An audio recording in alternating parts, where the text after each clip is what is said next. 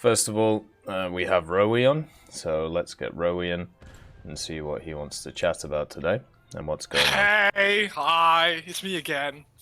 Hello, how are you? Hi, TEC. I'm doing fine. How have you been doing? I've been alright. I'm just relaxing into it now. I've been a little bit all over the place the last month or so, but Yeah, doing well you now. were sick. You couldn't go to the gym, and then everything else happened. Yeah, a lot of stuff going on, but luckily we're chilling now, so feeling good. Yeah, playing War Thunder is totally chilling. It's basically not a second job. So yeah, knowing me, I wrote everything down because yeah, it's me. So when I wrote this down, the Puma was still at 8.3, so I think we can get that one away. But talking about the other Puma at 2.7, like my guy, that thing is so strong. Huh? Well, The Puma, the 234. ja, de Sunderkraft am Fahrzeug 234. 2. Yeah, it's pretty strong. It's a good It's vehicle. pretty strong. Everyone was complaining about the Puma at 8.3, and I was like, yeah, it's kind of annoying. I can't play 7.3 anymore. I can't play 9.3 anymore. And they were like, yeah, okay. But then I was like, what about the other Puma? Other Puma is pretty strong at 2.7. Why can't that one move up to like 3.0, 3.3 maybe, 3.7? It could do, but it's got the main issue with it is its survivability is awful, and if you put it at a BR where its gun, well, its gun can't kill anything, right? And it's going to be a bit rough. Yeah, okay. But I mean, they could maybe put it up. They put the 2344 up, right? So yeah, like its brother with the 75 on it. They put that up twice actually. Yeah, that thing is pretty good, especially in simulator. What do you see the Puma as compared to then, like from other nations? Are you asking me if other nations also have Pumas? Well, no, like if on power level wise, what other light tanks do you think are equal to it at their BRs? That's a difficult question. Would you say it's as good as a Chaffee? No, it has less armor. Hmm. Although its gun penetrates more armor. And it doesn't have a 50 cal. But still, it's pretty good. Maybe like put the Puma at 3.3. It will be fine at 3.3. Okay, that's fair. And it also has an amazing lineup at 3.3, so couldn't hurt to move it up, I guess. Especially when the Panzers were like down tiered a long time ago. But oh, the Panzer 4s and 3s? Yeah, you're right. yeah, especially with those that like such a low BR. It's like, oh no, like don't touch my Nono square, and then they get squared because they are literally squared vehicles. Yeah. Also, a big thing that I've been having troubles with is the skin on the marketplace. So, if you want to buy a skin, you accidentally buy some skin that you already have because you can't see if you already own the skin. So when you're at the marketplace, you want to buy a skin, but then you have to manually look if you already have that skin. You know what I mean? It would be nice to have like a checkbox that says you already have the skin. Are you sure you want to purchase it? Yeah, it would be nice actually, because they already do it for other stuff, so I don't know why they couldn't apply it to that. Yeah, exactly. So that's like a big issue because I always have to manually look if I want to buy a skin, and that's kind of annoying because then I have to go to the skin tab and then look for it, and then getting annoyed by myself that I want to buy a skin. So yeah. Also, a very big Chungus thing is the Vatours. Okay, I've been grinding with the Vatours, trying to spade them. It's mission impossible, my guy. They are so bad. You want to turn. Oh no, your wingtip rips off. And I'm like, oh no, I have no tip no more. And then you just spin out of control, and then you get schlonged by an A4B. And then it's just, why am I doing this? Like, I think they should be fine at 8.3, 8.0 maybe. Yeah, that is fair. Well, maybe not 8.0, but the major issue with them is their speed, right?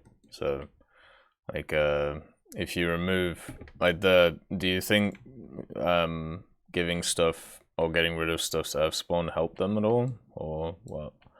Like, do you think that hasn't helped them at all? Because they now have an air spawn, and all the stuff that used to annihilate them,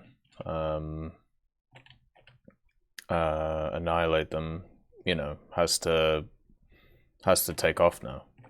Like, what's the main predators of the Votor at the moment? Like, what are you getting killed by? Predators, in my opinion, are the A4Bs. Sounds weird, but like the A4E and the A4B and the FJ4Bs, they are pretty good around the BR. I won't say overpowered, but I just like in my what I've experienced, they're pretty good. I usually get a few kills with them. Right. And I would also maybe say that the Chinese J2 or the Italian G91 R4. Because Italian one has homing rockets and also have Nord air-to-air missiles, which are pretty good against a slow-moving target like a Votor. Because you can't really turn all that well. No, not at Especially speed. with No. proximity fuse. Yeah. I've been struggling with it really bad. I think it wouldn't hurt for them to go down for like ground forces lineups, as well for the overall survivability of the plane. If you move it down to 8.7, like, at least for me, I was around at the time when they first added in stuff like the Canberras and the B-57s, and you couldn't kill them. Oh, these are very fast playing. Well, yeah, so is the Votor. So imagine if you're in a 7.7 versus a Votor. Like, what do you do about it? Oh, by the way, guys, in the chat, you guys asking about the F6. If you get the upgraded battle pass, you get a test drive for it at level 14. So that's why people are still flying it or flying it today. But go ahead, sorry, Rory. Yeah. I get your point of view, but that's the same thing as the MB157 for France, which is like the plane that looks like a Dutch Koolhoven plane, but then with two 20mm cannons on it. It's comparing that thing. Yeah, it really looks like a Koolhoven plane. It really does. But that's also because France bought a lot of Koolhoven planes from the Netherlands during the time. So that thing, if you get fully up-tiered, you are facing BF-109 Tropicals, BF-109 G6s, which have more guns, more fuel, better cannons, better rounds, more rounds. It's the same thing, and they outspeed them by a crazy ton. Yeah, could be. Yeah, you can compare that situation a lot in the game. But France, I would say France isn't the best nation to grind plane-wise. Ground-wise, they're okay. Not good, though. They really need more SPA and IFVs. But we have to wait for that, I guess. Talking about else that's super trash. Right. The Battle Pass. It's garbage. Yeah, not a fan. No, I'm not a fan. Elephant needs to go in the Tech Tree. Change my mind. No. I'm not a German main, but I know that Elephant needs to go in the Tech Tree. It's been announced like 8 years ago. 8, 7? Yeah, you're right. It was in the initial German Tech Tree. So what changes would you do to this battle pass to make it more interesting to you? For me personally, I would bring back the rank 1/rank 2 premium vehicle and remove the premium time, because let's give it, what does 10 days of premium time do to a person that plays War Thunder? Yeah, it can do a lot, but for other people, it won't do anything. You know, it wouldn't give an extra thing in the game. But it shouldn't also be copy and pasted. because we see with the last few battle passes is that, in my opinion, I think Gacha is trying to put the battle pass at its utmost lowered thing of mental state. Like, what's the point that people are not going to buy the battle pass? But I think they should have done it with the poll, because this is just like the previous one and the one before that. Like the PT7657 was a really good reward vehicle, like extremely good, overpowered still is. But the previous one as well, and it's getting so copy and pasted. The SU8 was pretty unique. It was pretty unique. Okay, you got me there. But like when I'm and the Toldi, the Turan. I'm talking in like I'm talking with the big picture. It's right. It shouldn't be copy and paste at all. I'm gonna spend money. I don't want to spend money on the vehicle I already have in game. I get you. I don't care if it's from another nation, but it's still the same vehicle. And I want to have some uniqueness. I don't care if it's a prototype or it was never built or a blueprint. Just something unique. Just not an experience. Like historical accuracy, I don't care about historical accuracy. It's not historical. One thing that isn't historical at all. Things get artificially nerfed all the time. So I think that adding blueprint vehicles shouldn't be a blockage to a minor nation being underpowered. If a battle pass provides more unique vehicles like prototypes or blueprint vehicles, I think that more people are going to buy it because it's unique. It's not the same thing you play over and over again. You know? Yeah. Well, let's okay. Well, so 4 vehicles, right? So we need 4 vehicles that are unique and interesting per battle pass. So we need that 4 times a year, right? Yeah. So how about we brainstorm right now, even 1 battle pass? Okay. So let's do 4 unique vehicles. Go. Let's see if we can pick some. The BF109 with the super prop, like the super prop BF109. That thing looks awesome. Nakajima G10. Yeah, I don't know the name. I know it. I saw a picture of it. It's like a BF109, but then with a super prop engine into it. It looked weird and amazing. It was actually built. And then we have the Nakajima G10n1, which is the Japanese version of a Tu-4/B-29 bomber. Japan really could use the bomber. Pretty sure that wasn't built, was it? No, well, most of the parts were built, but the engine couldn't be made, so they just scrapped the entire program. Right. But it was planned, it was under construction. Still, it's a prototype, and it's super unique. So that would give more variation. Okay. Another thing they could add, maybe a Fokker G1, put it in, I don't know, France bought some, Denmark bought some, put them in Swedish or France tech tree, or Great Britain. Okay, so we already have an issue. So we have 3 planes. We need 2 tanks, 1 plane, 1 ship. Yeah, okay. Another tank. A Fennec or a Duff YP with a Italian recoilless gun on top. A boat. I only know Dutch boats. It's fine. We have Dutch boats in the game. Yeah, Witte de Wit, exactly. Or a Karel Doorman, or a Eendracht class destroyer. These things would be cool. So, and why don't we get helicopter battle pass vehicles as well? Because nobody would care about them. Yeah, well, some people do. Would you? I would. Cool. Name one.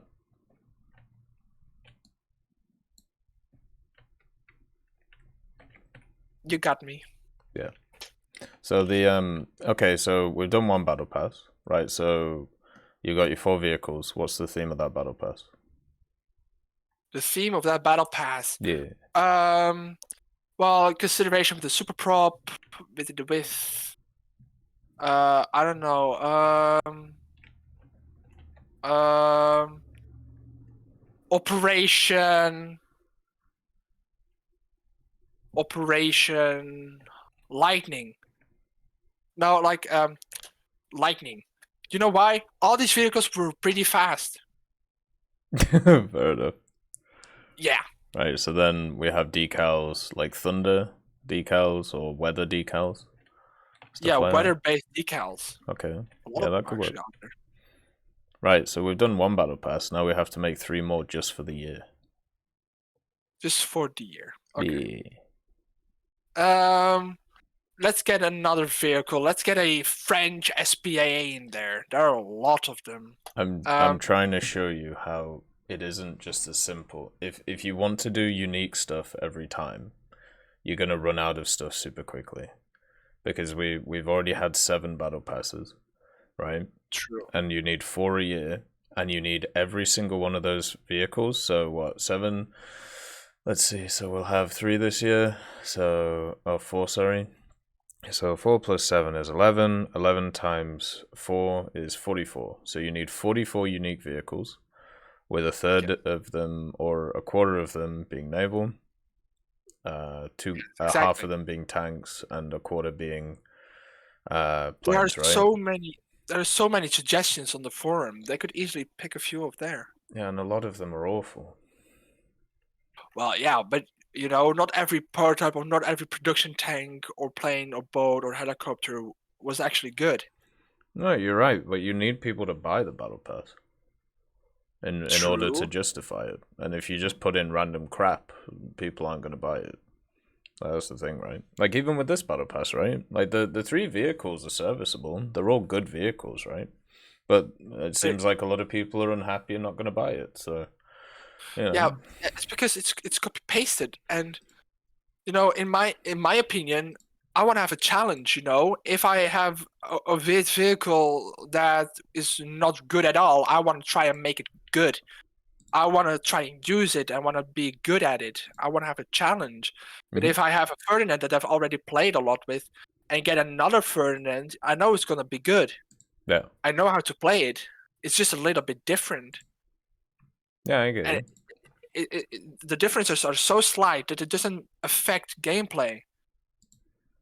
I want to have another experience playing the game, like when I switched from playing Germany to Japan, and from Japan to China, from Japan to France, and France to China, like different experiences, and not play the same thing all over again, because that's just gonna be different. I need something to get different. Same thing goes for naval. If you have British ships that have excellent guns, Germans excellent armor and guns, the Japanese have high explosive, which are kind of trash, but still they inflict very good fires, and it's just another way of playing.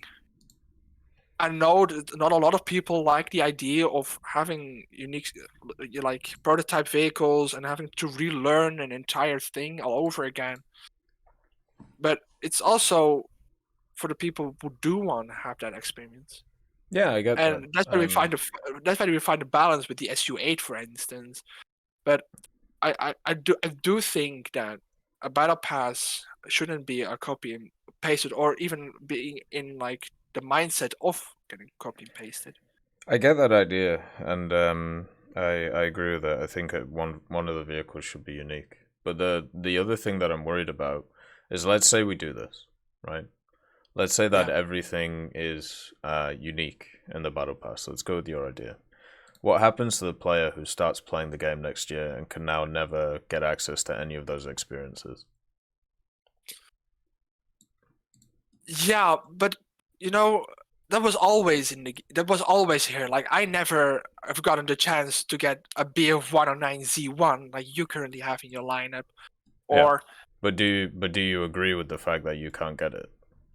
Yeah, I agree with it. You know, that's just sad. It's life. I can't get everything. I know that. I also couldn't get the Moderna or the Kefir. You know, you have to accept that you can't get everything in the game. Although a game is supposed and needs to allow you to achieve everything. Like, I think it's. No, but what I'm saying is, I would rather vehicles like that. either be standard premiums or be what's the word, or be vehicles that you get access to through the tech tree, because that means that everyone can have access to those unique experiences, right? Like later on. Yeah, I get that point of view, but adding prototype vehicles to the check, I don't see Gaijin doing that. We already have prototype vehicles in the tech tree. Yeah, we have prototypes in the tech tree, yeah. But we have less prototypes in the tech tree than we have in the form of event or premiums. And probably, yeah. I don't know. Yeah, like adding prototype vehicles to the tech tree, like be my guest. You know, I would love that. But it's still a company. It still has to make money. It still has to, give people the satisfaction of something buying unique in a game. I agree with you, yeah. And the fundamental question is, are more people interested in random prototypes with with unique ideas behind them, or are they more interested in vehicles that'll be a bit more useful in the in their lineups, right? Who says that the prototypes aren't useful in their lineup? Well, the 4 vehicles that you gave, I would only probably use one of them, and that's the ship. Well, yeah, like in my case, I would love to take out a bomber. I love playing bombers. I love playing with planes a lot. A B-109 with a super prop. Yeah, hell yeah. Sounds like a lot of fun. Put it at 6067 or 70, like the Spitfire. Yeah, I need to look into that one. I don't know which one that is. Like, and the Nakajima G10. Oh, I'm sorry. No, sorry, go ahead.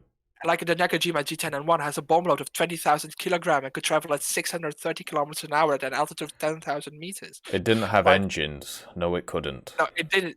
No, my guy. No, it couldn't. Of course, it couldn't. It's a prototype. It was never built. It was a blueprint. Yes. But adding blueprint vehicles, in this case, couldn't hurt because it will fill up a gap. In this case, for the Japanese bomber lineup. And I think that everyone would like to get a plane with a 20,000 kilogram bomb load. Yeah. That sounds like a lot of fun. I think a lot of people are gonna use that. Yeah, yeah. I don't know. Yeah. My stance on paper shit is very well known. Yeah. Like, adding funny vehicles, I think will, in my opinion, will bring them more money in a span width of a couple of years.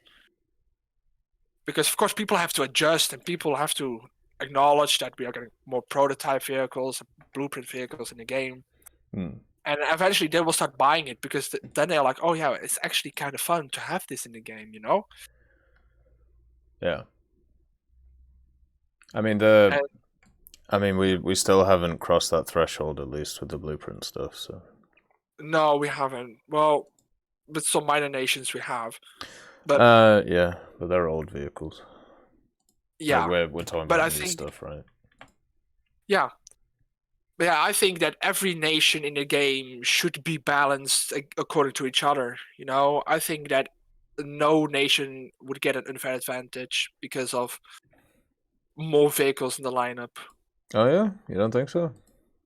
Yeah, I think so. Yeah, I think if you were facing Germany, I think you would be able to destroy a 10-tank lineup with another nation just to balance it out, and that's when the minor and big nations come in. So I think you're right. But like let's take one of your examples, the G10 that you brought up, right? Yeah, it's a ridiculous idea.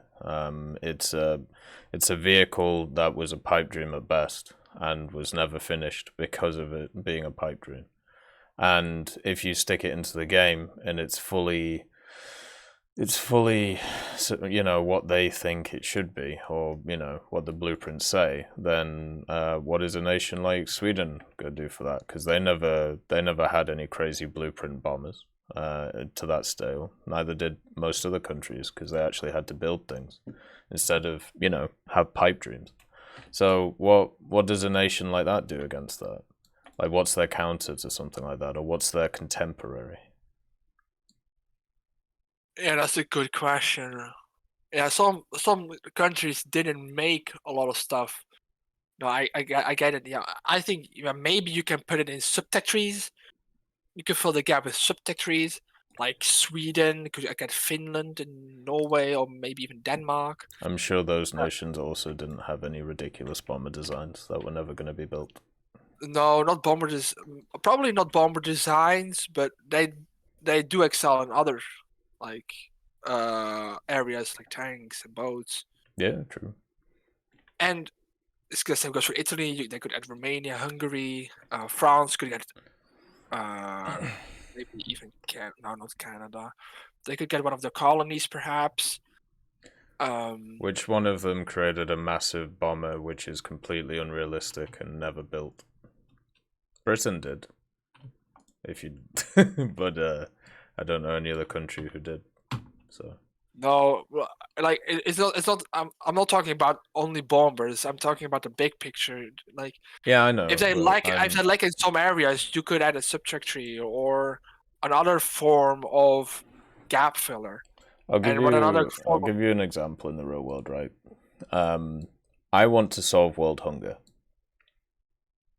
What's your counter to that? What my counter is to that? Yeah, why can't I solve world hunger? Because of political parties. No. So you're not understanding the bigger picture here, which is I want to solve world hunger. Now, do you see why that isn't a good response when it comes to these things? So we need a better argument than the bigger picture. So how can we add these things, right? And still leave it to be balanced? Is there a way? Or is it just going to be matching crazy stuff with crazy stuff? No, I guess you're right in a way, but some nations really desperately need a gap filler, and I'm just trying to find a way to solve that gap. No, I agree with you, but I don't think gap filler vehicles should be battle pass vehicles either. Do you? No, me neither. I think they should be tech tree ones, but go look at the minor nations, for instance. Most of these gaps that could be filled are likely to be prototype vehicles. No, and they would be blueprint vehicles, and there's a very distinct difference between them. Yeah, blueprint or prototypes. Yeah. And it's just it's a difficult. Well, yeah, it's kind of a difficult situation depending how you look at it. But a gap from SPA from 5.0 to 8.3 for Italy, and from France from 2.0 to 4.3 to 8.3, and all while having no IFEs. These gaps I'm trying to fill, and from 8.3 to 11.0 in the French tech tree.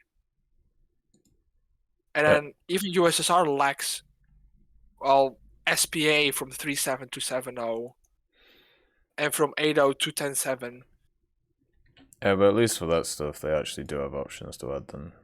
Yeah, they do have options. They do have options. Or the same thing goes for the American tank destroyer lineup.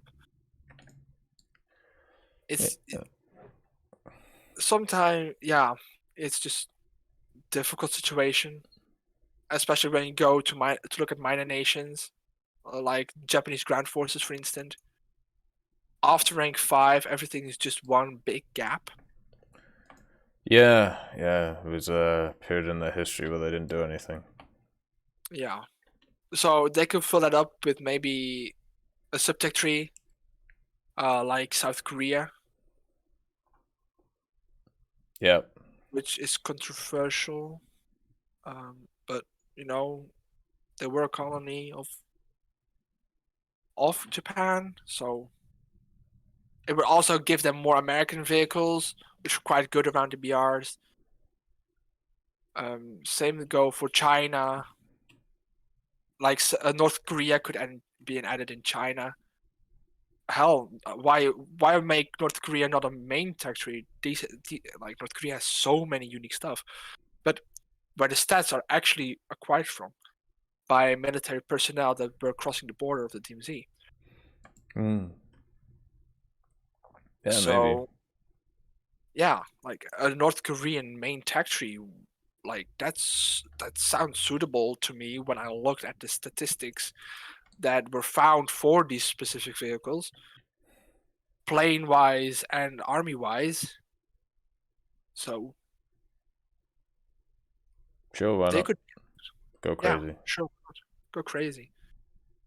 But I think they would be, that's kind of a hard situation. They could fit in China pretty well, but they could also be their own tech tree pretty well. From like 1.0 to 11.0. Do they have any helicopters? Not that I'm aware of, actually. I should try and look into that. But yeah, these big gaps. I'm just trying to find a way to fill the gap. Yeah, I get you. I understand. And maybe they could fill up the gap with premium vehicles from battle passes, main tech tree gaps. That's just that's my opinion on it. I know it's pretty difficult discussion. Not really. It's a pretty simple one. It's just do you want an argument for efficiency or an argument for uniqueness, right? And then the perfect thing is the efficient, unique thing. But then when you do that, you limit it from players who start playing the game after the battle pass finishes. So yeah, it's like a circular thing, like it's it's the same thing I've heard for a few years now. But it's just different points of view on it, right? It's just how it is. Yeah, exactly. Same goes for it's mostly just minor nations that really need the gap fillers. Russian SPA really needs it. American tank destroyers also need the gap fill. But yeah, that's just it's pretty difficult. Definitely, since minor nations aren't getting a lot of vehicles each update. Sometimes only one nation gets one vehicle. Yeah, Israel got a whole 2 tech trees in 2 updates. That's pretty impressive. Yeah, that was pretty impressive, though. Only they blew it when they added the A10 at the same time, which made the hype for Israel go away. So what? It still means the people who wanted to play them get to play them. Exactly. But people who didn't know about the Israeli tech tree, but didn't know about the A10 are playing the A10 right now. I think they would have done that anyway, though. Yeah, exactly. I think it's such a cool, unique vehicle that's been wanted in the game for years. At the same time, having of a new tech tree, in my opinion, is not like it's not like the mentality that we go for Gaijin. But it was still a fun addition. I don't have the A10, unfortunately. I do want to get the big schlong that go brrr, but I still have to grind my way up there. Yeah, but the other idea is it brings people back to the game or brings in new people to the game. Exactly. And then they can look at the other tech tree. Like they can have a look at the Israel tech tree and be like, oh, okay, that seems pretty good. So I don't really see it as a negative. No, me neither. But yeah, I don't really know what to say against that. Have you played the Israelis yet? I have, actually, yeah. I got all the way to I almost have the shot. So, oh, nice. Well done. It was like, I totally did not cry out of anger because of the bad lineup. Around 7-0, 6-7, 6-0. But yeah, it was quite fun. Although the heat really does not do his job with the M51s. The heat, it's just, I don't know, it doesn't work with me. I shoot, round disappears into the hull of a Panther. I'm like, wow, the power, that technology, that's what we need, guys. Like, you implemented it. How did you program that technology? But yeah. That's fair. But it's quite fun, this Israeli tech tree. It is sad though that they don't really get enough SPA, especially lower tiers. I think they could have added a better nation than Israel. But it's still fun to have an Israel in the game, finally. Yeah, I agree. It's nice to see them. Yeah. Although, I prefer something like North Korean, Benelux, Hungary, Romania. Yeah. Well, we're basically out of time, but as always, it is a pleasure having you on, Rowie. Oh yeah, thank you. I like talking to you too. And I'm sure we'll have a chat next time about some other things on your list. But oh yeah, on my list. Well, yeah, my list is quite short right now because I didn't really have much to complain about. But fair enough. I'm sure you'll find something next time. Yeah, I'm gonna try my best this time. I'm gonna dig deep, really deep right now, and find something which we can argue about for 30 minutes straight. Okay? Sure. Yeah. Hey, knowing me, I'm gonna pull that off. I'm gonna pull that off, my guy. All right, brother. Well, I'll chat to you next time. Have a good week. Yes, have a splendid day, my guy. You too, brother. See you later. Bye-bye. All right. So next on we have Appy. So let's see what Appy wants to chat about today. See what's going on in the world of Appy while I get beaten up in my destroyers. I'm doing the decal, by the way, for the German destroyers. So that's why we're playing them right now. How many brothers do I have? I have one, technically. Please, Vakatin, don't. If you want to hop on there, make sure to do so. Everybody is welcome. Happy? Wake up. It is your time to shine, and you are wasting it.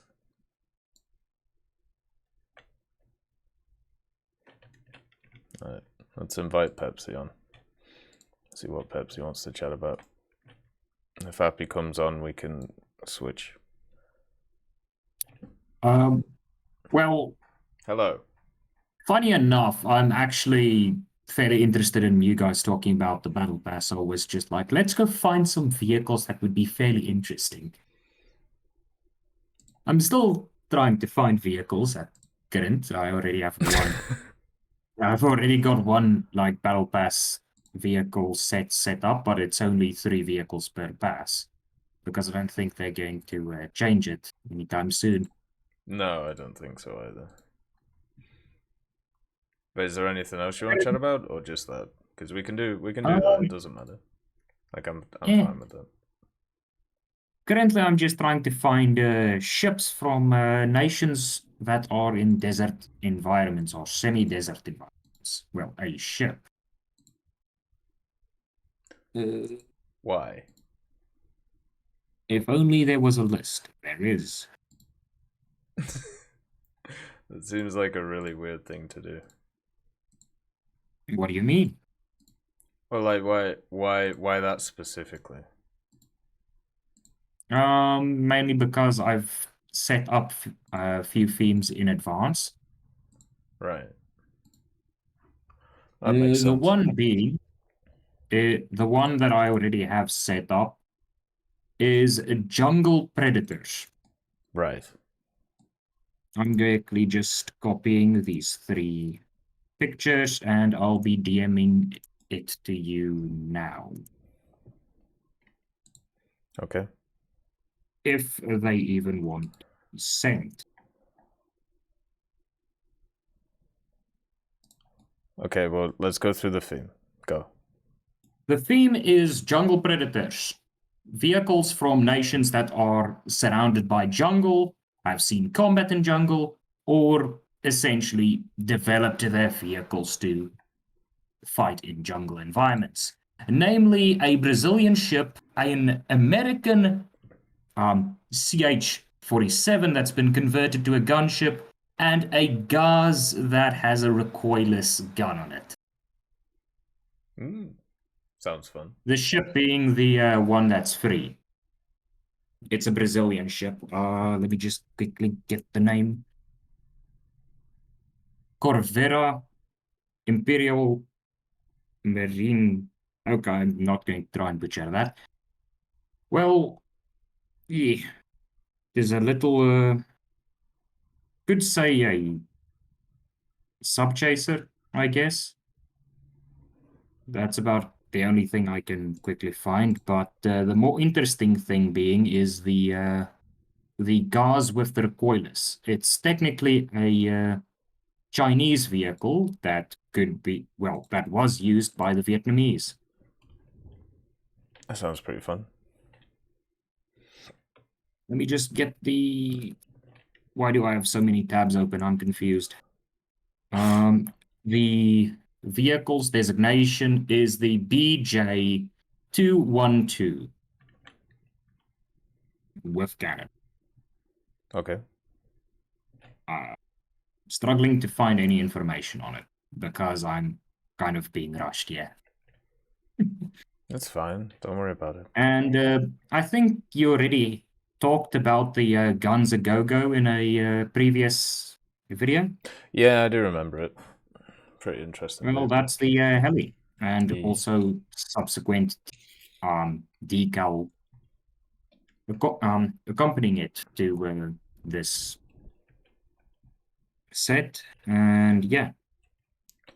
What do you think of the new style of battle pass they're doing then, compared to the standard one? I think it's more accomplishable by decreasing the vehicles. That means the modeling is not as intensive.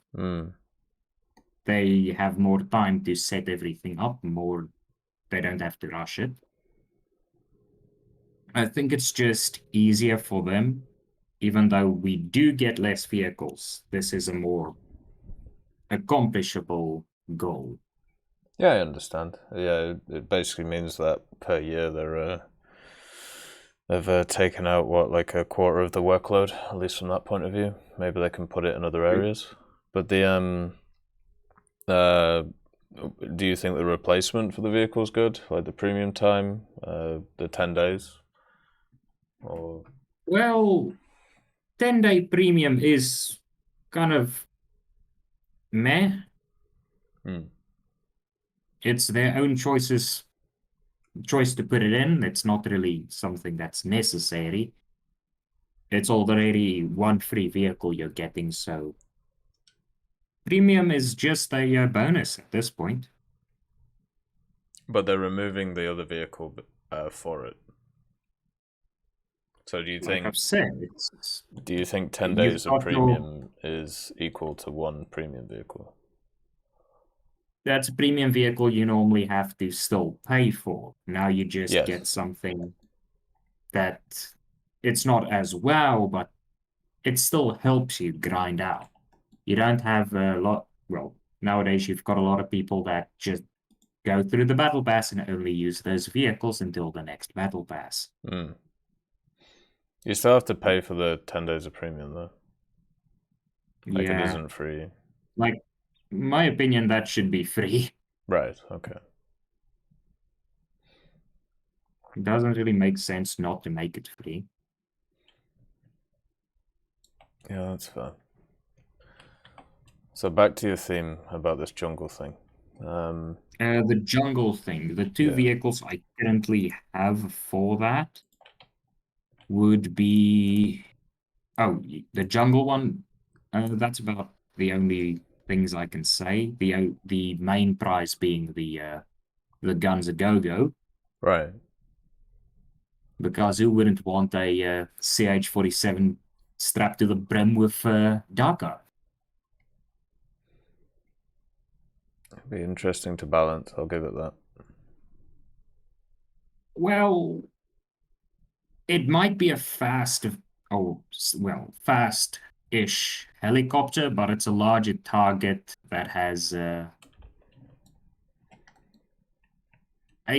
very heavy load on it. So you're going to not be in a position to zoom around like in other attack platforms.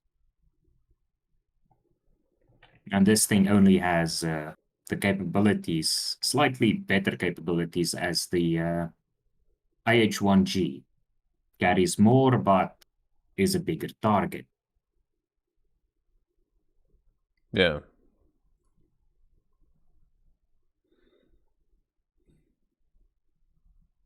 Oh, bloody hell! I closed the thing for the ship. That's fine. It's basically a sub chaser, like just like a lot of other vehicles that we have in the game. The only weird thing is which tech tree would you put it in? But well, go ahead. I think you can add this mainly for it being, in South America, you add it to the Americans. I don't really think there's other vehicles. But, for example, I know if you add something that's from, let's take a country like Argentina, you can add that to Germany, but Brazil is kind of more reliant on America, but also it has a few things going for it that could add it to countries like Britain, but I think it leans more towards America, where these vehicles would be added. Yeah, that's fair. But so when it comes to the idea of what you want from the battle pass, then what do you actually want from it? Like what do you see as the point of the battle pass? Why does it exist? It exists to gain something for the efforts you put in the game. It gives people more reason to play longer hours. But something I would say I would want to try and add is where you can get the free vehicle, you can choose to either, restart the battle pass, and henceforth you will not be able to get the free vehicle, the ship in this case, but you have the battle pass completely unlocked. You first have to get to level 51, though, in the battle pass. Then it puts you back to level 0 if you want to go the easy route that is also the free route. So you get to like level 50 and then you can reset and you start with the paid stuff? Yes. This means that the missions you've already done, you can't redo them. Yes, that puts in more, effort, but this means you can get a vehicle that is not achievable. You need the battle pass, or you can get the battle pass for surrendering this vehicle you could have gotten. Right. Yeah. Why wouldn't you just use the coupons from the older battle passes if you can already research to level 125? It gives newer players a chance if they get to the vehicles and they see, okay, I might not want the free vehicle, but I want the vehicles that are in the rest of the battle pass. Yeah, true. This gives them the opportunity to get them, but this means they've got to work for it. One thing that I have always thought about is I'd like to know the percentage of new players who actually do the battle pass. Because I wonder... It's laughably low. Well, how would you know? Because the majority of them don't even know that it's a thing. True, but how would you also know that? Recently, I've introduced a few people. Yeah. And they have yet to notice that you can get free stuff in the battle pass. I mean, fair enough. This has been going on for a while now, and they still haven't noticed. Yeah, so... Even though I'm trying to point that out quite directly. Yeah, so it could be an issue like that, basically. But I don't know. Yeah. Now, for the two vehicles in the other battle pass I've henceforth found, one of them is a prototype vehicle, the Super Mirage F1, that's going to be the main prize.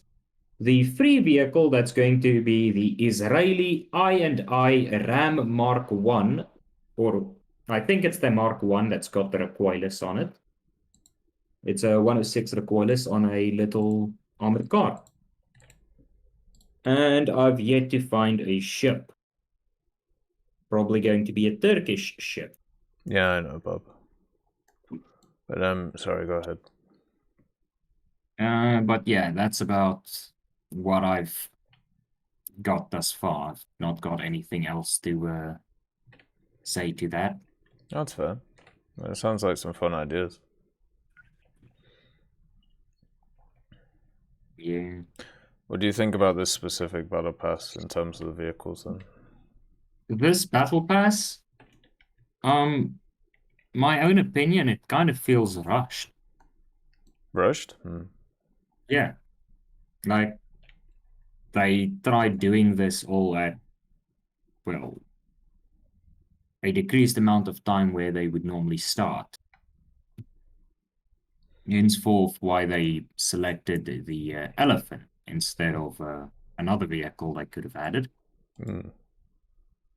And it seems like they might have wanted to select the vehicle that's currently in-game, or in the files, I should say. I kind of feel like they wanted to add the Olifant Mark 1B, but I think they just backed out on that and replaced it with the current vehicle due to time constraints. But yeah. What makes you think any of that?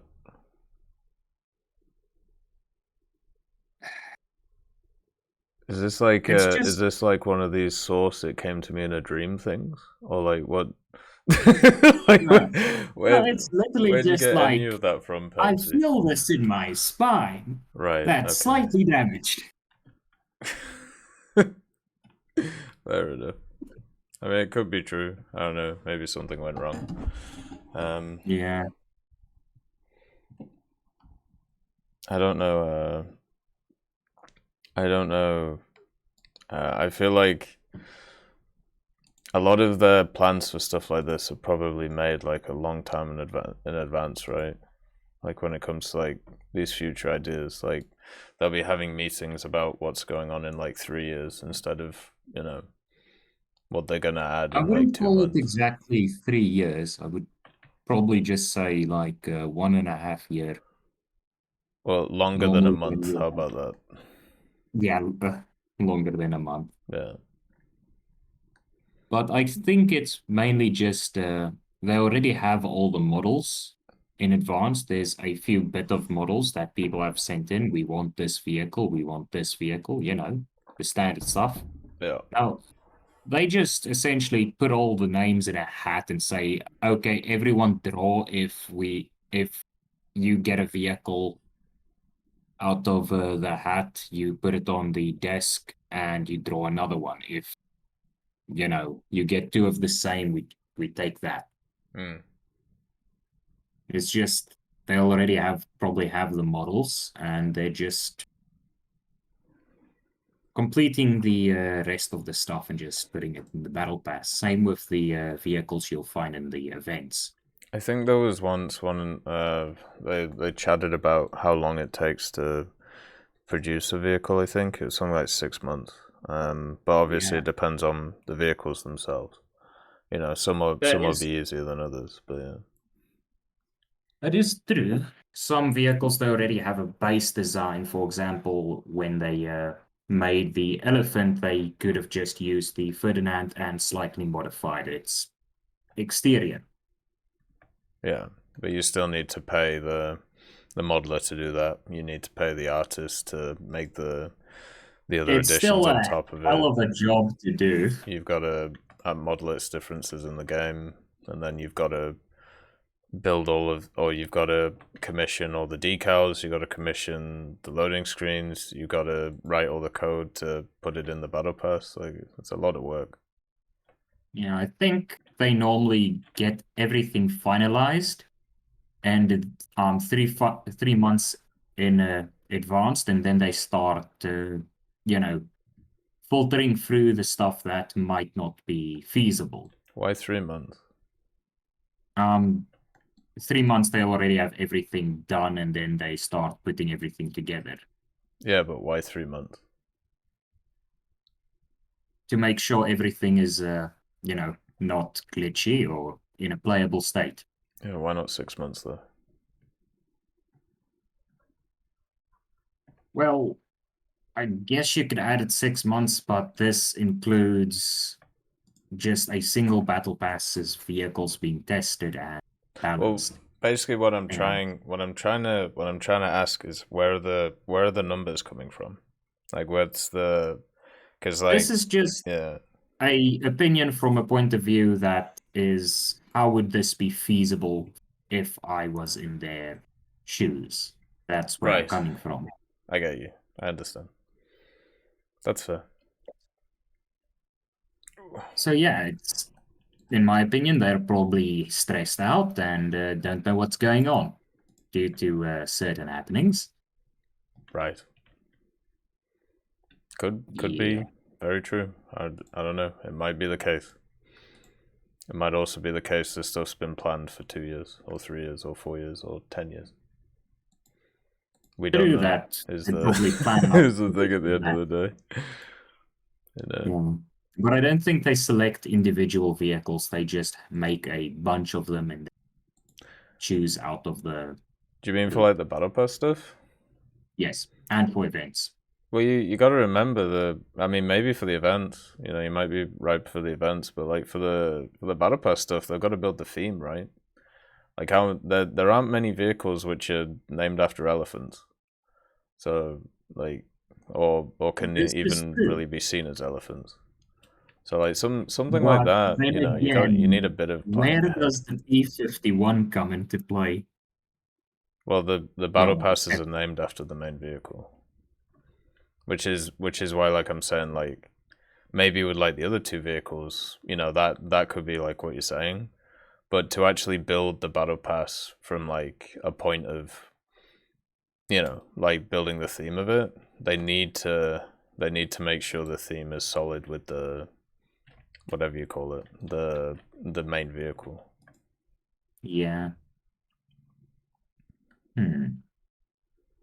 But it could be with the other ones. Like, you could be completely right. Like, they just go, okay, well, we're doing it around this one, and now, okay, we need 2 or 3 more vehicles to add in. Which one are we going to do? Right? Yeah. Because those don't seem to affect the themes at all. Yeah.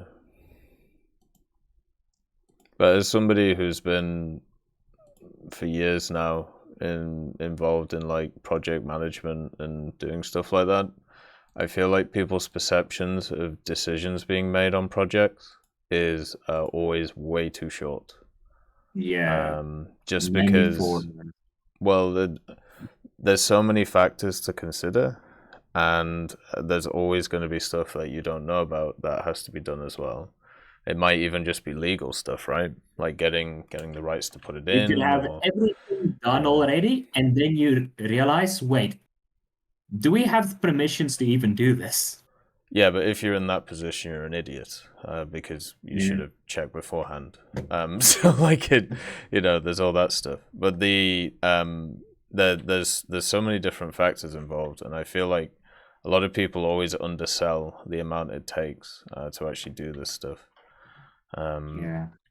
Which it's a common thing, so it's not really a surprise, but it's kind of interesting. Like it would be really cool, I think, to try and kind of take people through some of these processes. Like it would be nice if because they've kind of done it in the past with singular vehicles. Like they've said, okay, it takes like kind of this amount of money to create this thing, and it takes this amount of time and everything. It'd be kind of cool if they took through like each individual part, just to kind of show people how much effort does go into it, and how, and not maybe not just the effort thing, but also to understand how much planning is required and how much kind of foresight you need for these things, which is why these people get paid a lot of money.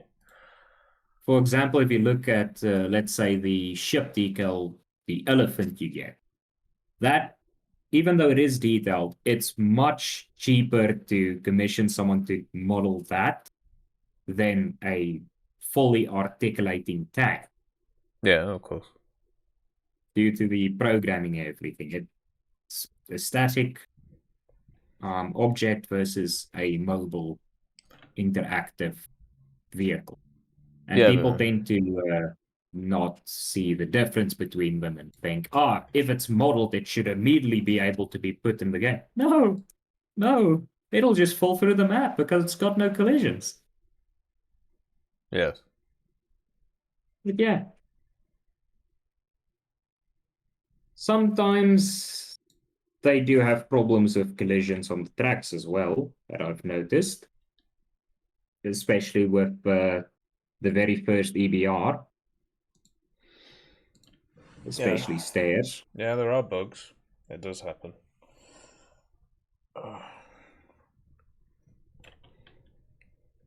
Yeah. Hopefully, as we go forward, they get less and less buggy. Well, I don't think it would be getting less. They'll be fixing the old bugs and new ones will pop up randomly. Yeah. Yeah, it seems to be how these things go, unfortunately. Everyone wants new stuff, but you want to fix the old stuff, but they just want new stuff. And the community is mixed on that still. Do they want their stuff fixed, or do they want new stuff and leave the old stuff? Yeah. In my opinion, the War Thunder community as a whole is just very undecisive. It's just like any community. Individual people have different wants. Not everybody's a hive mind. It's just how it is. This is true. And I think that's about my time up, is it not? Yeah, pretty much. It was a good chat. It was nice to hear from you. It's always worth having a chat. So, thank you as always for coming on, Pepsi. It's appreciated. Thank you, man. See you. See you later, brother. All right. Let's see who next wants to come on. Appy, hello. How are you? I'm sorry, I just fell asleep when I was trying to listen to Rovi. It's all good. How are you anyway? You doing alright? I'm doing well. I just woke up. Hold on a moment. So you're fresh and ready for action. Oh no. It's like 12:30 a.m. here. Fair enough. Well, what do you want to chat about? What's on your mind? Yeah, I just wrote down some stuff off the top of my head. Yeah. So first thing, I just read somewhere about what Gaijin has given statement about. So that said, this year they're going to give 4th generation jets. Yes. I want to know your opinion about what might be coming and possibly when it might be coming. And I kind of have a feeling that they'll be giving 4th gen jets maybe in the anniversary update, because it'll be, what, I don't know, what, 10th anniversary? Yes. I guess. So that's my take on it, but I want to know your opinion. Nice to see you, Demo, by the way. Hopefully you're doing alright. We know that next update they're bringing in a new nation, so they're probably not going to do Gen 4 jets and a new nation. Usually in War Thunder's history, the 3rd update of the year is the kind of the update where they bring in something new. This has happened pretty much every year for the last 5, 6, 7 years. Sometimes the update after the 4th update of the year, like update new power, is a big one as well. But usually the 4th update is the setup for the 5th. The 3rd update is the setup for the 4th. So that's when they do the setup and big changes. So for me, when I look at stuff like that, I believe that the 3rd update will have the Gen 4 stuff. It's either going to be the 3rd or the 4th. It won't be the 2nd, and I doubt it's going to be the 5th. So that's basically how my mind works on that. When it comes to what it'll be the F-14. or it will be something American or something Soviet. Just because they're the two major players of the whole thing. It'll probably be either an F-14 or it'll be a YF-16 or something like that with a premium in tow. Something which is very similar to the F5, so same kind of ordnance, but just better engines, better agility. And people will be very disappointed because it's not the whatever machine that they've decided in their headcanon that it is. And then we can go on with our days, and then people can ask for more vehicles like we always do. I love how you said people will be very disappointed. Well, yeah, I nowadays I've come to the fact that whatever decision is made, there's always going to be doubters, right? So. Oh yeah. But There's yeah, no denying. But I think that's how I see it going in my head. Whether that actually happens or not is a very different story. How about you? What do you think? Yeah, even I was thinking of the same thing. Probably F-16 that would be coming in the November update, mainly because it's going to be anniversary. But I didn't actually know about the third update of the year being kind of a setup for the fourth one and things like that. Because for me, even just look at the A10. A10 is also kind of a big thing for me. I know A10 was modeled in War Thunder. Like a lot of people actually submitted the model. Yeah. And we had user missions with A10 long back. Yeah.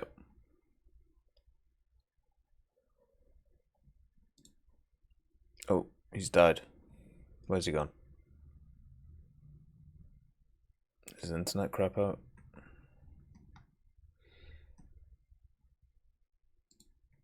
Well, hopefully he comes back. We'll give him 2 minutes. Oh, there he is. Ooh. You gotta do the request thing, Appy. Actually, I think I just move you. There you go. The F-20 Tiger Shark? I mean, that's a good bet, yeah. That is fair. Also, it's really raining over here, so if you can hear it, I apologize, but it is how it is. Can't do much about it.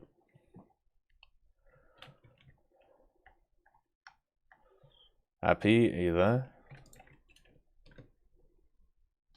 I've sent you the little request thing, so we can get you back up.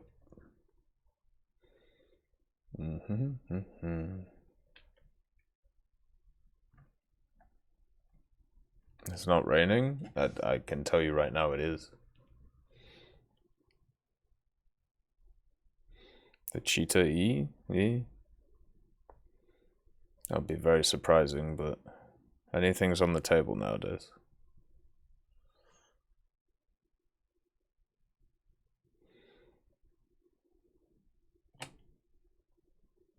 Let's do that.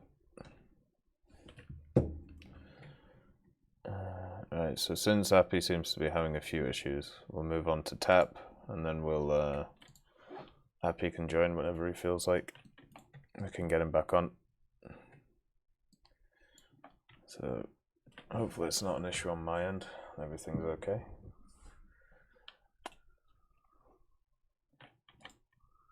I'm pretty sure we don't live in the same place, one. Then again, anything's possible nowadays. Do I like football? Yeah. Football's good. It works. If you're in my walls, how can you see the clouds? You gotta think about these things.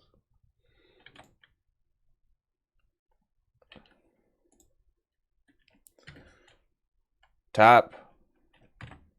Hit the button. I'm gonna have to invite like 50 people on at once.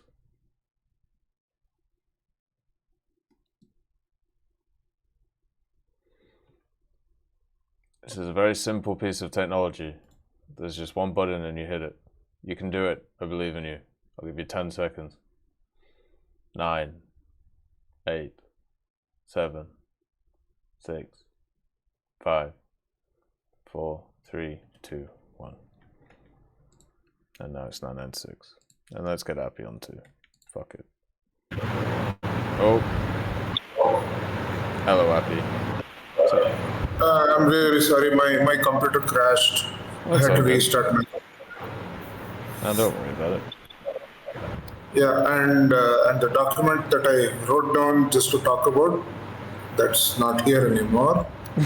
So I'll just have to it's all going talk wrong. about some nonsense, unorganized nonsense.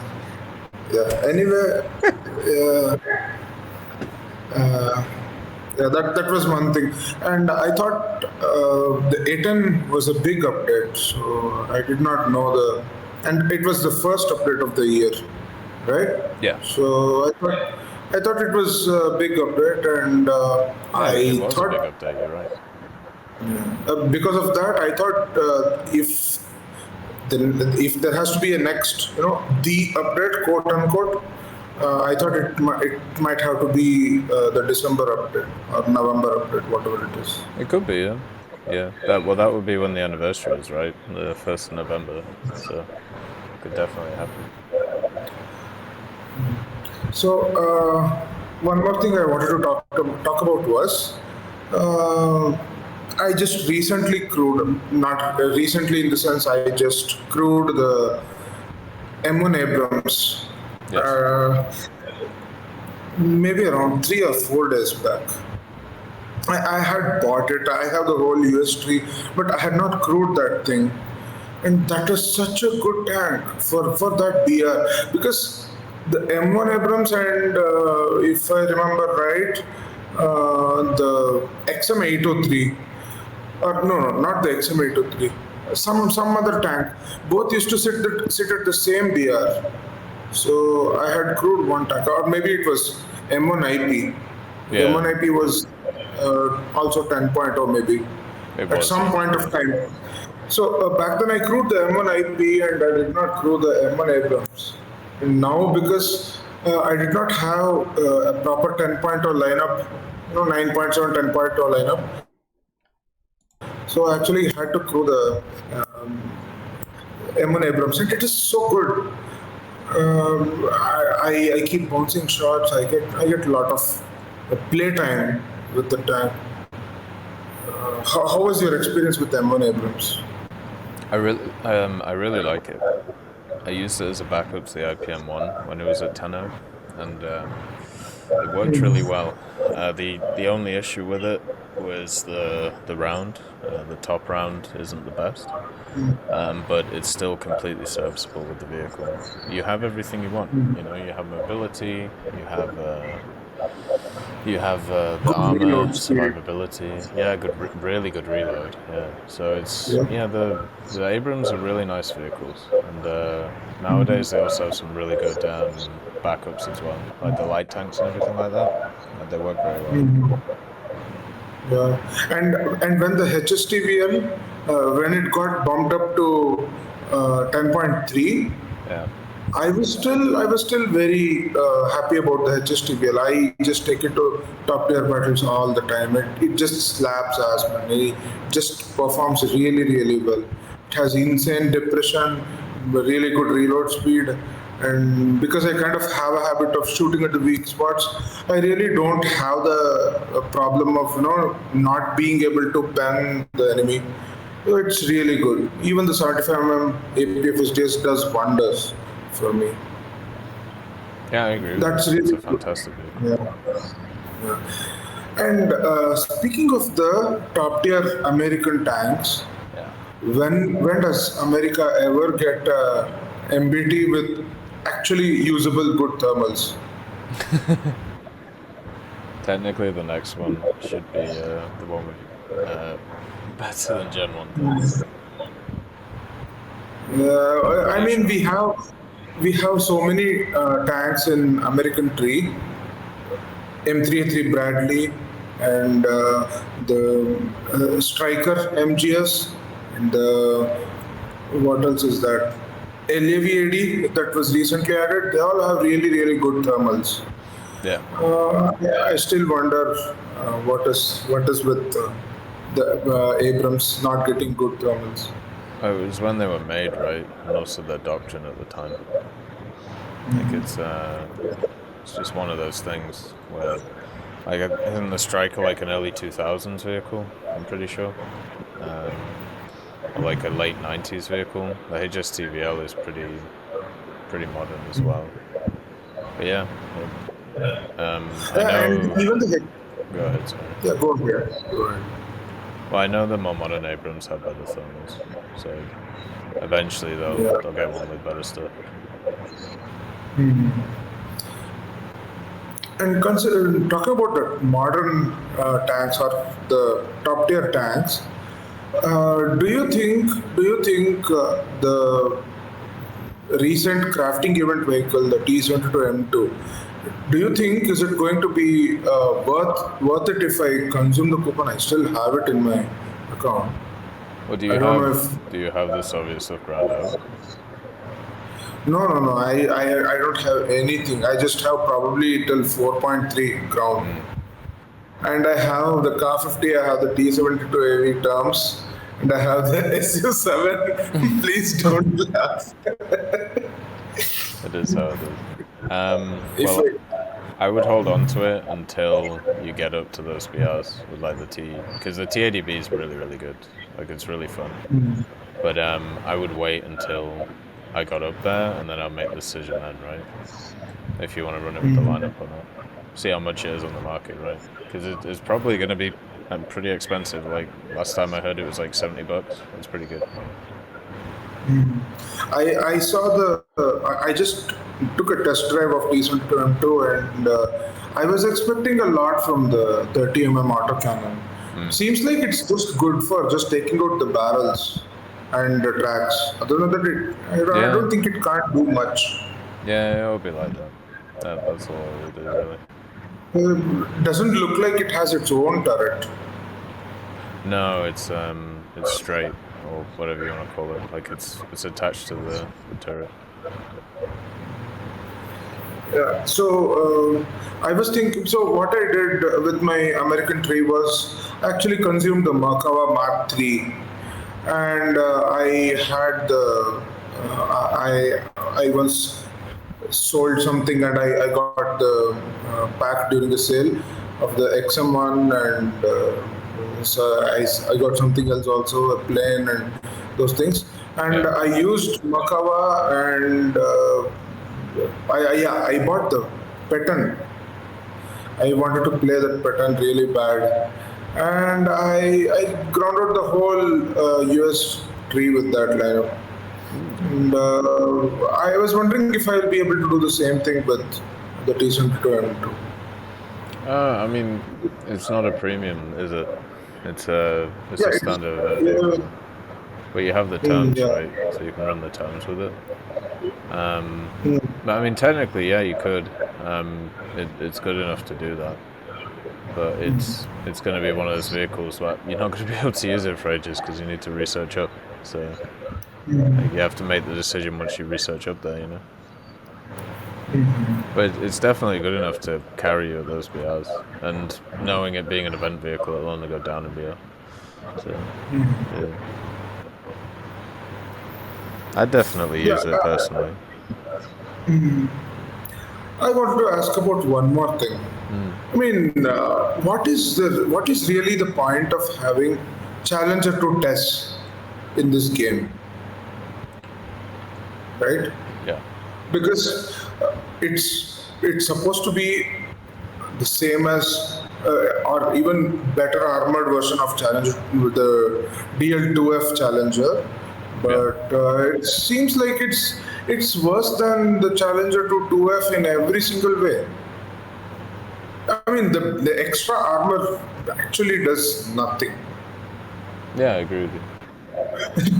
Probably the only thing it does is, worsen the stock heat grind for people who are just coming into the top tier battles. I mean, no heat can pen that those side skirts, that is for sure. But considering that almost everyone have kinetic energy rounds, there is really no point. And speaking of Challenger 2, guess what happened the other day? Someone actually got a Puma into the new Puma into the top tier battles. And the dude on Sinai, he just went complete hull down, not just hull down. He was just keeping his the sights above the rock, and I just lobbed a hesh at him. And I have had really good time playing the hesh in Challenger 2, believe it or not. I can just lob the hesh and it will just go behind the cover and it will just pop the ammo racks behind the tanks. I've had really good times killing the Japanese MBTs and sometimes even leopards also. And just guess what happened? The Puma didn't even flinch. It just didn't do. Nothing happened to the Puma, and it's this Hesh is supposed to, the 120 mm Hesh is supposed to have more TNT than even the Russian HE shells, right? Top tier HE shells. And still nothing is happening. I'm just still, and considering that Puma is a light tank, I wondered what is happening. Is it just a bug, or did Gaijin purposefully build the Puma like a tank, like a quote unquote real tank, so as to soak in some shots? The first thing, so the TES is basically there to give you an extra vehicle in your lineup, right? Well, that's pretty much it. It is worse than the 2F because it's heavier. But the Puma thing, so it has a bunch of composite armor all over it, right? And that composite armor eats pretty much all chemical stuff, even if you shoot it in the center. It's really annoying. And at the same time, Hesh is awful and hasn't worked properly for a very, very long time, and I don't think ever will. so I'm pretty sure. I want to disagree with that, because Hesh actually works surprisingly well for some reason. I don't know why. For me, except against some tanks, Hesh works really well. I have had really good times playing against Abrams, playing against Type 90s, Type 10s. Sometimes, rarely even against Leopard 2A4s and Leopard 2A5s. Fair enough. That was kind of interesting. I just don't know why the overpressure didn't just kick in and heated the crew back into anger. I think it's because of where the crew's situated. It's in the bottom right, in that little compartment. Maybe all that extra armor around it is. It's still around 7.5 kilograms of TNT. It's nothing to joke about. No, I know. Yeah, the Puma is a bit rough. Not gonna lie. And I was told by some people that although Puma is classified here as a light tank, it has really, really good armor on its hull and turret and all those things, and because of its unmanned. And what is the point of yeah, sure, it has blowout panels, but does it mean if the Puma is hull down, I can't kill it? If it's like what, head down? Yep, if it is hull down, because you just see the turret. With the Challenger, I just shot next to the gun of Puma, and it just got ammo rack, and the blowout panels opened, and he just repaired and he just started shooting me again. He didn't do anything actually to me, but probably he spotted me, and I just got killed by some MiG-27 later on. But again, if being a light tank, if it gets hammer racked, it should die, right? It has blow up panels, doesn't it, on the top. So if the Puma goes hull down, I can't kill it. Is that how it works? Yeah, pretty much. Which is why it's so annoying to do. Like the only way I've killed it through the turret is I used heat and somehow I hit it just on the base of it and it somehow overpressured the crew. But no, that thing's really hard to kill through the turret. Like hold down, it's pretty much impossible to kill. It's a pain in the ass. So the Puma can carry some ammo in hull also, right? I'm not sure if it can in game, but it can in real life. Because recently in one of the bug fixes, changelog, I read that there used to be a bug in Puma that when someone shot the turret and the turret ammo got blown up, there was a bug that caused the hull ammo also to blow up. So yeah. I think they fixed that bug, and now the hull ammo stays intact. Yeah, so now it'll be able to reload even after blow up panel. But that'll be fine. Like, just blow up panel it again. The main problem I've had with it is when it's been sat on caps and it's been able to reload, pull down.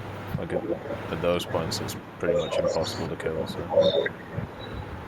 But I don't know what is the point of bringing it to.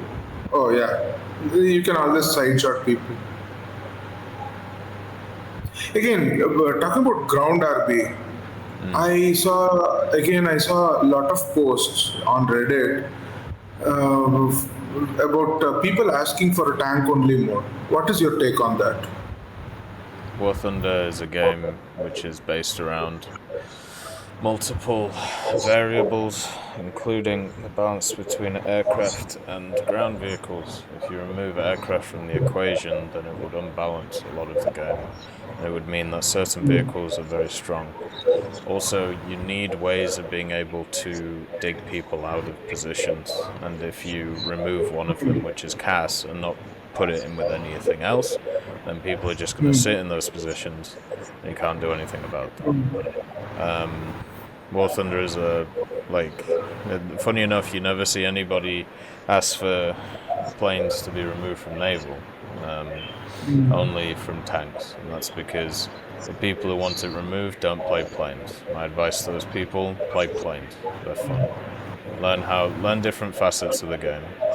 Generally, if in a game, if you are playing it and you aren't doing like all the different facets, like you're choosing not to play planes or choosing not to do helicopters or stuff like that, then you're automatically going to be at a disadvantage, but that's a personal choice.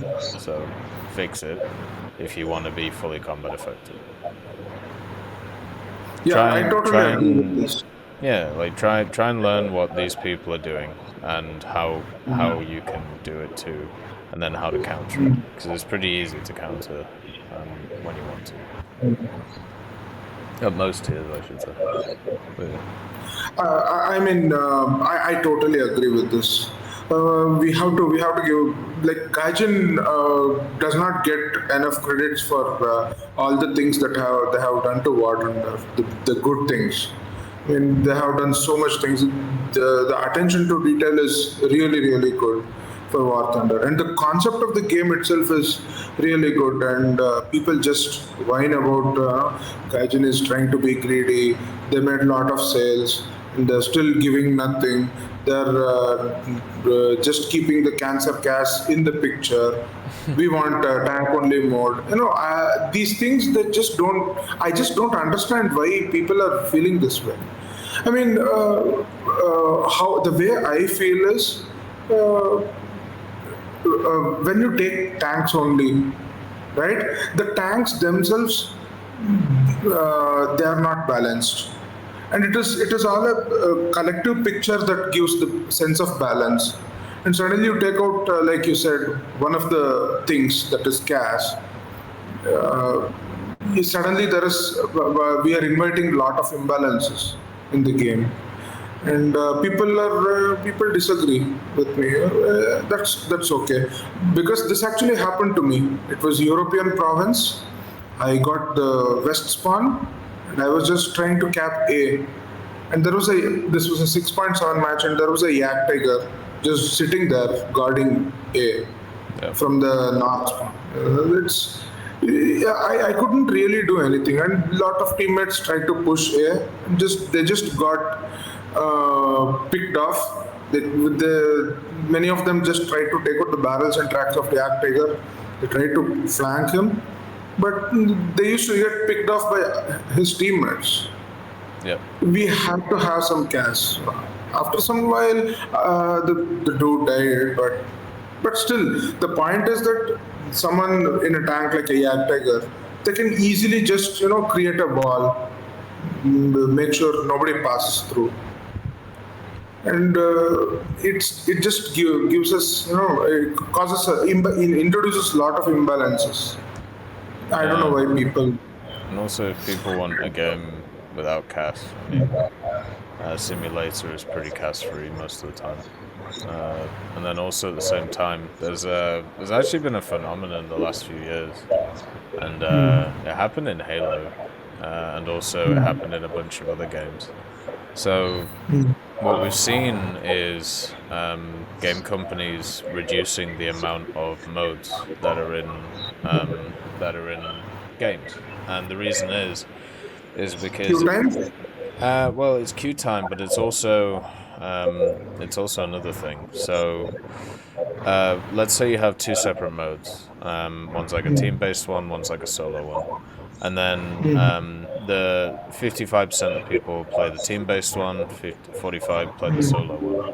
So unless both of those modes are healthy, which they might be, what ends up happening is people start drifting from the 45% to the 50% because they can get into matches quicker and they can also play with people more.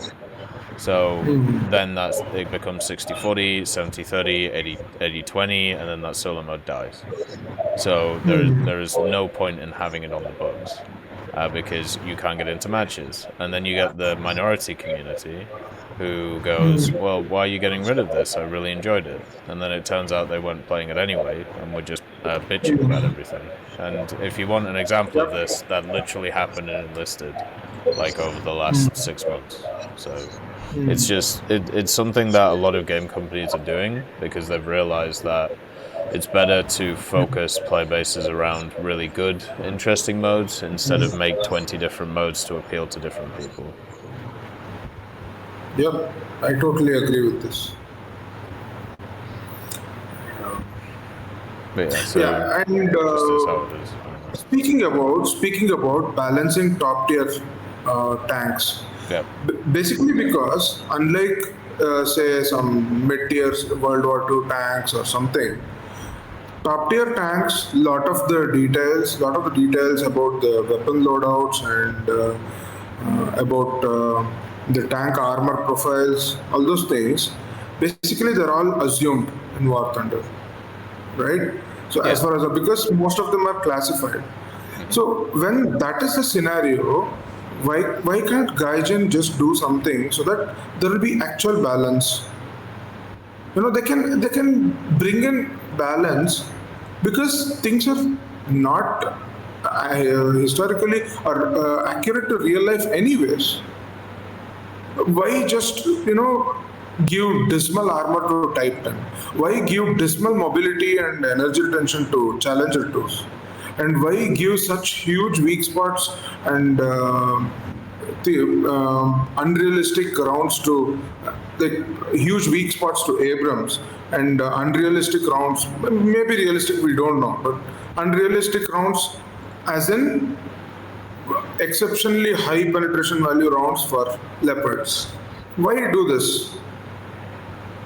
They can, if the information they're using is anyway assumed, and we don't know whether it is accurate to real life, at least use set the values so that there is some kind of balance, right? Why can't Gaijin do that? What do you think? Yeah, they could do that if they wanted. I'd be fine with it. You get a lot of whining from people who think they know the stats, but yeah, why not? Why not just, get a team on it, just create what is seen as perfect balance. Why not?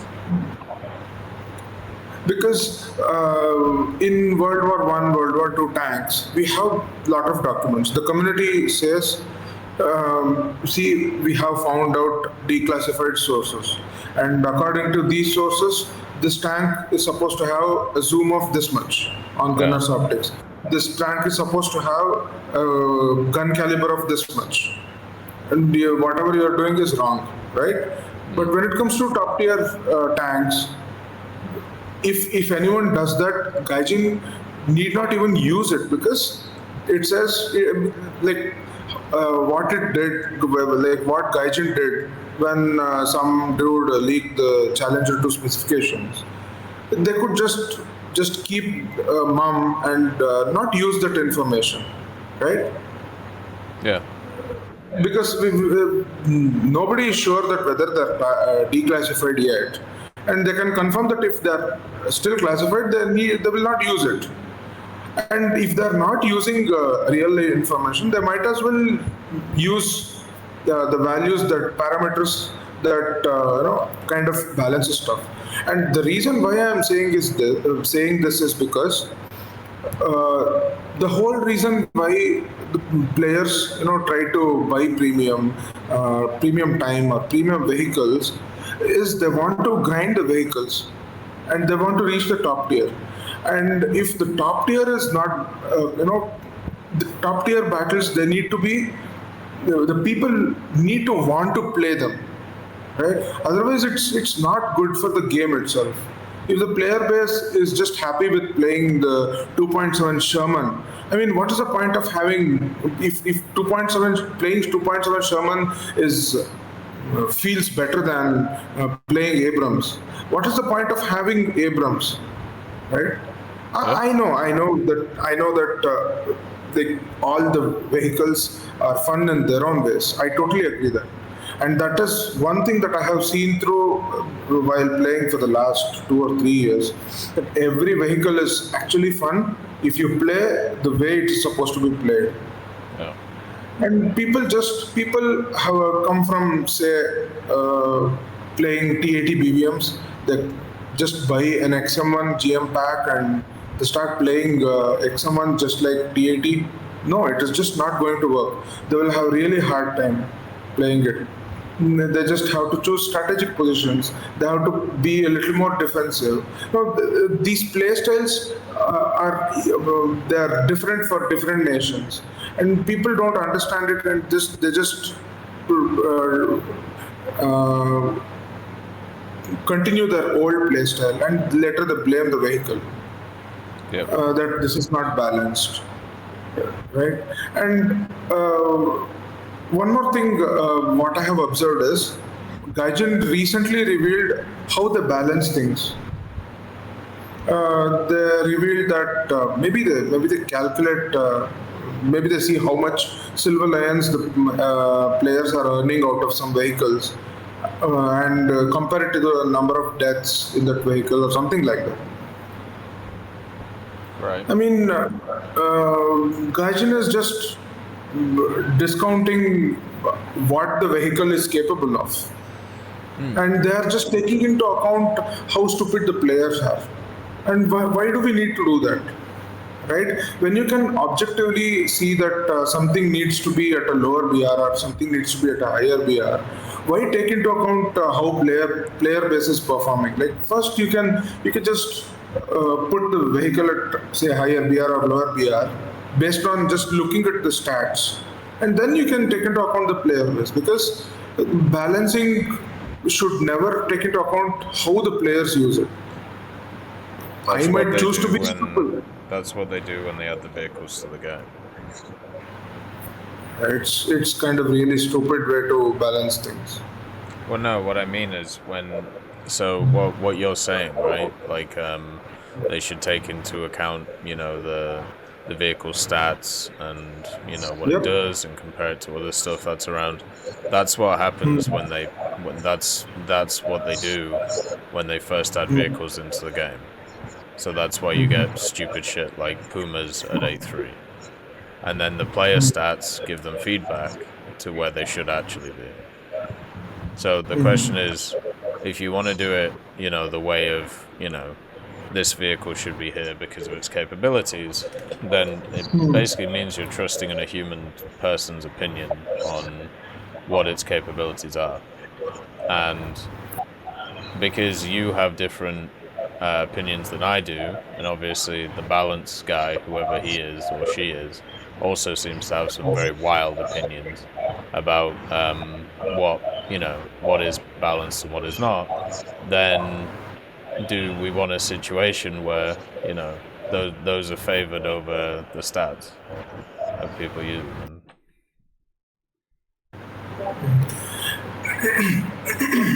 No. The way I meant is, I will give you an example. So, maybe have talked about this in an episode of Fireside Chats, maybe long back, but Hunter F6 is still 10.3. Yes. And it sees 11.3 battles almost 80 to 85% of times. Right? And comparing Harrier GR1 to Hunter F6, the Harrier GR1 has insane low speed acceleration, which Hunter F6 doesn't. Harrier GR1 has a radar warning receiver, which Hunter doesn't. Harrier has, but it used to get air spawn, but now we can just discount that. And what else? The Harrier GR1 doesn't get flares also.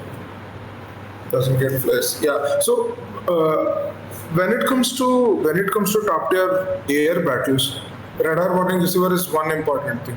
And comparing Hunter with say something like a MiG-21 MF maybe. MiG-21 MF can go supersonic. It gets flares. It gets radar warning receiver. It pulls better angle of attack. It can turn better in low speed. Yeah. I don't know. The Hunter F6 doesn't have anything that is, that puts it on par with MiG-21 MF. And still it sits at the same BR. And the reason I'm mentioning this because you're just letting the common sense go into trash can, and you're just taking into account how the players are performing, and you're just putting the plane because this skews the data. This basically skews the whole data. Only as very small group of people will be playing. They might be performing decently, but that does not reflect the picture painted by the whole player base, right? If you put it down and then it starts taking over games again, what do you do? I'm sorry? What if you put it down in BR according to your logic and then it starts taking over games again? What do you do? Because you can't plug it back up, because according to your thoughts, then what if it just takes over the game? What do you do? That is an indication that there is a really bad BR compression in that segment, and that needs to be decompressed. Right. And so okay, yeah, I see your point. So if you are saying, is it fair for 9.0 jets to face SRAMs? That's what you're asking, right? No. And I say no. No, I just said it's a simple thing. If you could apply this to any vehicle, right? So right now, because this vehicle is at the BR that it's at, it is doing well, or it's doing good enough to stay at that BR. If you then put it down in BR because you have some notion about its effectiveness, and it does, and if you just use that, line of logic, then it should do better at that lower BR. So now it is doing above average compared to what it is doing right now. So now it's doing that, and people realize that, and it takes over the game. What do? Because you can't put it back up in BR. Just you can apply that line of logic to anything, right? Just any vehicle. What do you do? Because you've put an artificial barrier now, because you can't put it back up. Because it's not like I can't put it back up. The problem with This is just an example, right? I know, yeah.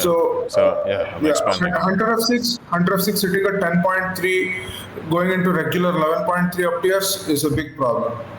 And I totally agree that if it goes to 10.0, 9.0 jets, having to face Hunter F6 is also kind of a big problem, because the 9.0 jets have no business dealing with SRAMs. The vehicle that you compared the Hunter F6 to was the MiG-21 SMT. That vehicle is 10.3. So if you move down the Hunter to 10.0, it still faces full teams of them. But it doesn't face MiG-23 MLDs. True. Heating 24 hours, right? True. So yeah, one way to solve this problem is move planes with semi-active radar homing missiles, the really good ones, one step ahead. It make the top BR 11.7, but Gaijin doesn't look like they're about to do that. Right, so you know what the solution is, so why do you want to move the BR of the Hunter F6, which is a stopgap solution?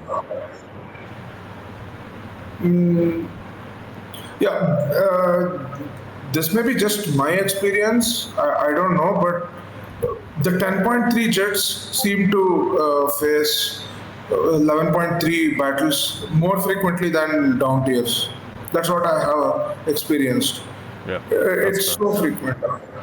Yeah, because most people play the top tier stuff. Well, not most, so, but yeah. The top tier stuff can't get top up to. Sorry? Well, the top tier stuff can't get up to it, so you're removing, I think it's like 2 BR brackets from its range. So you can either play it like 11.3, 10.3, or you can play it like 10.7, 11.7, or like 11.0, 12.0 or something like that. But yeah, there's just a bunch of stuff. Yeah. So that's what. This actually kind of maybe this kind of things, especially this kind of compression, BR compression, causes kind of imbalances, is what I feel. And these kind of imbalances actually, it kind of puts me off when it comes to playing that BR. Yeah, I agree with you. Some vehicles are not very good at their BRs. And they're just in not very great places. If this happens in the top BRs, that is what I feel is that is actually bad for the game, because like I was saying before, the top tier battles need to be what the players should be aiming for. A new player should be that is how Gaijin makes profit, right? The player wants to reach top tier. He wants to play the Abrams. He wants to play the Leclerc. And if he wants to play that, then he will try to somehow maybe even put some money into the game, try to grind the vehicles faster. Players will keep the game alive if they get some motivation, right? And from what I have seen, most of the players play this game to grind the vehicles and reach the top tier. And if the top tier games are not impressive enough, people just don't want to reach the top tier. They are just comfortable, so they stop playing the game, right? I mean, so that's kind of my point of view. Fair enough. I think maybe Gaijin should take this into account. Yeah, they could. I don't know. I don't know how you get your perception through to them though. Like maybe through the forums or something. Nah. No? I think Gaijin should have seen this by this time. I think they do. If a casual club like me can see this through, and they have not, I think Gaijin advisors are really stupid. Well, I don't know why they wouldn't have it, Like, that's the thing. So at the end of the day, we're just talking about opinions, right? And then what can happen with, like, when people have those opinions. and maybe they just have different opinions. Like, there's not. I'm sure that after 10 years, many of them are painfully aware of the struggle between opinion and stats, and which one is better to pick, and how it's actually a combination of both and not just one or the other. I just have one last thing to talk about, and that is, I see a lot of players asking for more and more modern vehicles, right? And Gaijin is in each step they are holding back. They have still not given the F-14. They have still not given F-16s, all the modern jets. They have still not given the better MBTs, the current MBTs. And I mean, I feel that what Gaijin is doing is really right, because let us say Gaijin, just because the player base is crying, whining, and they are just being some babies about not having the current vehicles, and suppose Gaijin just gives them, right? And after that, what else is there? What else is there for Gaijin as a a company that markets virtual items? They will just run out of things to give the community, right? Pretty much, yeah. And developers have to have jobs, have some security in their jobs. They should have some work left over. You know what I mean? Oh yeah, like I mean, it's very hard to turn around and say that Gaijin is doing a bad job when it comes to releasing content. Because if you have a look at pretty much the last 5 years, it's just been increasing over and over and over again in popularity.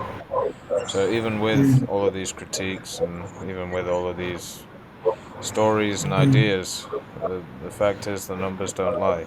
The game is obviously doing very well. Yep. And I think Gaijin should stop giving us a lot of new, more and more modern vehicles, and they should start fixing older vehicles. Yeah. That's what I feel. They're kind of doing that, at least with the models and stuff, right? Yeah, only models. I mean,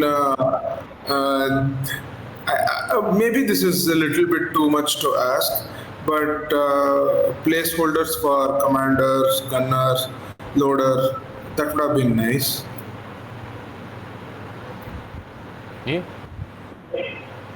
I'm sorry? Yeah, I agree. What's that? I just saw some videos of this game called Gunner Heat PC.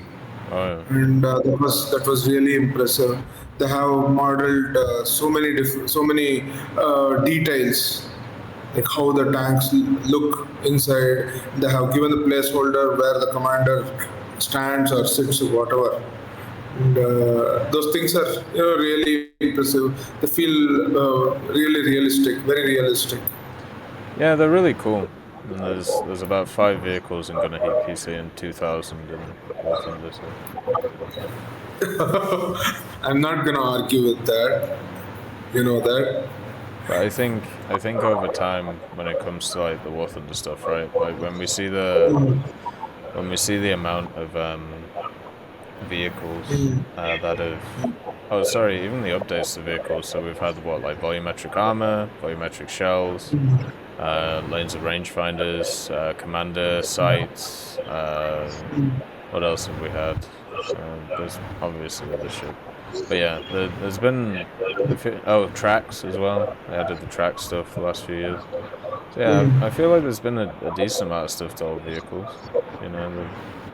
They haven't just kind of left them in the wayside.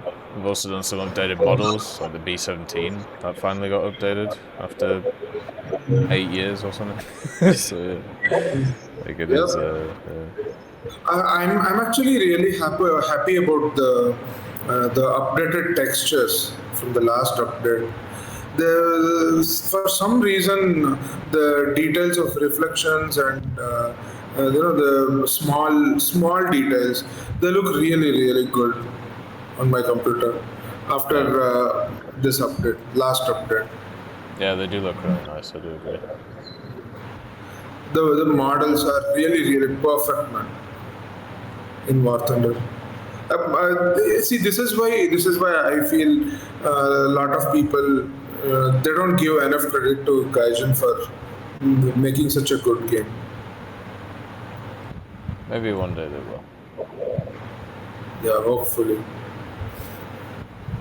If it wasn't what it was, there would be a bunch of copycats of the game. It turns out there aren't. So. Yeah, just one more thing.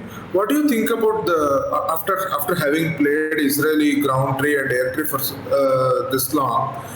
Do you think it is just going to be another copycat tree?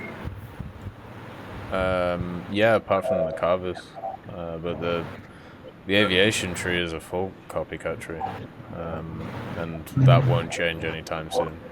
They have a few vehicles that are technically unique, but nothing too interesting. And overall, yeah, just looking at it, I mean, it's sad. I don't know how else to put it. I'm still not. Still don't have access to the Israeli ground tree. I don't have any premiums or anything. I'm actually not. I'm waiting to try out the M51 Sherman. It has a big ass shell. I wonder how that works. Yeah, it was pretty good. I enjoyed it actually. The only issue with it is the what do you call it? It's absence of shoulder stabilizer. No, it's lack of crew skills, because you play it and you have you have no crew skills, and because of that, it's a pain. But apart from that, it was alright. I didn't mind it. But it's been lovely chatting, Appy, and we've gone way over time. So yeah, have a nice day, man. Thanks for having me. You too. Yeah, get some sleep, man. Get some rest. Bye bye. See you, brother. Alright, so let's get 996 on next, because I believe he was next. So here we go. Are you there, 996? Yeah, but I wasn't the next person. I think ITAP was in front of me. Yeah, you're right, but you joined first. So, but anyway, it's fine for me. Just how are you, 996? How's life? I'm good. I'm fine. Well, that's good to hear. I hope you are too. Yeah, doing alright. Feeling pretty good. I also want to talk about the Battle Pass, but I'm very happy with the Battle Pass. I'm personally not excited for the elephant, but the majority of the players that play this game are interested in German vehicles, right? Yeah, a decent amount, yeah. And for them, this is going to be a good main prize. And I think that's what the Battle Pass should be about. It should be satisfactory to the vast majority of players. And I think the current Battle Pass is accomplishing that. I don't really mind if it's a copy and paste vehicle, because it's a vehicle that a lot of people want to play, a lot of people want to have in their lineup, so I don't see an issue with that. Same for the P51. The P51 is an incredibly popular airplane, so I don't see a problem there either. Or am I too much on the snails side? I think as I was saying before, right? It's really perception, right? Like, do you want something that's useful, or do you want something that's unique, or do you want something that's interesting? And there's different schools of thought, and different people are gonna like different things, right? So, I think it's a completely valid thing to think when it comes to it. Well, I think Gaijin should put vehicles in the Battle Pass that are universally liked, and not some niche vehicle like, what was it, like 2 or 3 Battle Passes ago, the heavy American tank. The M6 A2E one? Yeah. Americans are probably gonna like it, right? But for the rest of the world, it's, interesting tank, but I'm not really gonna play it.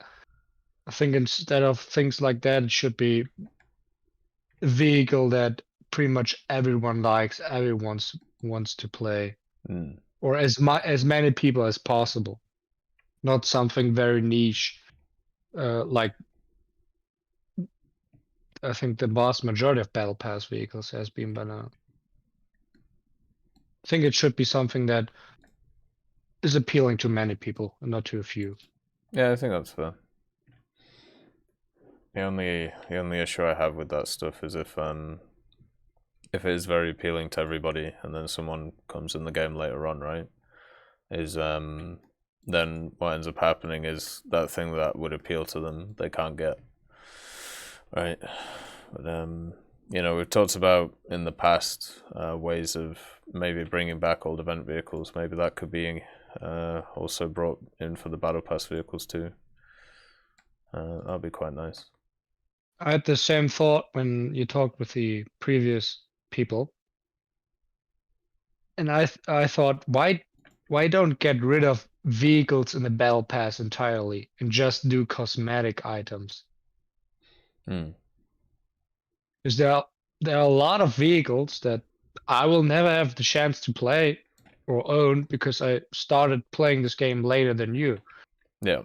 The first EBR, will never able to play this because I just started playing right after the event.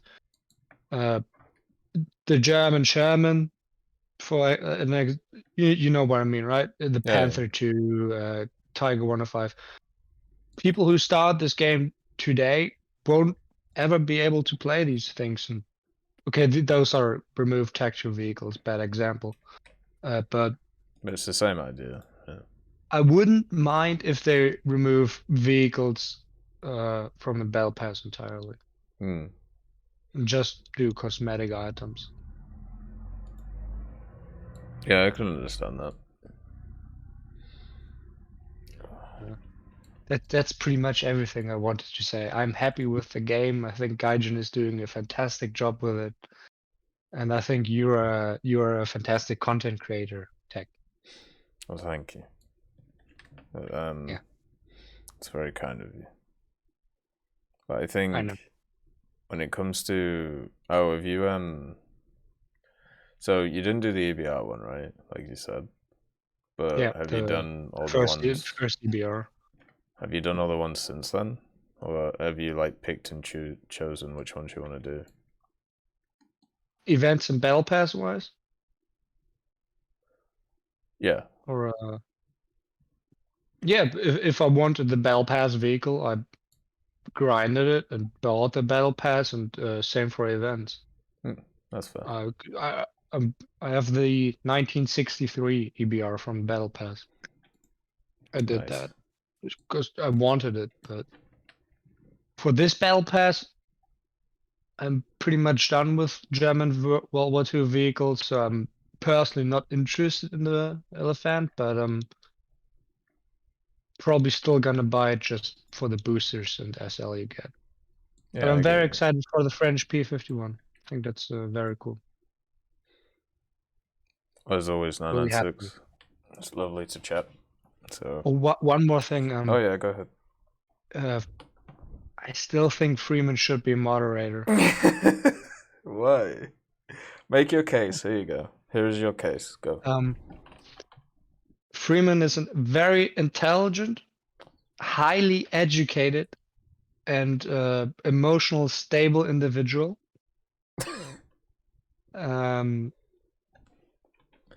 He bases his decisions on logic rather than emotions, so he would be a good moderator, since he wouldn't ban people because he doesn't like them. He would only ban people if they break the rules. unlike certain other moderators that I have seen before on I don't want to say on this Twitch channel, but I think he also would be a great admin on the TEC Hub for the same reasons. He's just a very great individual. And I would appreciate if he would be a moderator. I'm gonna have to think of a deal. Because it's gonna have to be a deal with the devil to make him a moderator. So I'll come up with a compromise, and then we can discuss it. And, well, I think you owe Freeman that because you betrayed him since you canceled the movie night.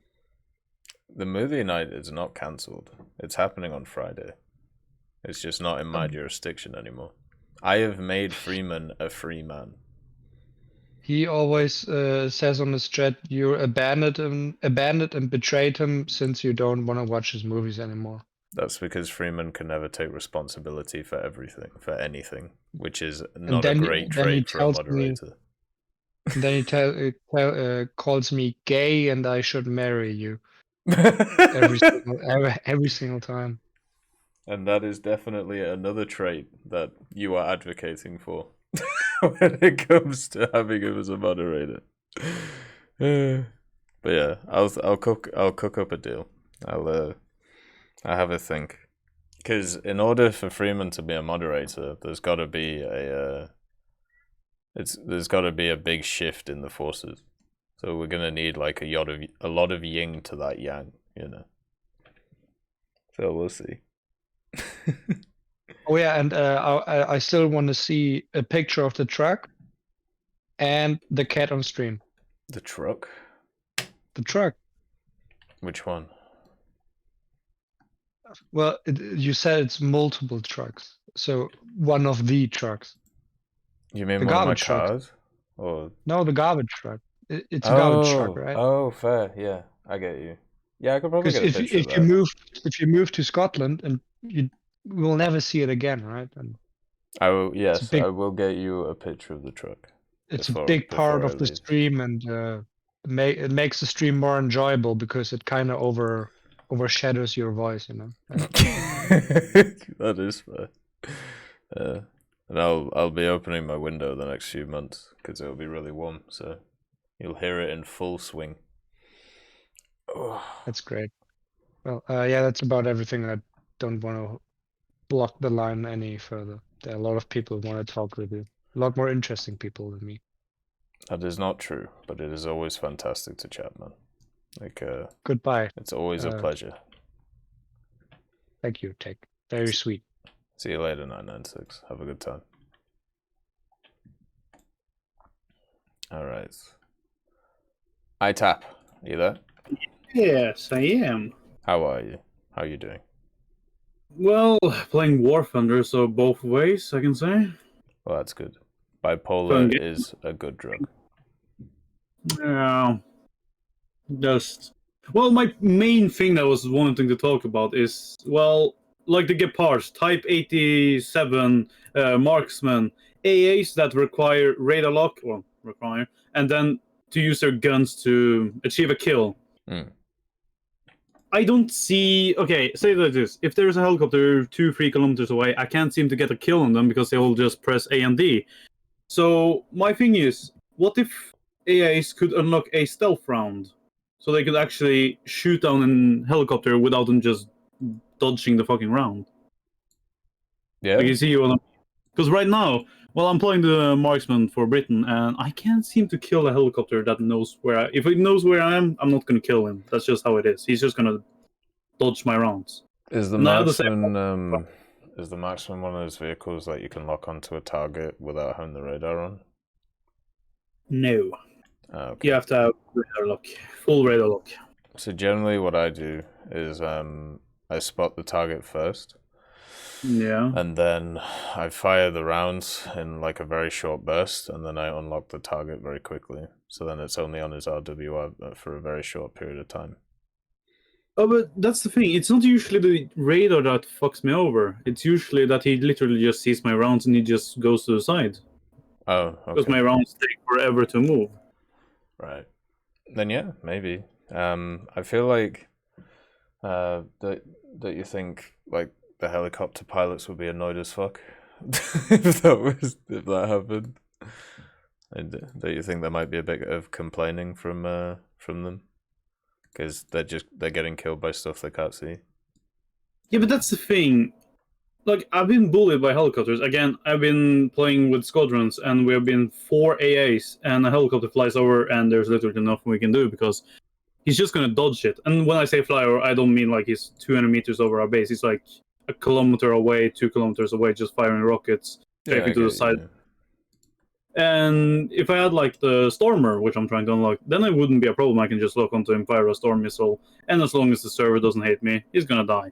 But in this case, right now, I'm literally can't fucking do anything because, well, he's just gonna strafe my rounds. And I'm unlocking the set A 35, and the thing is, that's just the same. It has the same, well, radar lock, firing guns, hope that it doesn't dodge them. Yeah, I understand. So go ahead. Because the thing is, if it had proxy rounds, that would be broken. So I don't want that. I just want it so they can't just dodge shit, if you get what I'm saying. Because right now, basically, I need to lock on. I need to think where he's going, look at this calculation of the radar, and then shoot. Well, he has to press A or D. Yeah. I don't really see how fair that is. Yes, it isn't the easiest to spawn helicopters if you don't know what they're doing, but the easiest way is literally to just cap a point and then you can spawn your helicopters. It's like, it isn't even that hard. You just take something fast, cap a point, and then you spawn your helicopter. Yeah, I get you. Yeah, why not?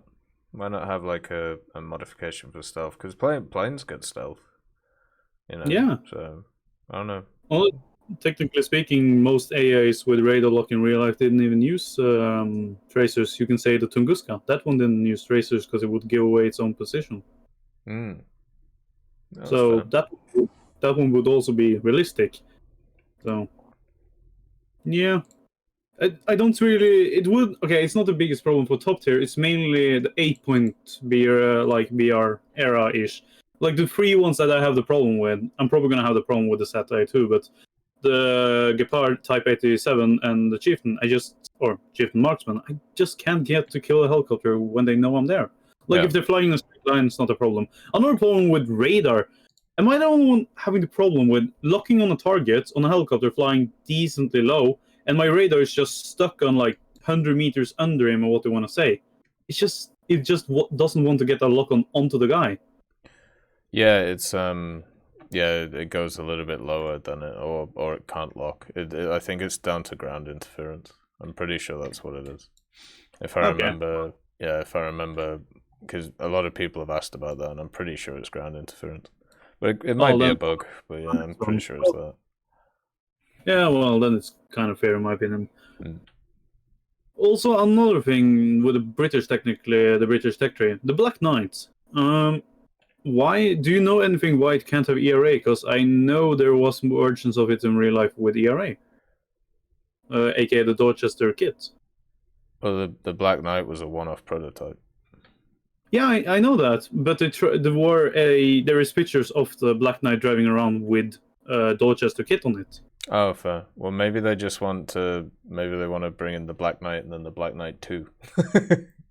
Or I don't know, like it could be they haven't modeled it yet, or it could be they want to create a new vehicle. It could be many different things, you know. At least in my opinion, like on my main account, trying out the Black Knight, it literally just does Dorchester, or not Dorchester, but tests, but without the ERA. And most of the times I didn't. Yeah, main account, multiple accounts. One that I just grind out, and one that I have almost every country in the game. Oh, fair enough. So yeah, I tried it out on that count, and it's just I haven't tried it out in-game, just saying. So I only tried it out the test battle, but still, it's just the same vehicle, just with ATGM security. But the thing is, how often do you actually get killed by ATGMs at top tier? Like, not often, apart from helicopters, really. Yeah, but even helicopters. Wow, I'm so scared of it when I have 2 ADATs on my team. Yeah, I used to think that, and then I got killed by K50s about 50 times over. And then when they got done with me, I got killed by H1Zs. And then when they got done with me, I got killed by UHTs. So I was like, maybe there is something to this defense thing. By the way, do you know if the Iron Fist can stop normal rounds, or is it just ATGMs?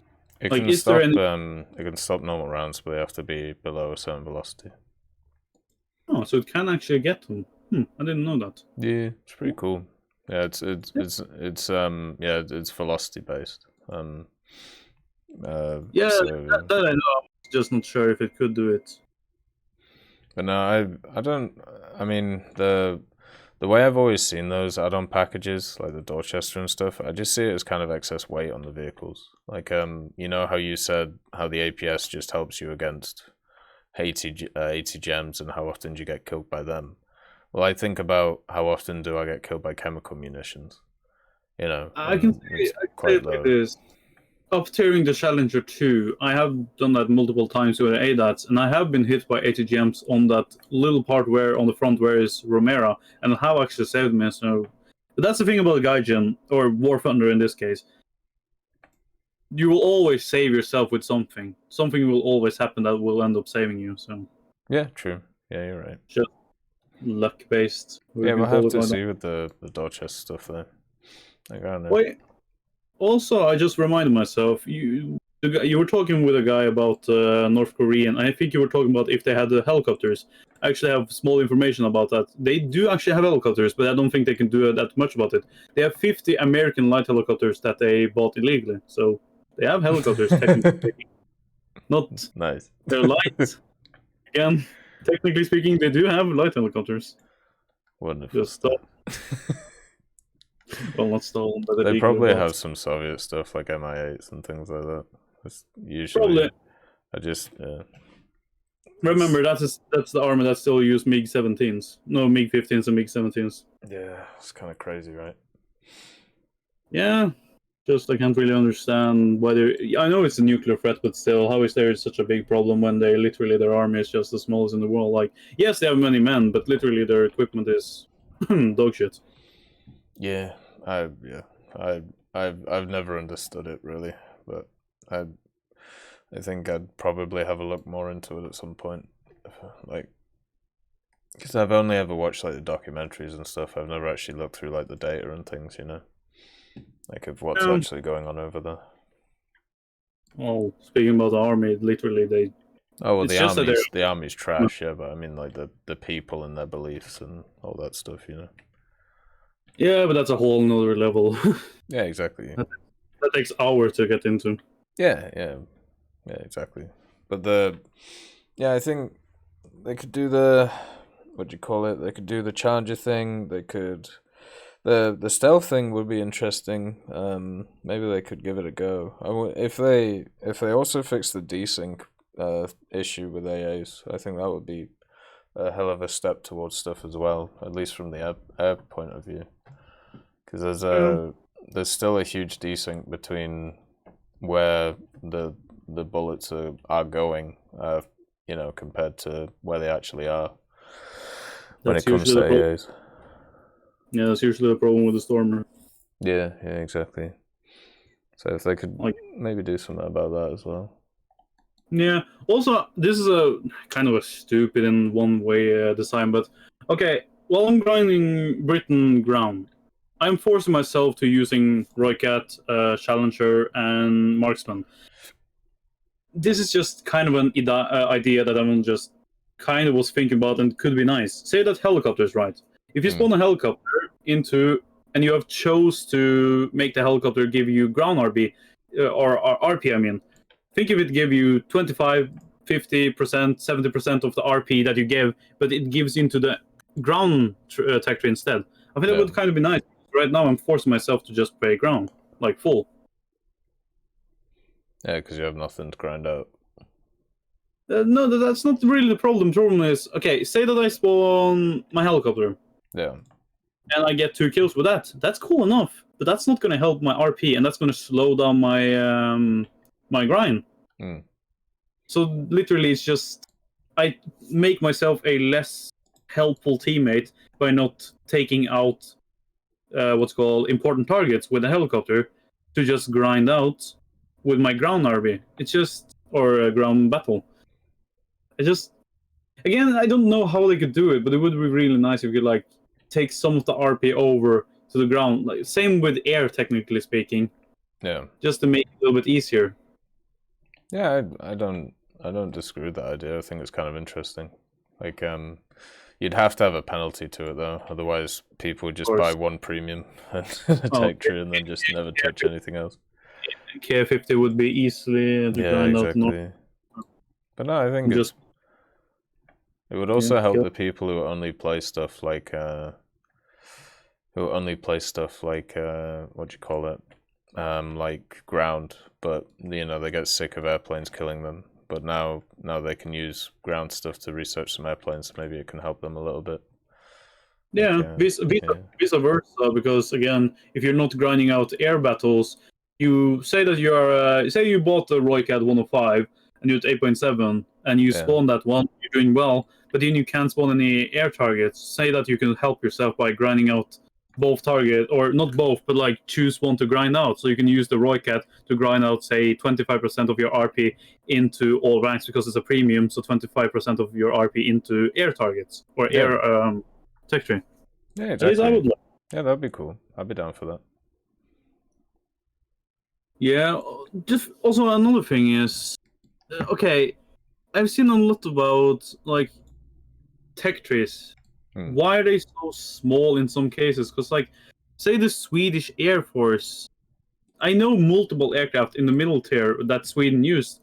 Why haven't they? Do you know anything why they haven't added more to it? Like, improved it more, gave them more choices? Because now you have the Jaktviggen or the Viggen.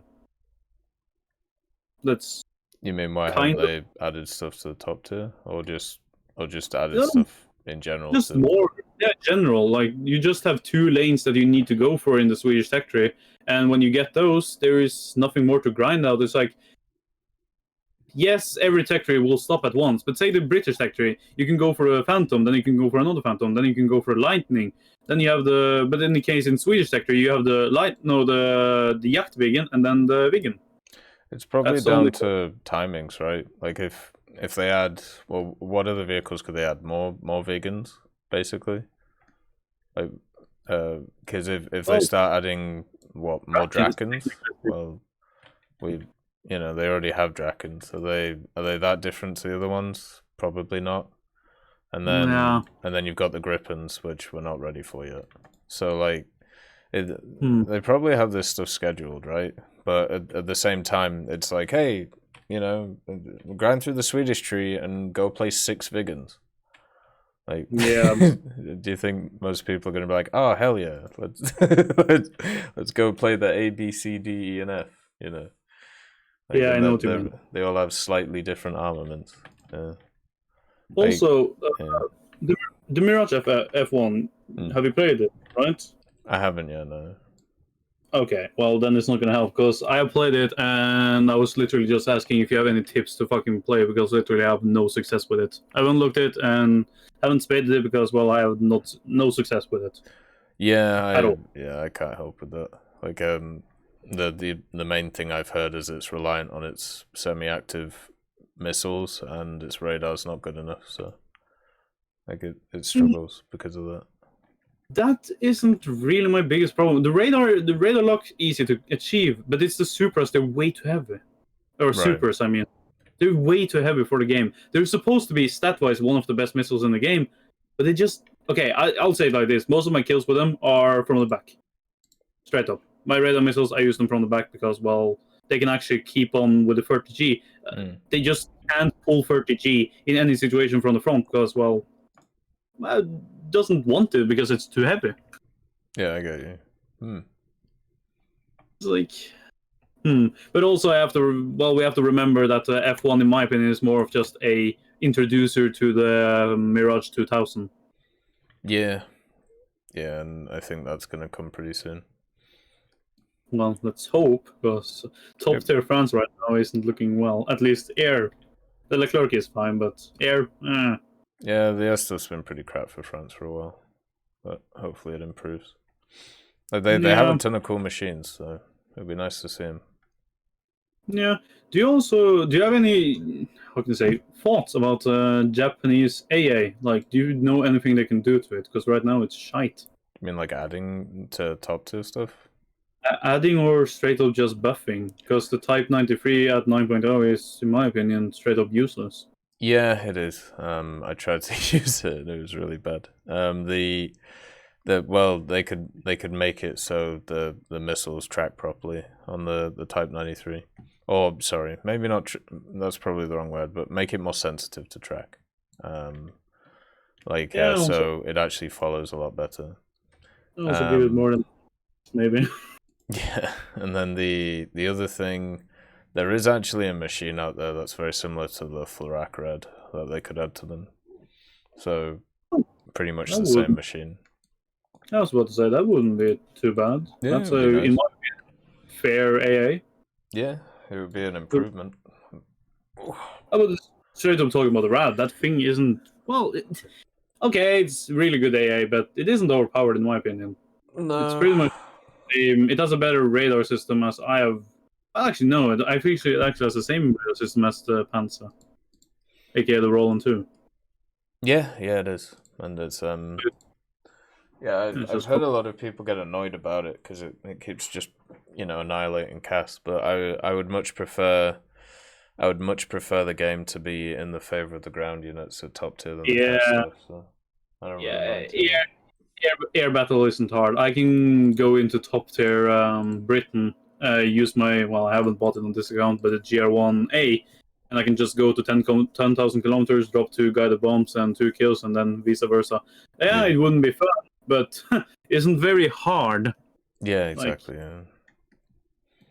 Once you figure it out, cast is one of the easiest things to do, and I really hope one day more people embrace that. So then we can actually make it a bit more difficult. So people actually have to try. Yeah. Also, what's your thought about the nuke? Or like how the nuke is? Because I'll say it like this: I've gotten 2 nuke in the last week-ish, and one of them was successful, one was not successful. The successful one was the Jaguar. The unsuccessful was a Canberra, or how you say it. Yeah. Do you have any recommendation, or to Gaijin, how they could fix it, make the Canberra a more suitable or more easier to drop the nuke? Because right now, in my opinion, way too hard to actually get the nuke off. If the enemy team knows you're there, which they usually do, and have this perfect timing for it, aka a good AA or a good airplane up, it's not that hard to counter it. Yeah, it's mainly the plane, right? That's the issue. Like if they change the plane, it would solve it, right? Yeah, but like the American Stat Fortress, which is it has insanely boosted guns. So it's like if you go for that thing, you're just gonna get shot down as long as you're a plane versus it. If you have the Jaguar, you can just flare and chaff and dive, and you will almost always get the nuke off. But then the Canberra, it has slow to take off, slow to get to the battle zone, and when you're at the battle zone, you're literally just a sitting duck. Yeah, I agree with you. Maybe they could change the vehicle, but I don't know what they could change it to. The Buccaneer. Did the Buccaneer carry nuclear bomb? Yeah, wouldn't be unrealistic, technically speaking. Yes, it never carried a nuclear bomb, but the Canberra didn't either. It was just capable of it. But the same thing about the American factory. Why can't the F-105 carry a nuclear bomb? That thing was literally meant to carry a nuclear bomb. Yeah, they could do. Yeah, probably be quite an easy switch. Yeah, because the Thunder Chief, or how we say, that thing would be really good and just straight up a good bomb carrier. But the Canberra is useless. The Buccaneer wouldn't be as bad. The Phantom would be broken. The Jaguar is already in the game, so I think the Buccaneer would be fine. You could also use the Reaper, but that would just be worse. So, yeah, Buccaneer, technically speaking. And the thing would be, technically speaking, be able to carry the nuke in real life. Yeah. Yeah, so, why not do that?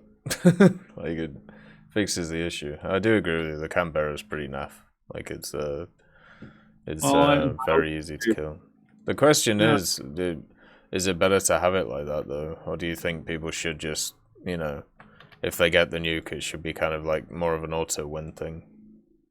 But that's the thing. Okay, in my opinion, I think getting the nuke should be almost a easiest thing to do ever. And the reason why is nuke, it's 50-50. If you're using a really good premium and you have a half lucky game, you can get a nuke. I've gotten most of games 2,000 plus spawn points. It's not that hard. You just camp a little bit, be a little bit of a jackass, you will get it easily.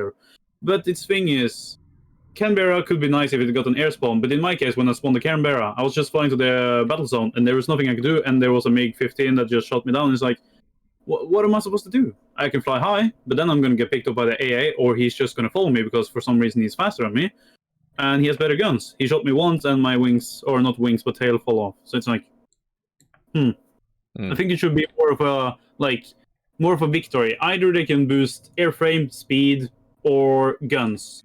So most of them wouldn't be able to get the better guns because, well, most of them didn't even carry guns like the Canberra. But then give it either a better engine for the nuclear one, because what's the problem? Say in this case, you're playing 9.0 and the Phantom FGR2 was the nuclear carrier. I don't actually see that as a problem. Because, yes, people would say, oh, but the FGR2 would be overpowered as a ground attack. But again, who would ground attack when you have a nuke? Yeah. It's like, your job when you carry the nuke is you fly over, you drop the nuke, you win the game. GG.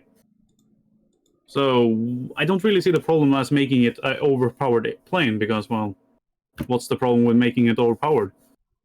Yeah, it should all be a massive achievement. I just think they want to try and give people a counter to stop it, right? Like, and the more powerful the vehicle you give, the less chance there's going to be able to counter it. I know what you mean. Also, why did they only give it 15,000 what's called SL reward? Yeah, you only get 15,000 civilians from dropping the nuke. Why is that the reward? Yeah, it kind of sucks, doesn't it? It would be nice if it was a bit more. Or RP would be nice with RP. I wouldn't cry about getting more RP from actually achieving something that's, in my opinion, sometimes hard, something easy. Like, again, if you really want to get a nuke, for everyone that really wonders, just get a top-tier American M11, and that thing is easy to get a nuke. You just play like a jackass and no one can kill you, so... Yeah. Play 10 games with that and you're probably going to get close to getting the nuke. So, I don't really know what to say about the game right now in the standard. Most people are saying they don't like the Battle Pass. I actually kind of like it. Of course, I'm not going to go anything because there is nothing here I'm looking for, but it's actually nice. Okay, I like them to give more cool and more powerful vehicles, but it's just a fine vehicle. It's cool to play with. So, it's like, remember, the Battle Pass isn't always about being the shiny vehicle. Because say I got the Su-8, I haven't even redeemed it because I don't see the point in it, but it's still cool. Yeah. Just cool thing to put in the background. Yeah, I'd rather have cool than meta from Battle Pass stuff. Personally. Also, if they want to actually make people really happy about it, what are they going to do? Add another Phantom? Like, we need more of them in the game? Yeah, true. Like, seriously, how many do we have now? Yeah, there's millions. And there's more to come as well. Oh my god. Yeah. There should be some fun ones on the way. Yeah. More MiG-23s. More Phantoms. Okay. Oh, well, MiG-23 I'm not looking for. I'm already having problem with the MLAs, and, well, at least they don't have the R60 spam, but the MF and the MiG-23 M. I'm so tired of getting R60 spammed.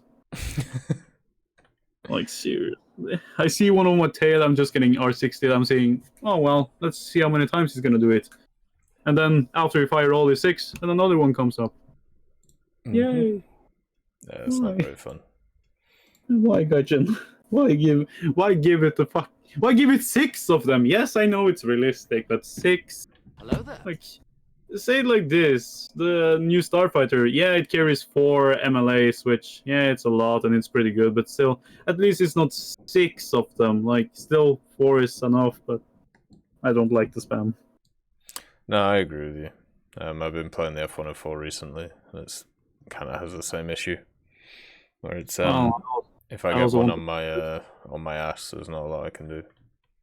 Yeah, you have played the. Have you played the SA or just the normal? I was playing the G today. Okay. The other day, yeah. Do you also have the same problem as me? It just doesn't have the speed.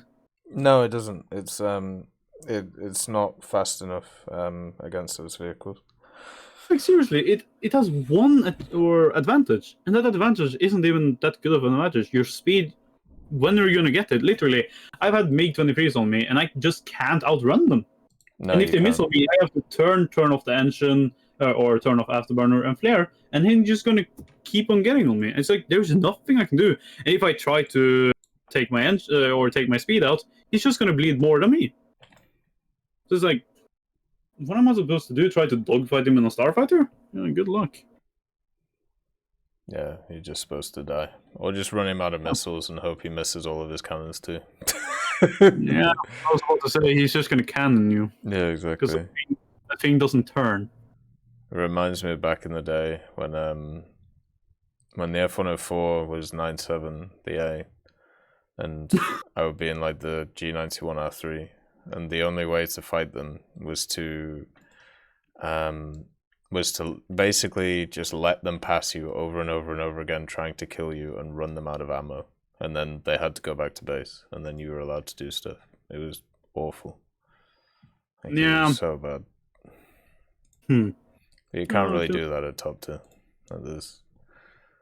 Because if you deal with one person, then the next one comes, and yeah. Yeah, but that is kind of just how the game is. There is not much to do about it. Oh yeah, I agree. Say that like in real life, if you're flying an F-16 and you have someone on you, you're just going to get another F-16 to go on him. That's just how it is in real life. That's not how it's going to work every game. Sometimes you get a game like that. Most of the times you just see either your team get missile spammed or the enemy team get missile spammed. Yeah, I agree with you. This is more of a... My friend said it, and I actually liked it. What if they add PvP for helicopters, but no missiles are allowed? So make a really small map, but you can only use your machine guns, minigun, cannons. Still, the K-50 would be broken as fuck, but still. I kind of think that would be guns and rockets and stuff. Yeah, pretty much. You just can't okay. If you go into helicopter PvP, you're gonna get killed by K-50 and K-52. That's just how it is. Yeah. But if you add like a PvP where you can't use the Vickers, can't use the Hellfires, can't use attack gas. Just only say, in this case, rockets and your main cannons / miniguns. At least I think that would be cool. Yeah, why not? Maybe they could do an event with it. Yeah, I was about to say, why not? It's Gaijin. They're more about adding something that they really see that can actually help us. And I actually like that. If they add everything we ask for, we're going to get a lot of junk. So. Yeah, you're not wrong about that. It's like everyone that says they would like the F-35 to get in the game. Yeah, it would be cool for 5 seconds until you realize what BR you're going to put it in, and it's literally going to be the best plane in the game, and if you don't play it, you're going to lose. Pretty much, yeah. So, cool until you actually realize how it would work. Mm-hmm. But that's pretty much what I have to say. Oh, it was a wonderful chat, though. A lot of good points. Yeah, and, talk to you later. I hope you have a good day, man. Hope you too. Hope everything goes all right. Gaijin. Yeah, I'm gonna start a booster and then die. Well, you'll see. I'm not wrong. Yeah, man. See you, brother. Alright, guys. I'm just gonna take a quick 2-minute break, and then we will be back. So, just give me 2 seconds.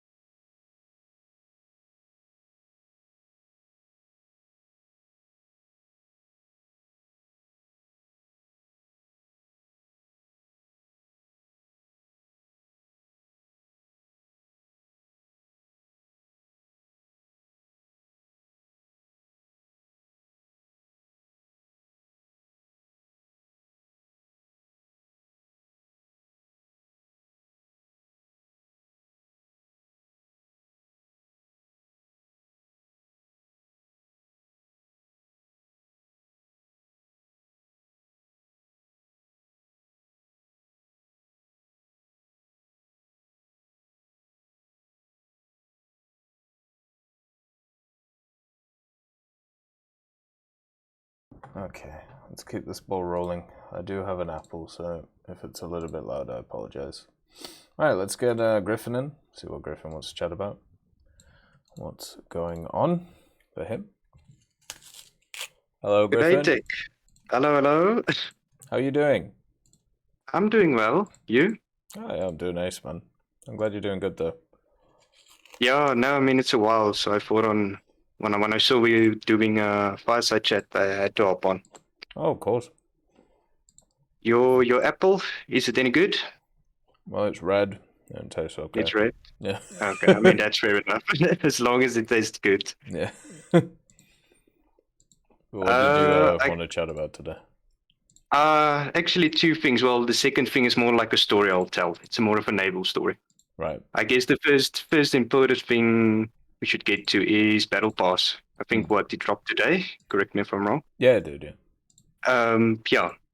And when I had a look at it, I thought, yeah, I mean, I'm fine with it the way it is.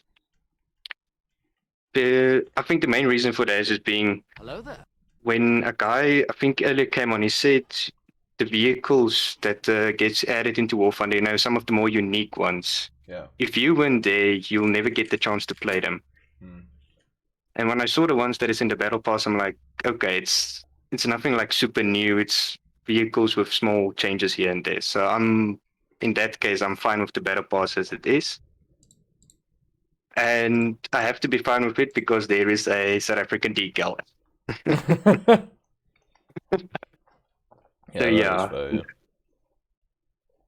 I actually looked up this decal because when I first saw it, I read, RSA 6 group. It didn't ring a bell at first, and talked to a couple of guys, and only found out that this is a decal that wouldn't actually go onto like an armored vehicle we have in game, because it was only like a light infantry unit. But I mean, nonetheless, it's cool. It's War Thunder probably saw it somewhere when they typed in elephant, and I mean, this popped up. Yeah, probably. Oh god. Yes, that I mean, for my Rhodesian brothers, there's a Rhodesian elephant emblem as well. So for all those roadie people out there, those big Rhodesian supporters, shout out to them as well. But right, yeah, that's the Battle Pass. Like I said, I'm all fine and dandy with it. Don't have a problem with it. Of course, then my naval story. I think it's fitting since I believe you're playing naval at the moment. Yep. Now this is with me and the forums, right? So occasionally I like to make forum posts. I like it. It keeps me busy, and especially if I have all of the resources for it. Now, of course, knowing with me, I love doing the South African stuff. So every now and then I like going back to them, like, right, I'm ready for the forum post. But at first I go look at the suggested or the ones that has already been suggested, so I don't repeat myself, you know. No one wants to go through that thing where it's you making a post. I need to find out with the mod sending you a message, say, sorry, my bro, it's already been there. We're going to take down your post. Which has happened a couple of times, I will admit. Yeah. So first, like I look at our ground stuff. I'm like, no, I think there's enough there to be digested by the community and whoever's working at Gaijin. I check the aircraft stuff. I'm like, sure enough, a few of our interesting stuff is already there. I'll leave that. And then I went to the naval tab. You know, when I went to that naval tab, I had to like undust it, like take off the dust, because who touches naval? Yeah, fair. And I mean, myself, I'm not an expert on naval.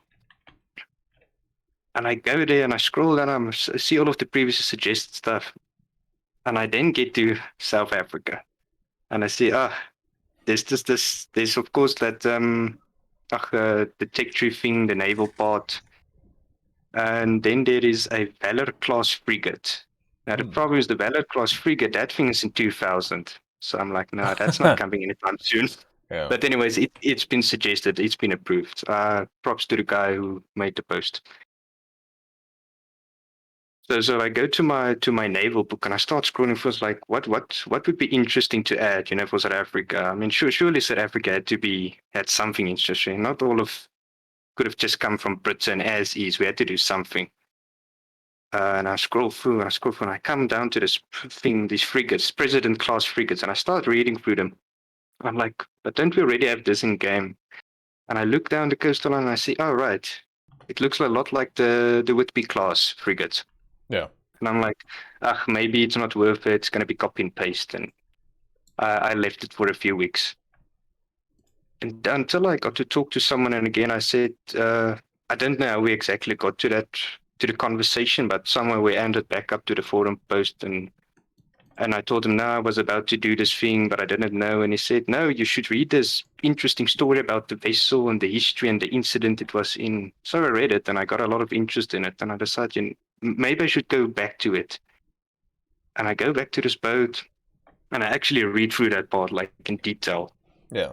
And I'm like, oh, there's more to this. Because what I didn't know is South Africa made conversions to its own, to those frigates. Now, originally those frigates were Rothsay class frigates or Type 12s.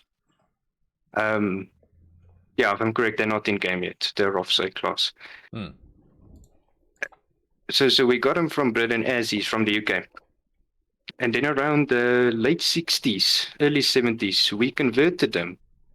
In order to carry WASP, it got new Jupiter long-range radar. It got new fire control system. I don't know if that's the correct term for it, but anyways, the thing that measures the distance and calculates the guns where to fire. Yeah, the FCS. Yeah. Yes, correct. The placements changed off its Bofors guns. It's got 50 cal. So then I thought, okay, so this might be something worth recommending to the forums. And then I started typing out my thing in Word first. I always type my thing out in Word.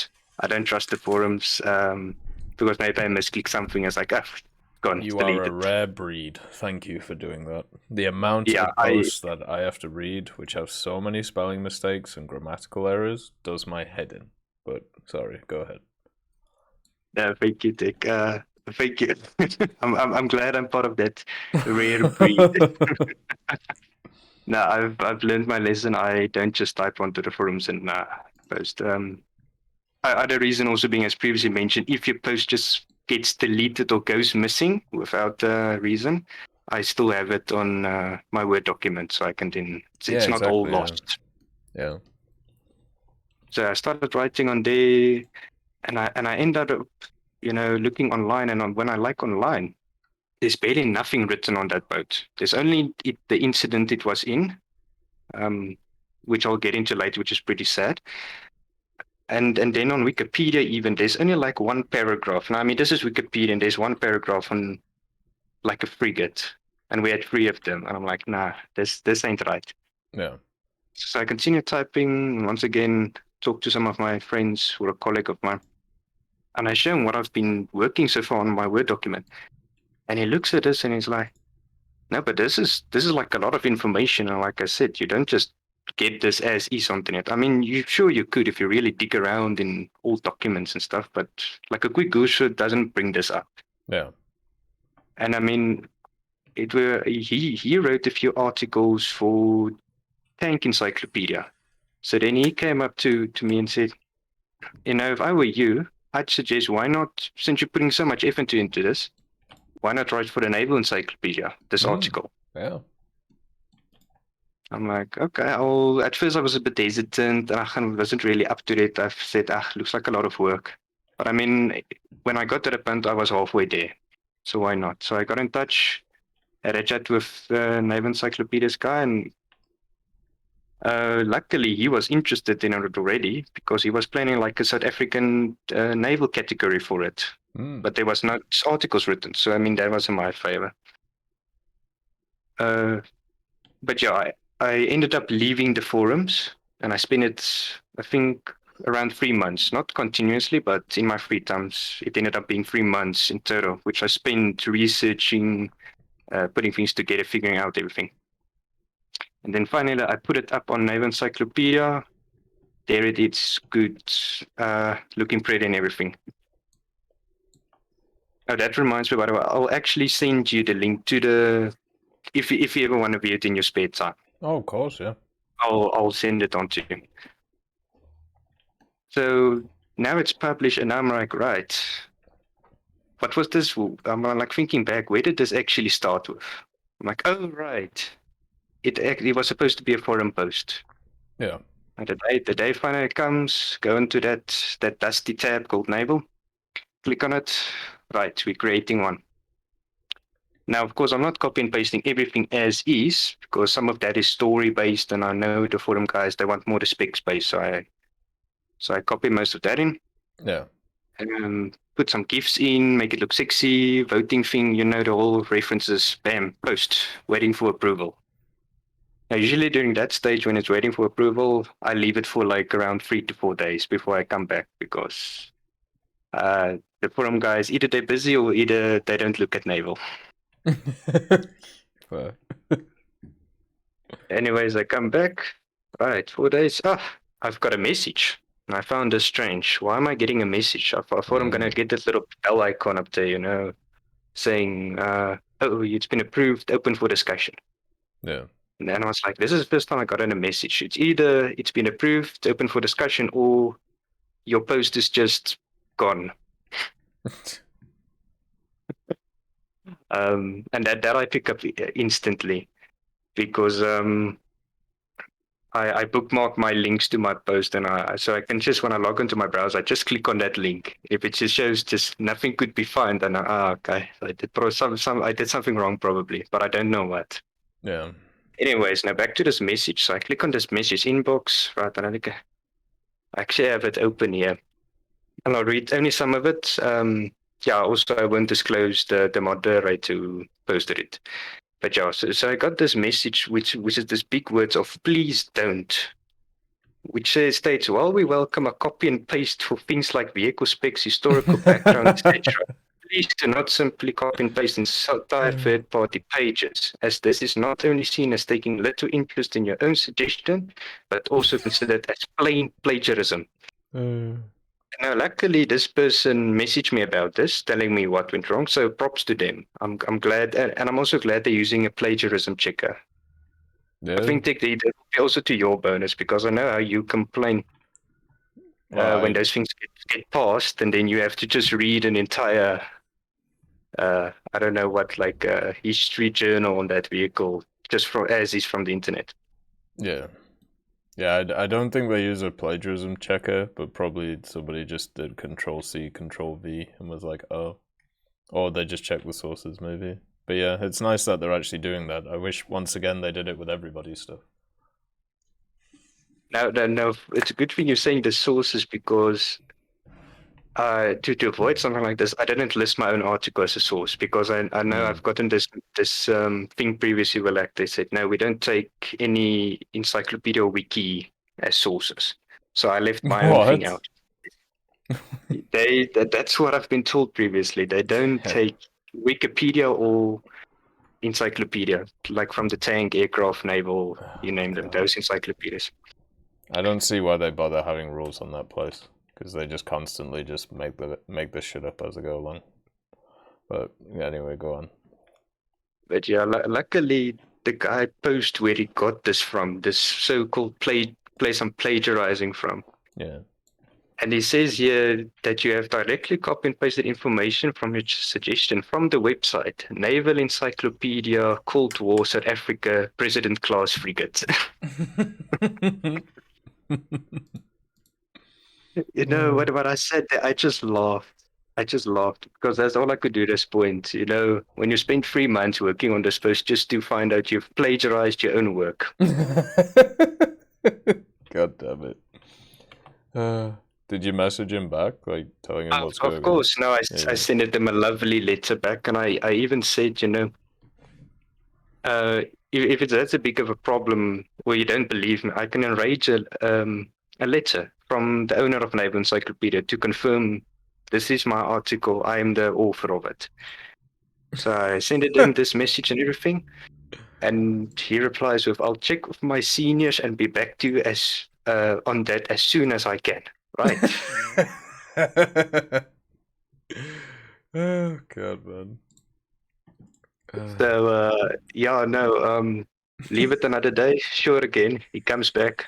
Hello again, Griffin. After reviewing the matter again, I'm sorry to say that we simply cannot allow this article to be on our website. Even if you are verified to be the writer of the original article, we are walking on a fine line on plagiarism from a third-party website here, and that is simply we cannot allow. Yeah. And then he puts this another sentence here. If you were to rewrite your suggestions, such as that it doesn't match the original article, then it would be fine. Oh my god. These people, man. They funny people, TEC. What a waste of time. Oh my god. Yeah, this is for all of that. Now, luckily, I said, now, am I just going to stop here and leave it at that? Nah. Am I going to rewrite everything? Also, no. So what I did is to avoid any plagiarizing of any sorts, I stripped away all of the like meaty bits of that article, all of the nice stories and sentences and stuff. Yeah. And I just plonked down bare bones stats for them. That's all. Yeah. Numbers, stats, dates. That's all. Yeah. And I reposted it and I sent it to a message. Yeah, I've rewritten some. See if it's Then he's coming back and it's like, got it, I'll check it out as soon as when I get some free time, if none of the other mods get to it first. And I'm like, oh, the other mods. So now I'm just hoping he gets to it first and not one of these other oaks see it and be like, nah, this doesn't look right. Time to respond to you, but not look at the post. Exactly. Yeah. My god, after dealing with those guys for years now, it really is just luck of the draw who you run into when it comes to that stuff. Like they might as well just not have rules. It's very much just some people care and some people don't, and some people let stuff through because they know certain people, and yeah, it's just the whole thing's just a mess, man. Like but yeah, I got my happy ending. It got approved. Well, the bits of it got approved. So it's there. It's open for discussion. Yeah. So all's well that kind of ends well, I suppose. Yeah, and I get to keep my plagiarized work on Naval Encyclopedia. So. God damn it! Oh boy, are you gonna do any more stuff for them? Yeah, I'm really considering it now. Like I said previously, I don't know much about naval, and I'm actually glad I wrote an article about naval. I'm still not an expert on it, but I know just a bit more about our the South African Navy. Yeah. Which I think it's a good thing I'm going to, because if I talk to my other people in the Discord, the people's also South African fanatics and vehicles and stuff. Yeah. It's either our Air Force or it's our Army, the ground stuff. They fans of or know a bit of. But when I talk to them about naval, we're clueless. No one knows what's going on. We don't know which wars we took part in the Navy. They don't know what ships we had. So I'm kind of learning myself, and I think it's a good idea because, like I also said earlier, if you go search it online, you're gonna get a paragraph on Wikipedia, and that's it. Yeah. So I'm kind of trying to preserve a bit of history as well, because I mean, let's be honest, which one of these young guys picks up books these days and actually open and read it? Oh yeah. Yeah, I mean, it's a little bit rough. There is that do it, which is good, but if we're honest, we want that quick Google search, and that's not always where you get the answer. Mm-hmm. So now I'm definitely planning on doing more and kind of also educating myself and potentially other people who be interested in our Navy as we go along. Yeah, I agree. More information is power, as always. And you never know, it may mean some of the vehicles get actually into the game, which is also something which would be lovely to see. Yeah, that was also one of the things I was going for. Like I don't care if the post I make, if that on that specific vehicle, if it never makes it, it's an absolute bonus. I would jump up and down if it does, especially this president class thing with the whole hassle. But no, it's like I said, it's good. It's like an excuse for me to pick up a book and read something. Yeah, exactly. I do agree with that. I've been reading for the last 2 months. I've been reading books which are literally just about different airfields in Britain and what were housed there during the war, and it's very fun, but at the same time, it's it's getting to the point now. I'm on my 3rd book and the 3rd county, and it's a hell of a drag. I think is probably the way to put it. It gets a bit tiresome after a while. Yeah, no, it does, and that's why with these book things, or I rotate between them. Like I said, I'm now currently busy with naval stuff. Yeah. And previously, before that, I was in the armored stuff. So yeah, if I don't stick on it forever. Like you say, if you get bored, or if I get bored, I switch around to another topic, also military related, but just to freshen up a bit on something else, so you don't get bored of something or not interested anymore. Yeah, I get you. It makes sense. Yeah, that's how I feel like we should be doing things. Just moving around the place. Yeah, no, definitely. I mean, this is also, coming back to think where it started. I mean, we've done the videos previously on the South African Tech Tree. Yeah.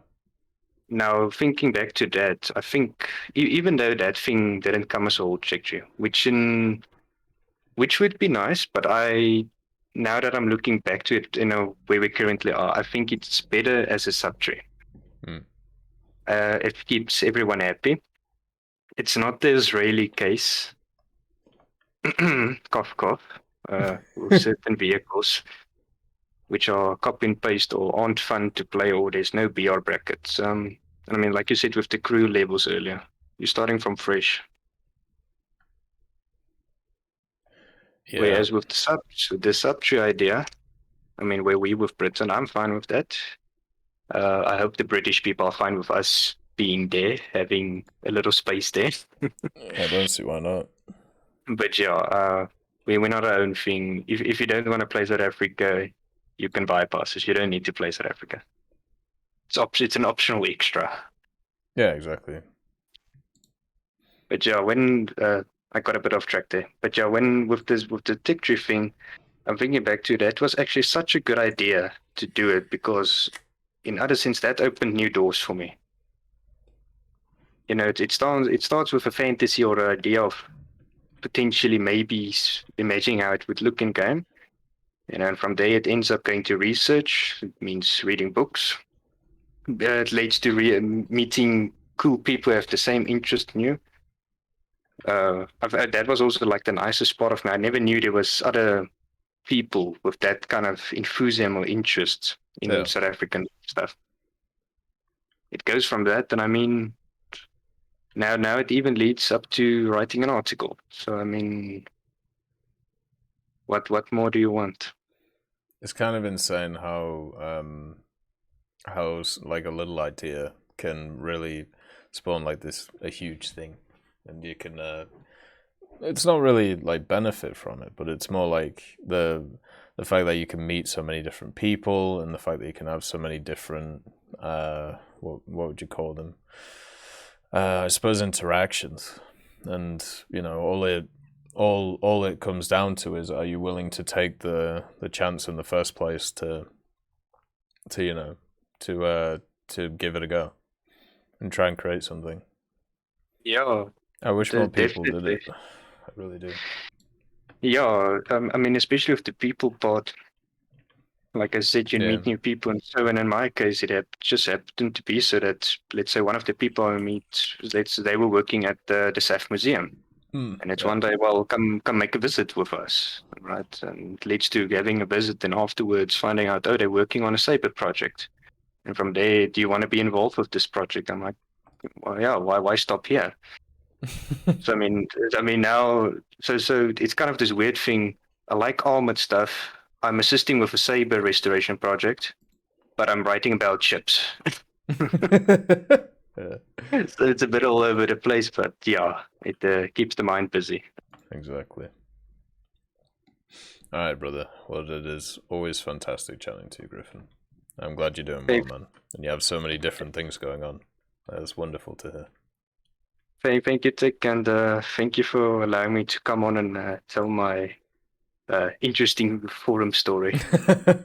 You're always welcome, Griffin. You know that. Thank you, TEC. Enjoy the rest of your day. I will do. You too, brother. Have a nice rest. Cheers. All right. Now Griffin is finished. It is time for Rabid.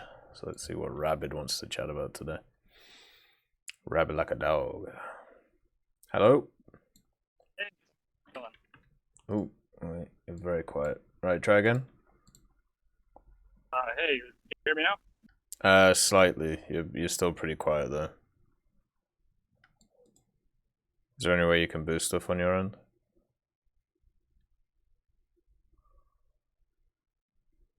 One second. Alright.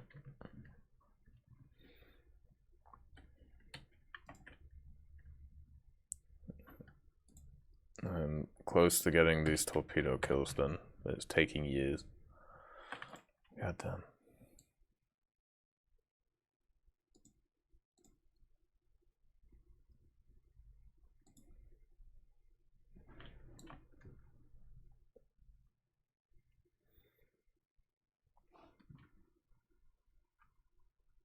Can you hear me now? Yeah, I can do. It's still quiet, but it's fine. Like it'll do.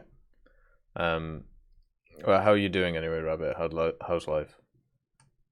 I'm doing pretty good. It's actually kind of interesting because Gaijin addressed a lot of long-standing issues over the last few weeks, so yeah, like I feel like the game's in a pretty good state. Oh, that's good.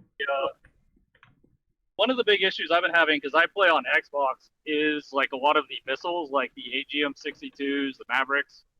Like obviously they had a major sense problem. Yeah. Gaijin has almost completely fixed that. Like all of those weapons work perfectly fine now, or at least on Xbox. So they fixed the camera thing? Yeah, they fixed the camera thing. Oh, that's good. That's awesome to hear, actually. Because that's been around for a while, right?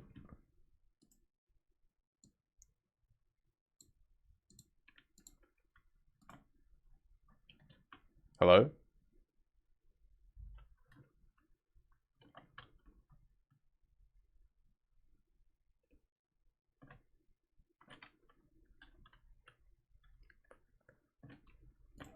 Oh, I think he went through a tunnel.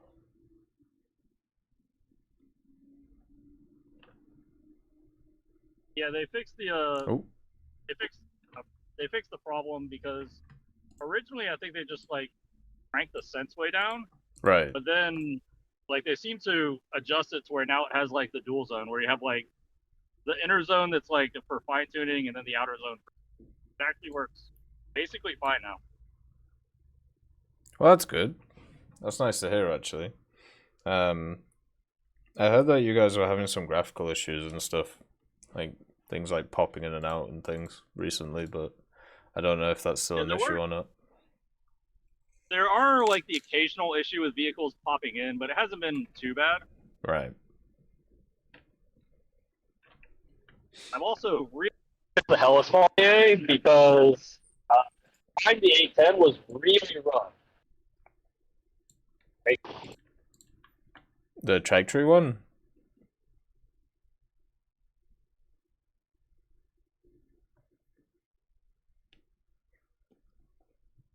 What's going on?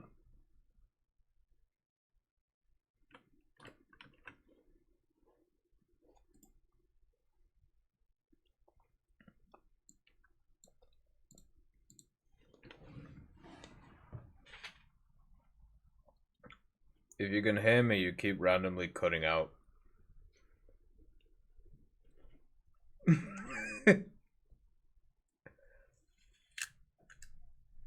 I'll just enjoy my apple.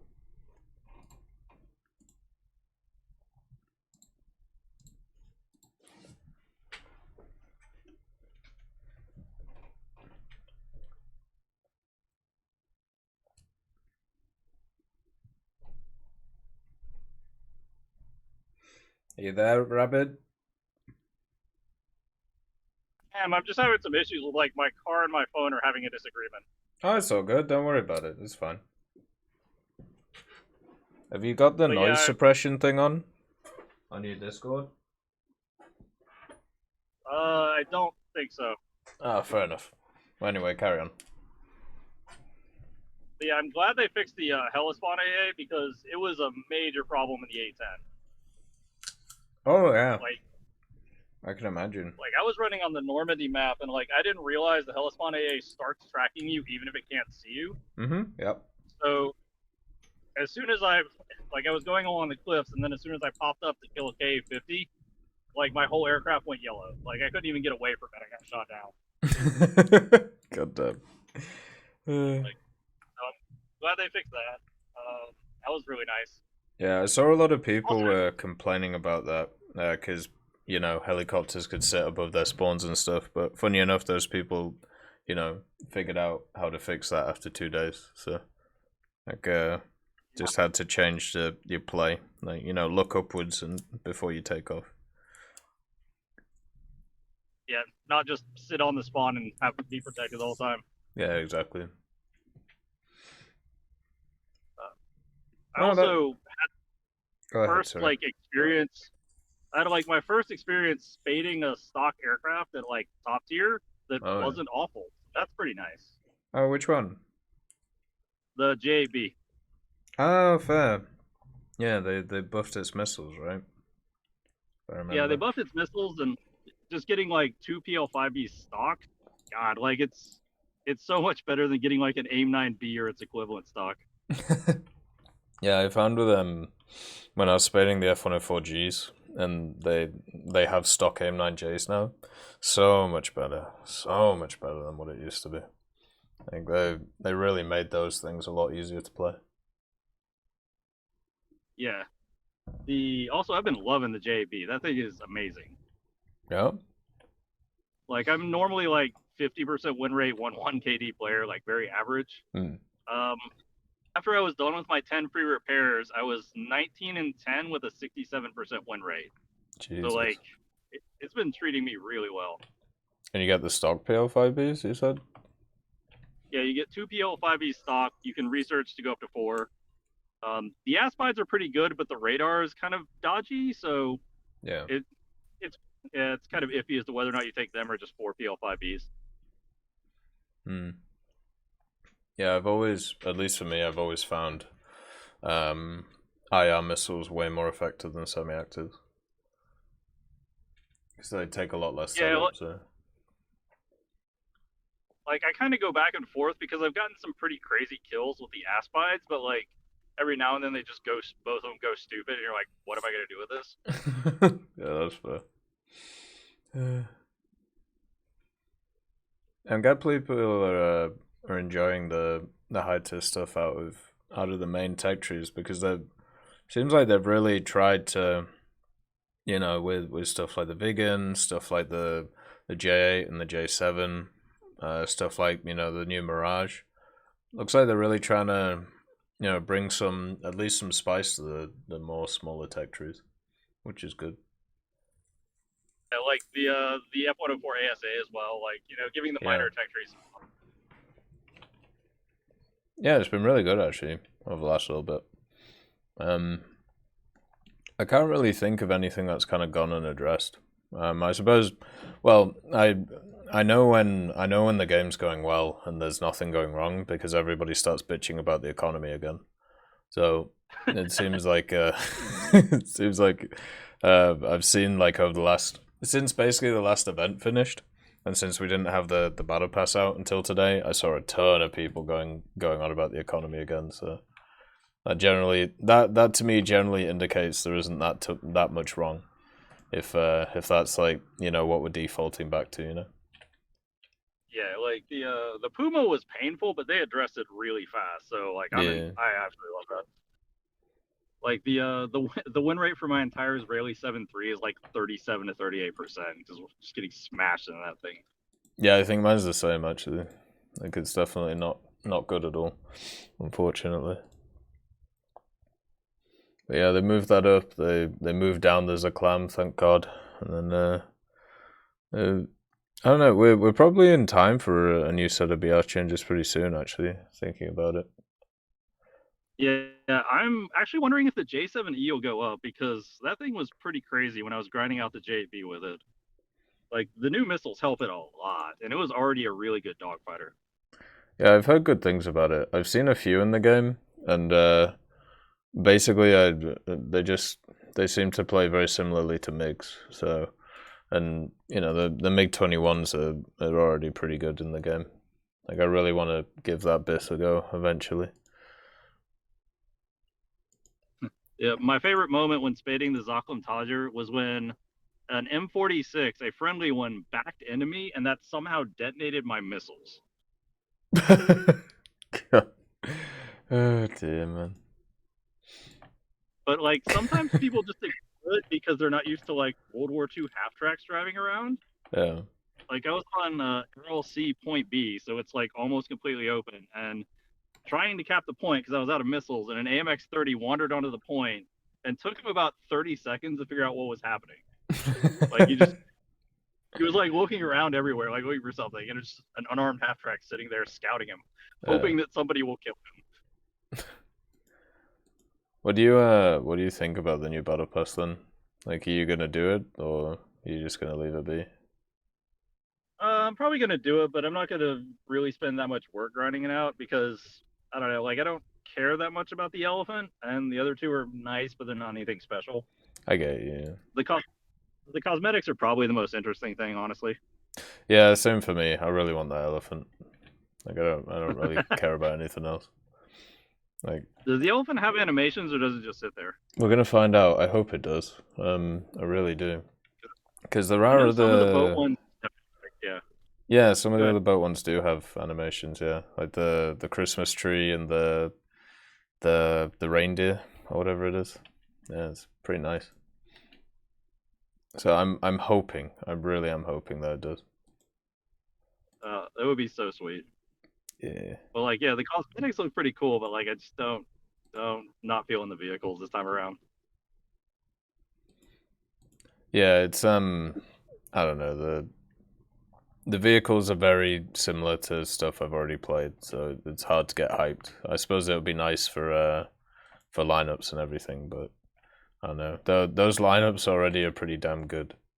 Like around those BRs, I don't need them to be better, at least for me.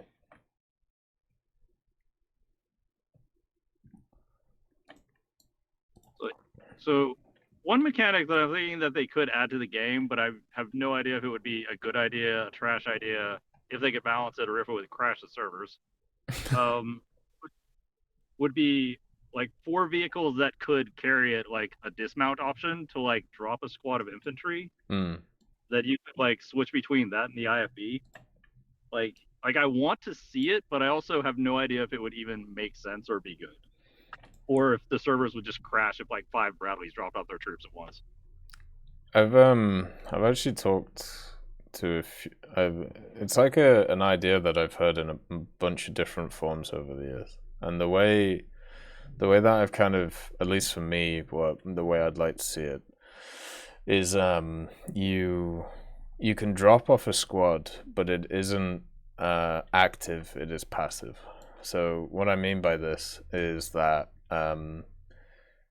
it could maybe scout an area, it could maybe recon an area, but the moment that it becomes aggressive, or the moment like it can kill tanks and stuff, I feel like it would be super annoying to fight. Because you could, knowing War Thunder players, you could literally hide it in annoying little bushes, right? And stuff like that. And they're just, you would just be flanking and then, oh, you're dead. And it would just be a pain in the ass. But as like a passive thing that could maybe scout the enemy, or maybe it could give you a general idea of where the enemy is, I kind of like that as an idea. Yeah, especially because a lot of the vehicles are recon vehicles, so like dismounts that just do nothing but observe would kind of make sense. Yeah, exactly. Yeah, so I'd be fine with stuff like that. I also have no faith in the AI at all in the game, so like I don't know. Kind of fair. it's been proven faulty many times. Like, I'm still waiting for it to be proven good. Well, I suppose in air it's not terrible. Like unless the AI decide to run into the ground. But yeah. It's definitely better than it was. Oh. But no, I definitely think they could add something like that. And you could kind of maybe not do it at all tiers, but we've had an explosion of IFVs in the game over the last few years. So you could definitely just add it to that. It would be pretty good.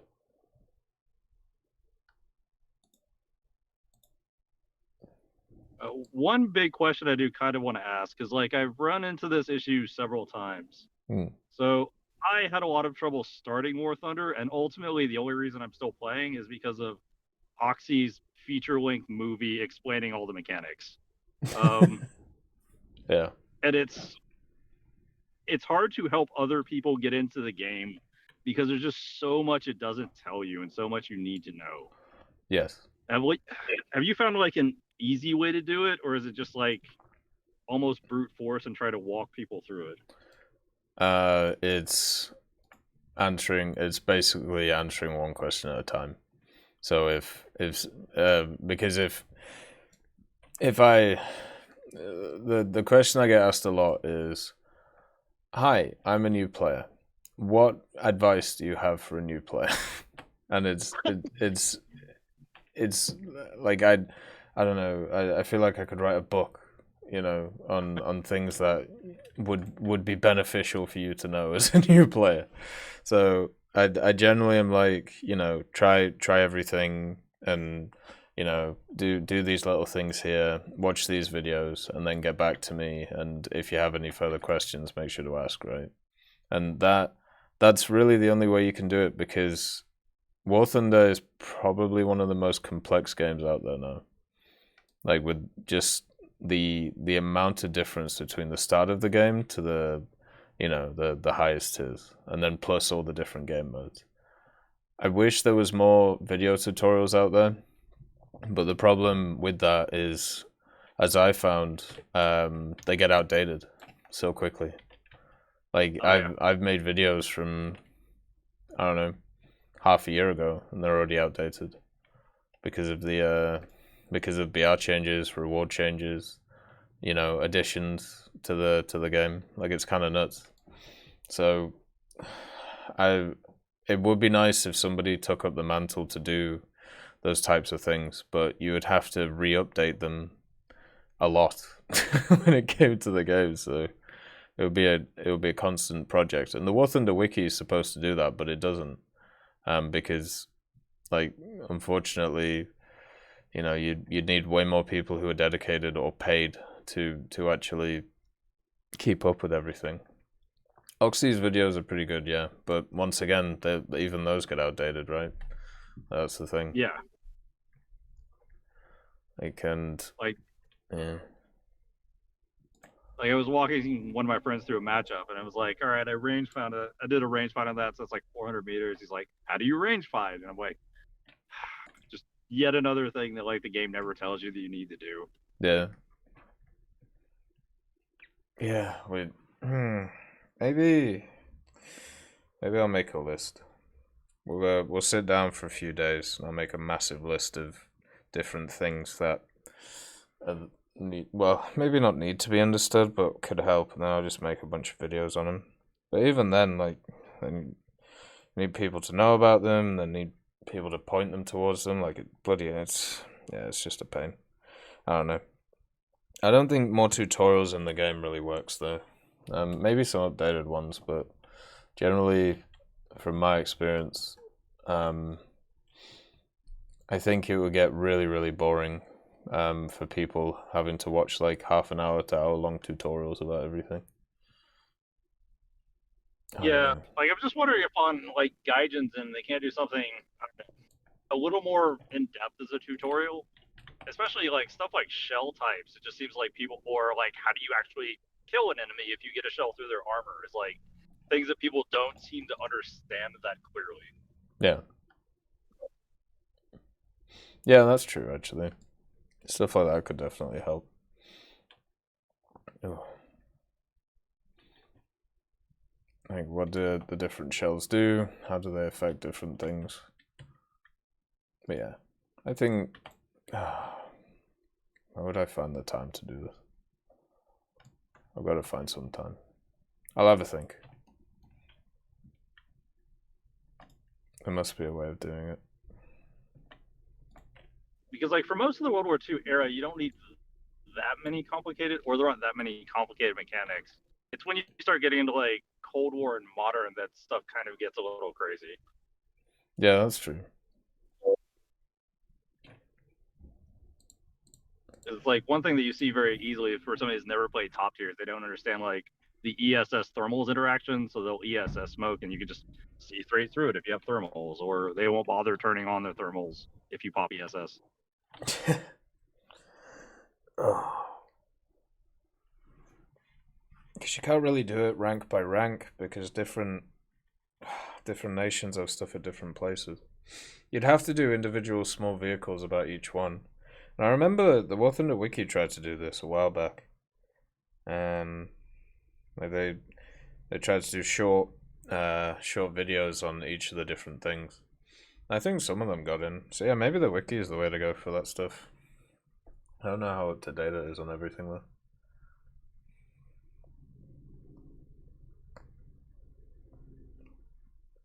Overall, that's just been the biggest issue is trying to get people in. It's not that they don't enjoy the game once they get started and once they get a good understanding. It's just like it's like trying to eat an elephant. Like even doing it a piece at a time is not really gonna fly. Yeah, I get you. Yeah, it's definitely not the easiest thing to do. Well, then again, it seems like a decent amount of people are doing it. At least, you know, getting hooked into it. Just takes them a bit more time. Must be something that can be done. I have a think. Is there anything else you want to chat about?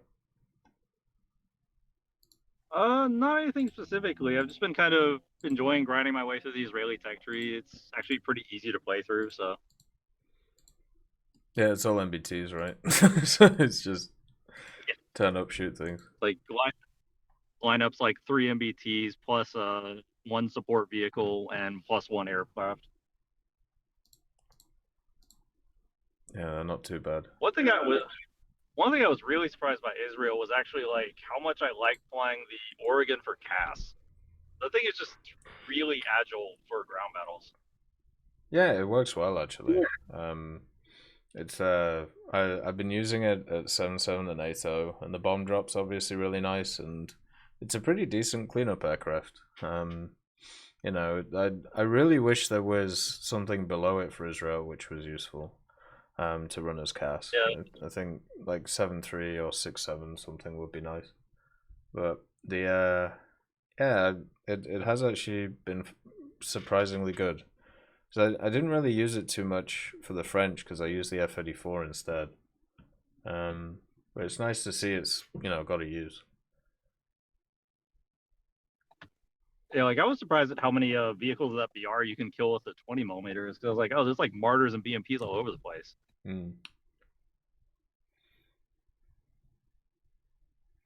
that is true. Where have you got to in the Israeli tree? Currently at the 8.7 lineup, so just probably gonna let him ride along. Yeah, so you're doing all right with it. You're doing pretty well. Yeah. Oh, with the custom loadouts coming, the one thing that I'm actually the most excited for is the ability to have an aircraft that has a lot of pylon space and not fill every pylon with bombs. It's like I only want a handful of bombs to like get a few key targets. Like I don't need every pylon to be full of them, and like a lot of them just don't have that option.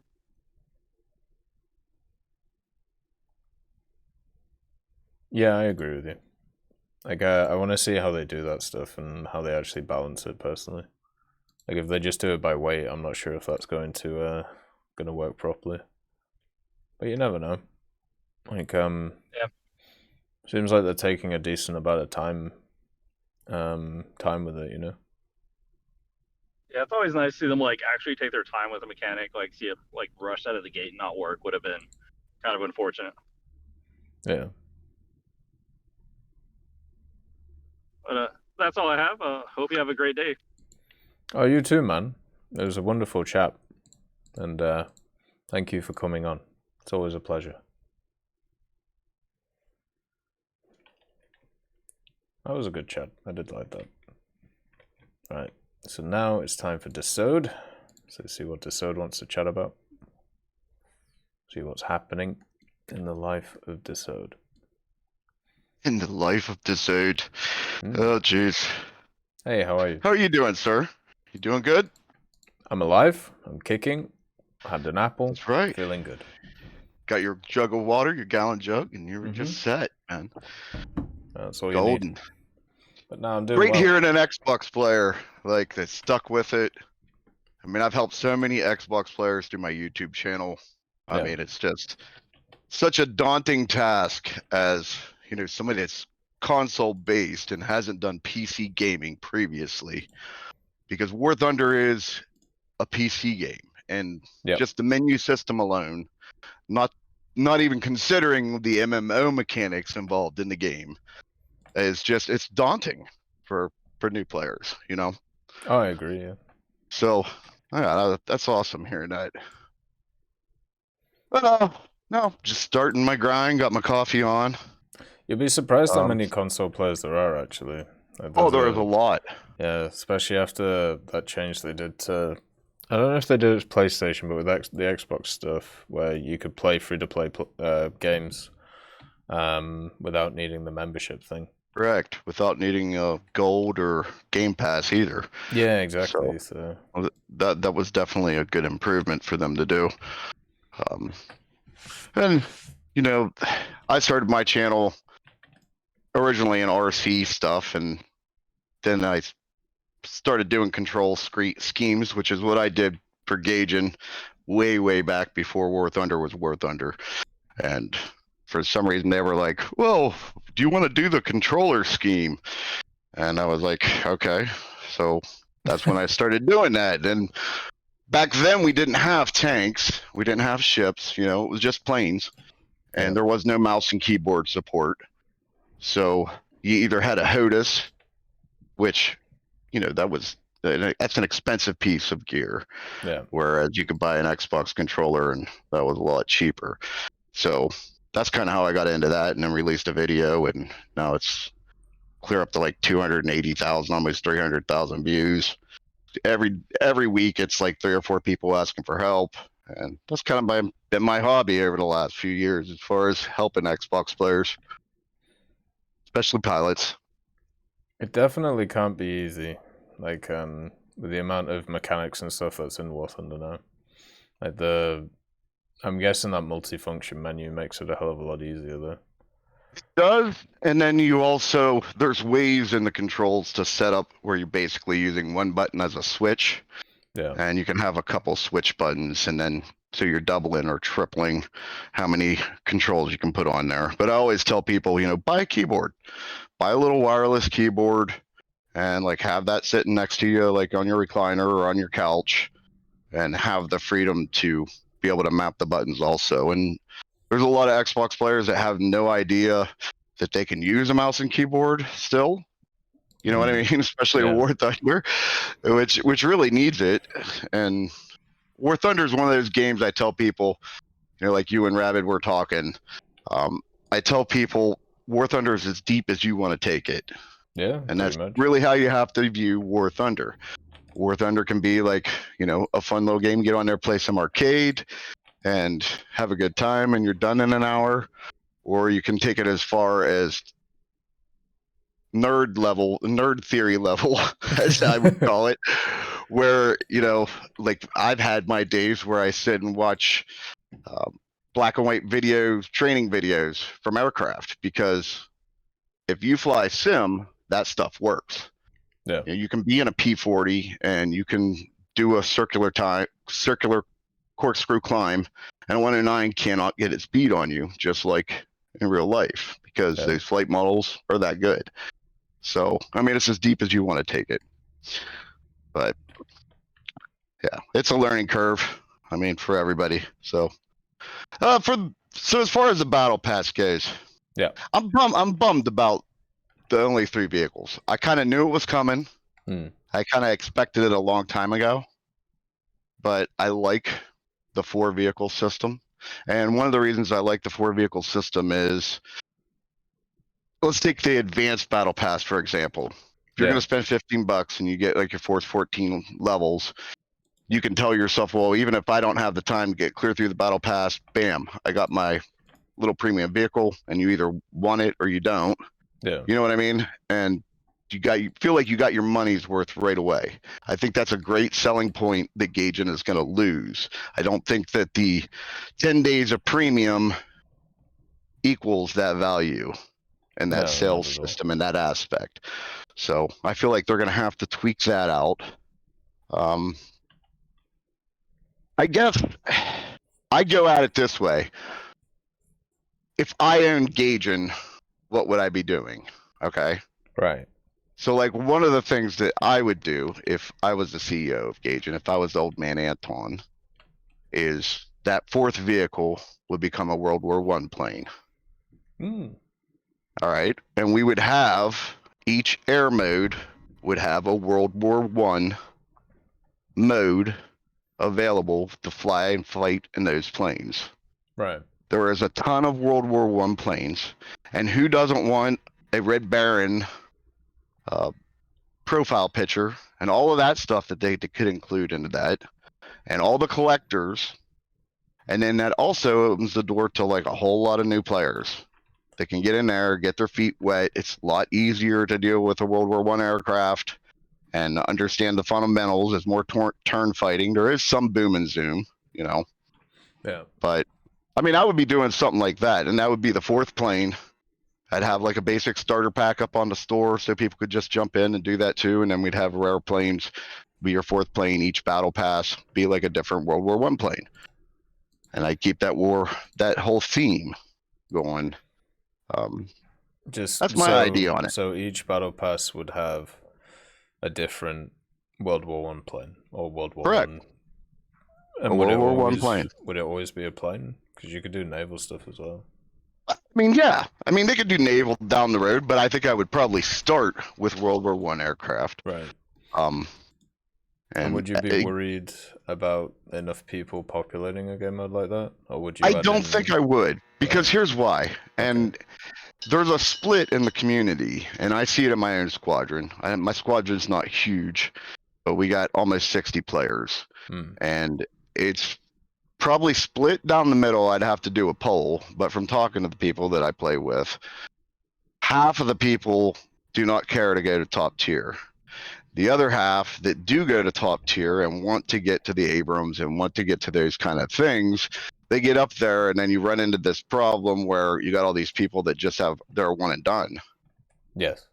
Okay. And that's a huge problem with top tier right now. Like, for the longest time, I've thought that they should require you to take in at least 3 vehicles. Yeah. Minimum, like in order to play top tier, which is fine. But we're starting to see some players do that a lot more. Like when I play top tier, I'll see like a BT5, like run in and get the flag. You know what I mean? Or like something like that, so that they're at least not screwing their team over. But something needs to be done with that. But I do think the community is split on all of that. I think that there's a lot more people that play War Thunder because they enjoy history, and they are more into the World War II, Korean War era, don't care about stuff a whole lot beyond that. I don't know. I think there's more of those people around than Gaijin realizes. Let's put it that way. What do you think? I remember, I think it was last year, VK. Do you know what VK is? Like the Russian Facebook, basically. I've heard of it. I've heard of it.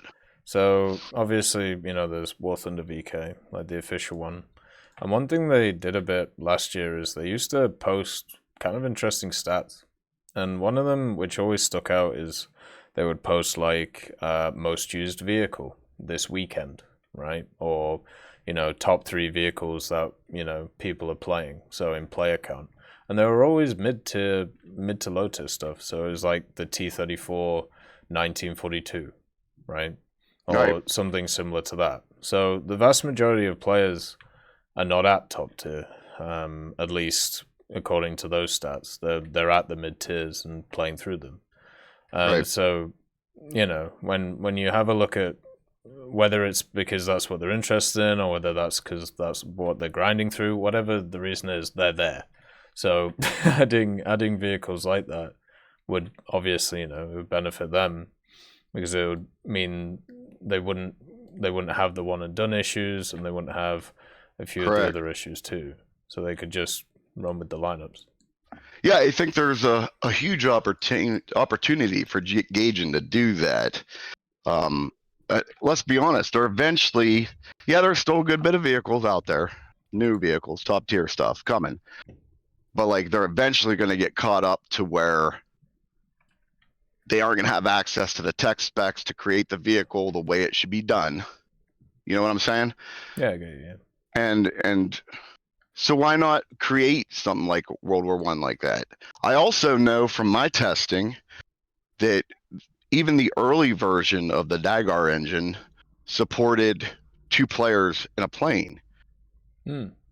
So if I was the CEO of Gaijin, as I said, like I would do the World War I thing. Each battle pass would have one of those. We'd have like a basic starter pack, like going on for people that want to fly and do dogfighting, World War I style. And we'd also implement that in and use that as a way to test and tweak having a squad mate be in a tail gunner seat. That'd be kind of cool. Because I think that right now the whole gaming community, like just in games in general, is, in my view, craving co-op gameplay. Yeah. And like that's like a big thing that is floundering in a lot of games, and like people are upset and they're like, how can they not get co-op right, you know? I know that that's in the Dagar engine. Like that was like part of Wings of Prey, which was like the first released version of the Dagar engine. And I'll tell you another thing.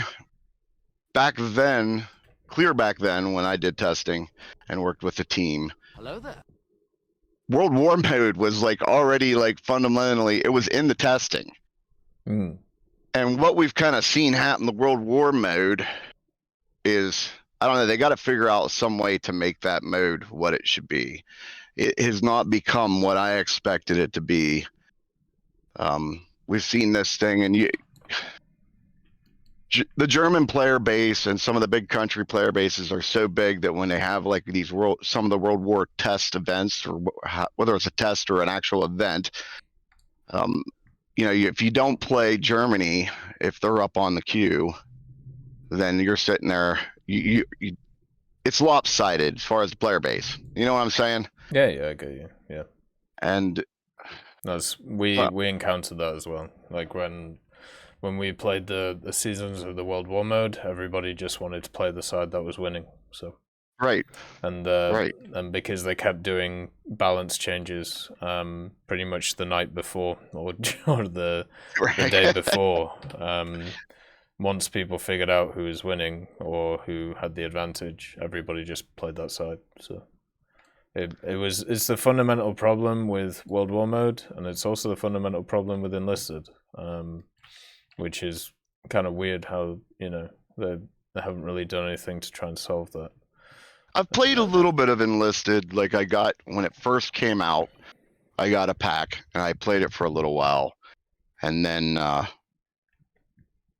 like the updates were just too large for my internet at the time for me to be able to keep up with it.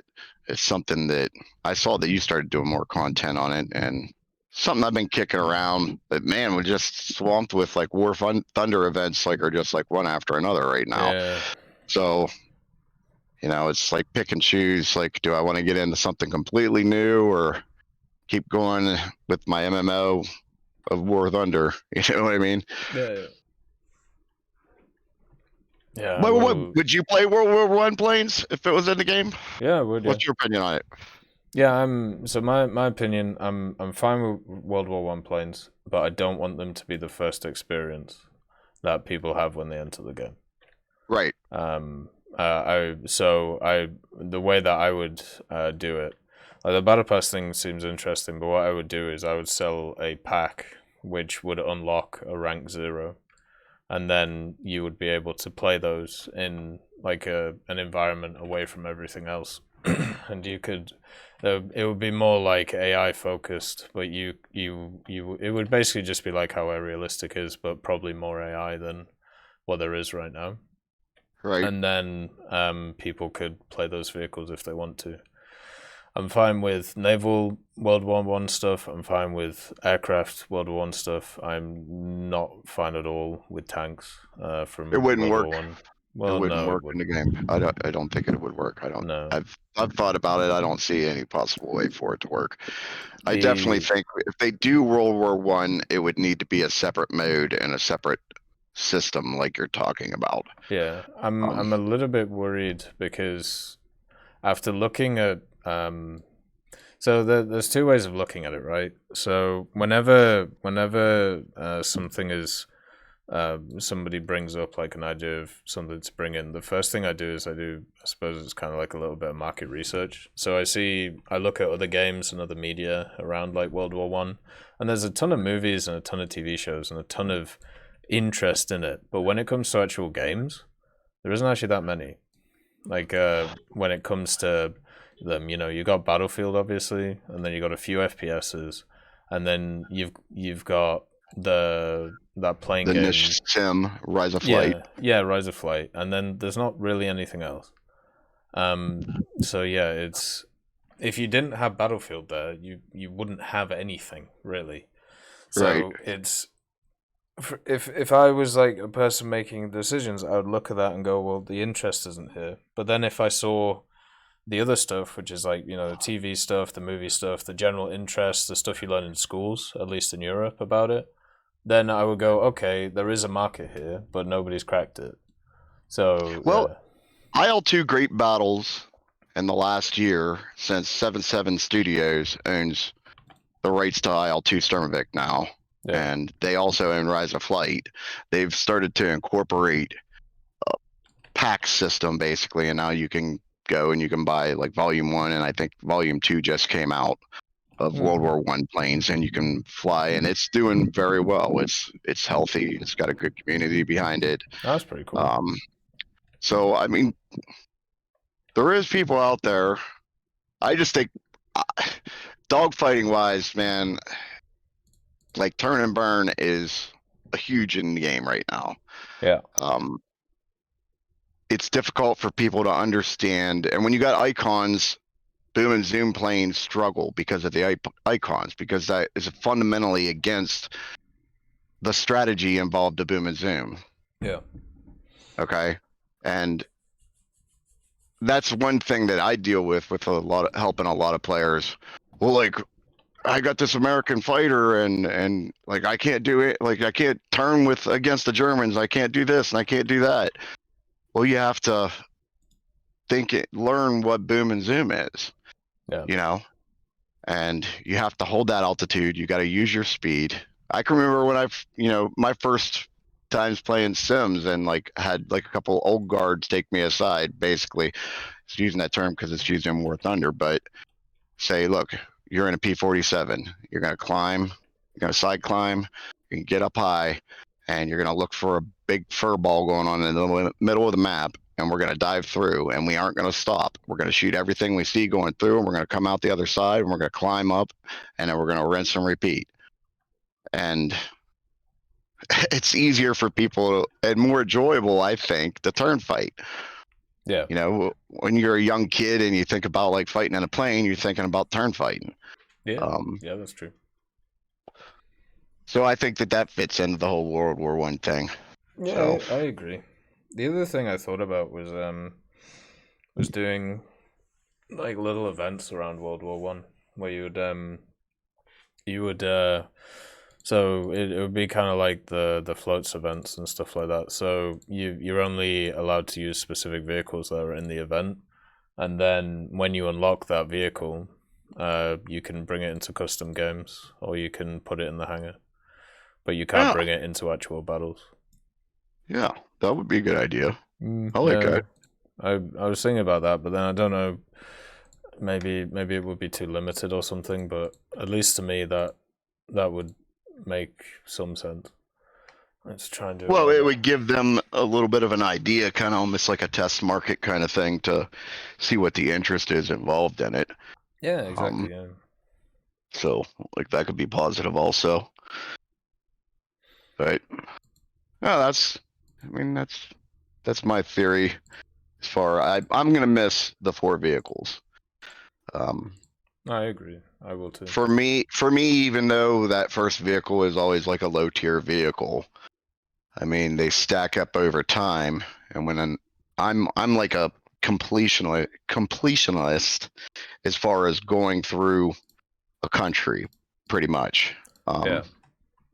So those little vehicles that came in that first row of that battle pass, or even a little vehicle from an event, if I didn't have time to do the entire event, they stack up. And then when I'm ready to go do that next country, I got something to work with. And I think that's going to be missing from the game because of the change. If they continue the change, which we don't know whether they'll, whether it's always going to be 3, they haven't released some official statement on it, or whether they'll go back to 4. Who knows? I suppose it depends how many people buy into this one, right? Right. Well, yeah. I mean, I'm doing this one. I kept the vehicles from the last battle pass, so I've got my coupons, and I'm going to get this one for free. I'm not a big German player. Like, I come from a long line of World War II veterans. So, like, I play the game to destroy Germany. It's just like my thing. I do enjoy some of the German vehicles, like in the 8s and the 9s. Yeah. I play those with friends. But when it comes to, like, that hardcore World War II thing, for me, historically, like, I'm playing against Germany. Like, that's one of the draws of the game for me. Because of my family history, and I think that a lot of people are like that. If you're over in Britain, you gonna gravitate towards playing the historic Great Britain vehicles, Yeah, I think so. Yeah. That's just like how human beings are wired, I think, to a certain degree. There's definitely a little bit of national pride or nationalism or whatever you want to call it involved. Like, even when I started playing the game, I'm pretty sure the first nation I properly went into was Britain, and then moved over to America and Germany, just moving around. Well, and then the one gentleman, God love him, said something about the event M6. That's my favorite. It's one of my favorite tanks in the entire game.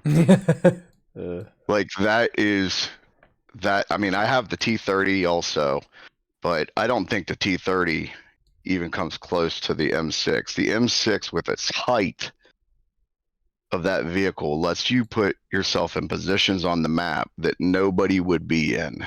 And you've got enough turret armor on the front of it that you can block that lower glacis, peek over the top of something where nobody expects you to be in ground RB, and rip apart Tiger 2s. You can one-shot Tiger 2s with that tank. You can one-shot anything Germany has if you hit it in the right spot.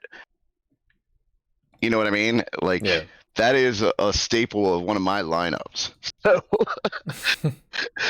So I am very glad that my baby is in the game, sir. Yeah, it is quite nice to see it nowadays. Like, it was a long time coming, that one, I think. It was. Yeah. It was one that I had been waiting for, and man, I know it never did a whole lot in real life, but man, that needs to be in there. Yeah. And it's one of those vehicles where you have to learn how to play it, and that to me is one of the pluses of what War Thunder is and what War Thunder does is every vehicle has its own kind of heart and soul based in history, and you can learn to play it a certain way. Yeah. You know what I'm saying? No, I agree, yeah. Yeah, there's some tanks that are just horrible. You just can't find anything to do with them. Might stumble across the lucky moment where you do well with one, but some of them are rough. So but it's still nice to see them at the end of the day. Because it is. I know that somebody who will feel, well, maybe not, well, there will be at least one person who likes or is very happy stuff like the Type 60 ATMs in the game, whoever they are. But the fact that someone can have that same feeling that I do when I see a vehicle like the B-26 be added, or, you know, when eventually we get stuff like the Bolt and Pull Defiant or anything like that, you know. Like it's a really nice feeling, and it's always lovely to see. Yeah, I mean, there's iconic vehicles. I was 6-7 years old when I went to Israel on like a tourism thing, and I saw a Merkava, and it looked so futuristic back at that time frame. Yeah, which still looks futuristic, and when the 3D came to the game, like I didn't get the first two of them because I think I was busy with real life stuff, but I did do the event for the 3D, which was a hell of a grind, unlike anything else that I have ever done in a video game. It was a crafting event, right?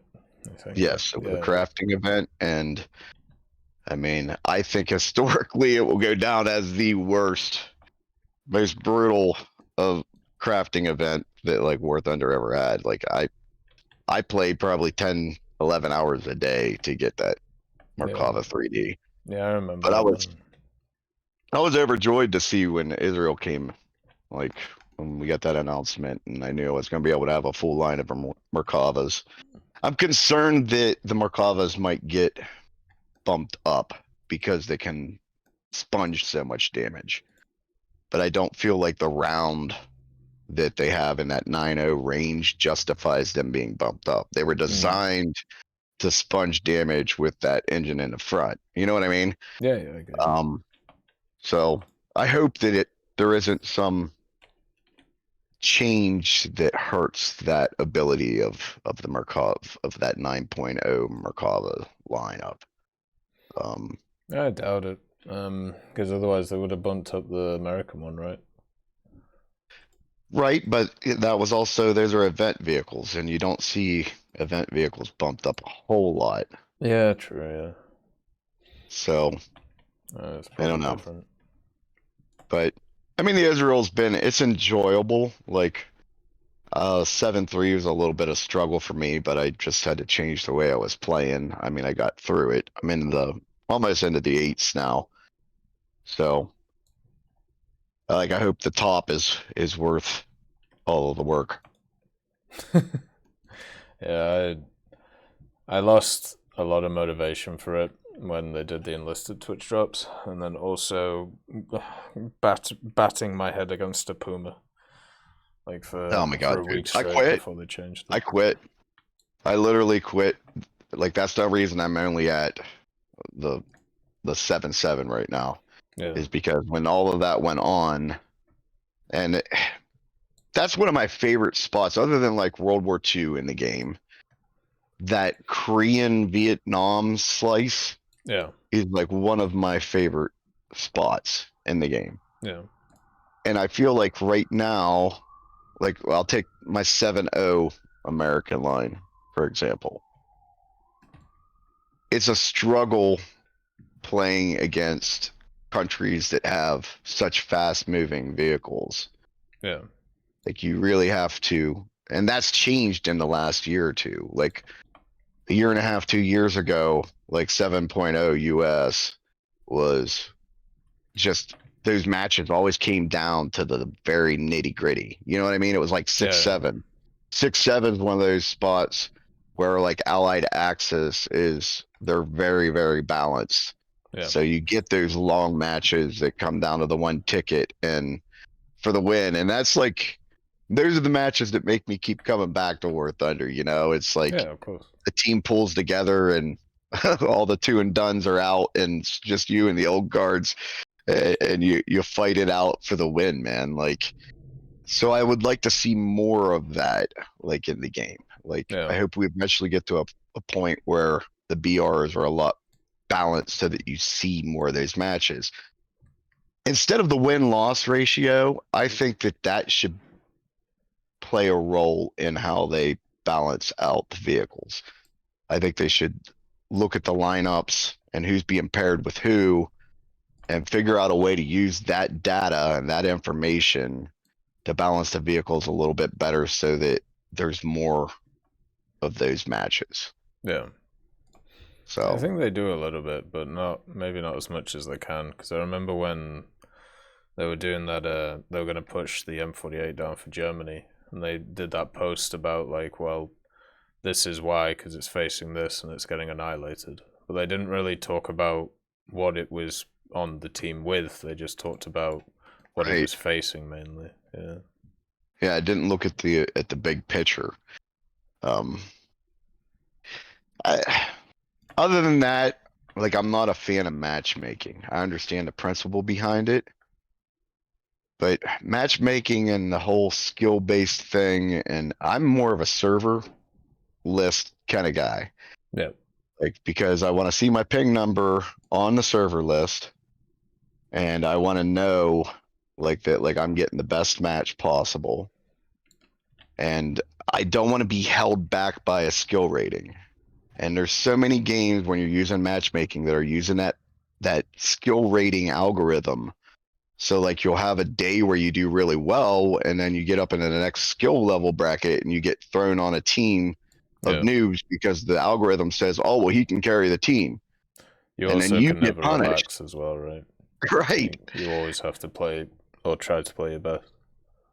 And I think that's one of the fundamental flaws that gaming as a whole, multiplayer gaming as a whole, is like dealing with right now. Ping issue aside, you can't. I worked in networking for years also, and like I said, I'm old. But anyhow, you can't take a group of people that are spread across the entire globe and then throw them in a algorithm and expect that game to find them the best server. Yeah. And for that server to stay stable. I think a lot of the instability that we see in War Thunder and other games that use a matchmaking system is because people are running into other players that have, you know, a 200 and plus ping on a server, like, which I'm glad that they can play with their buddies, you know what I mean? But technology is not to the point where everybody has a 50 ping to any server across the world. Yeah. And so it hurts multiplayer gaming. But I don't think War Thunder has SBMM, does it? I don't know. That's something I've wondered about. I remember a few years ago someone asking, they said no, it's random. But it may have changed. That's the thing. I know in the early days of Enlisted they were looking to implement it. And Enlisted, even though they say it's random, it doesn't feel like it at all. So, yeah. Well, I mean, there's definitely this whole rotation system when you're playing a certain BR, and I tell my friends this. Like, those guys, when you go in a match and somebody has a bad match and they're 2 and out in ground RB, like, they're the first in the next rotation. Yeah. So you can get stuck in that cycle where you're on the bad team. And sometimes I'll just take like a smoke break, or, you know, you go to the restroom and fill up your water or do something and then get in a better rotation. And then you'll get 3 or 4 matches where you're on the winning side. Yeah. But it drives me nuts. One of my pet peeves is this whole win-loss ratio charts that float around the web when everything is like mixed and randoms, and you say, oh, like Germany suffers or the US suffers, or, you know, this country suffers. Like, look at the chart. Like, here's the win-loss ratio for my country. You cannot. That is not mathematically sound.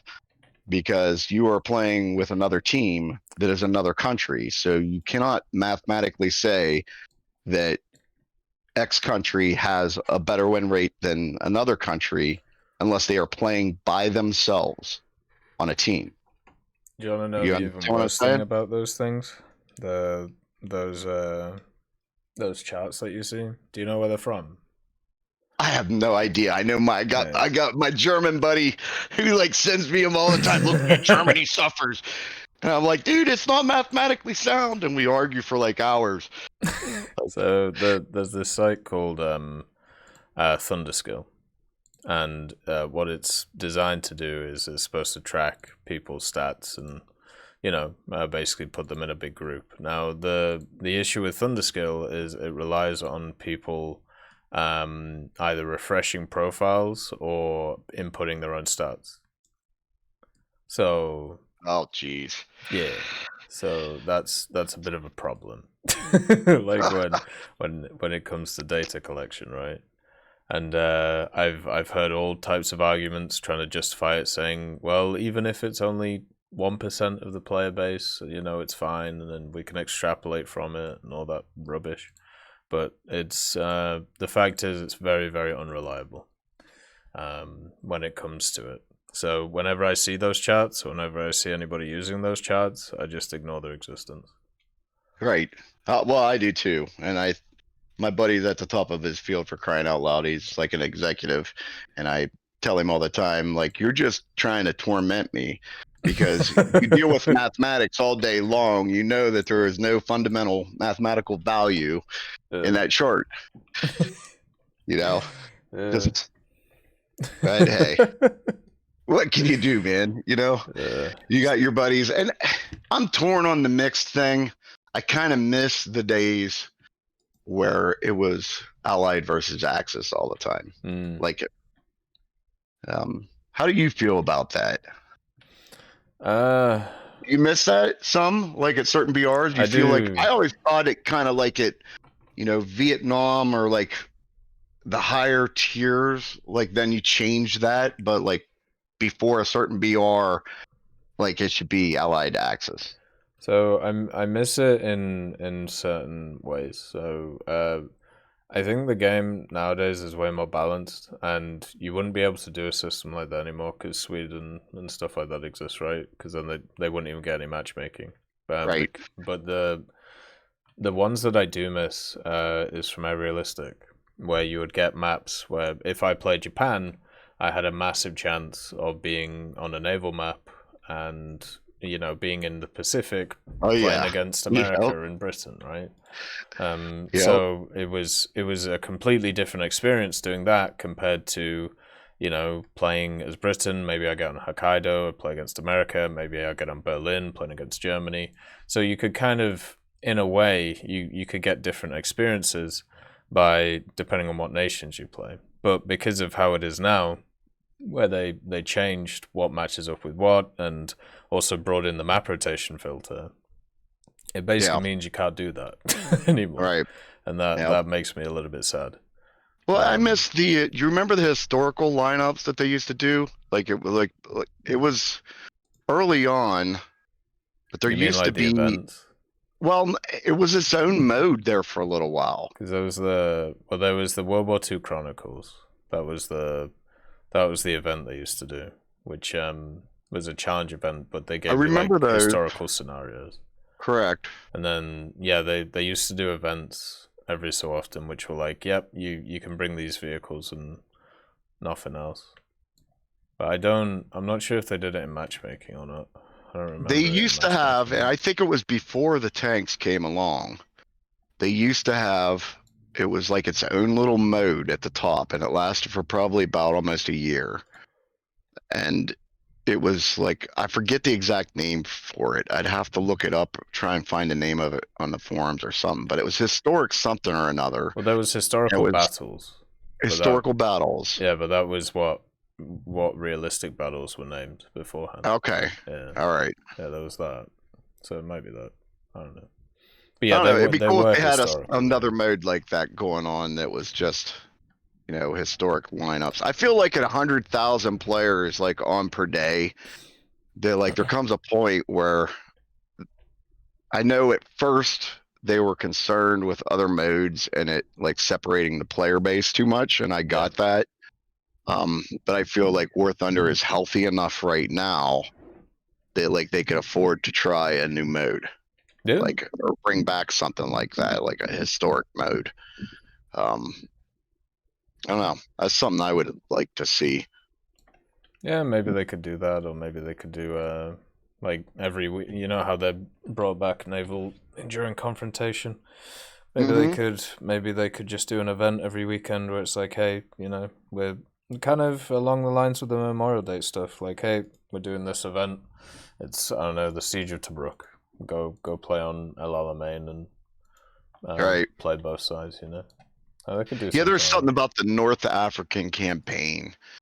Like in my, you know, youth growing up, and my uncles telling me World War II stories that they lived and reading books. There's just something about that North African campaign that just always gets to me, man. Like the desert and the battles in the sand, and you know, the skins of the plains. You know what I mean? Like, just, I don't know. There's just something about that for me that I just absolutely love. That's another thing that I would like to see them do with the Battle Pass.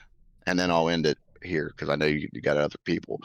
I think that they should have, there's enough skin creators out there that got great skins that are available, like that other people can't see, that they could take advantage and take some of those skins and have those in the Battle Pass.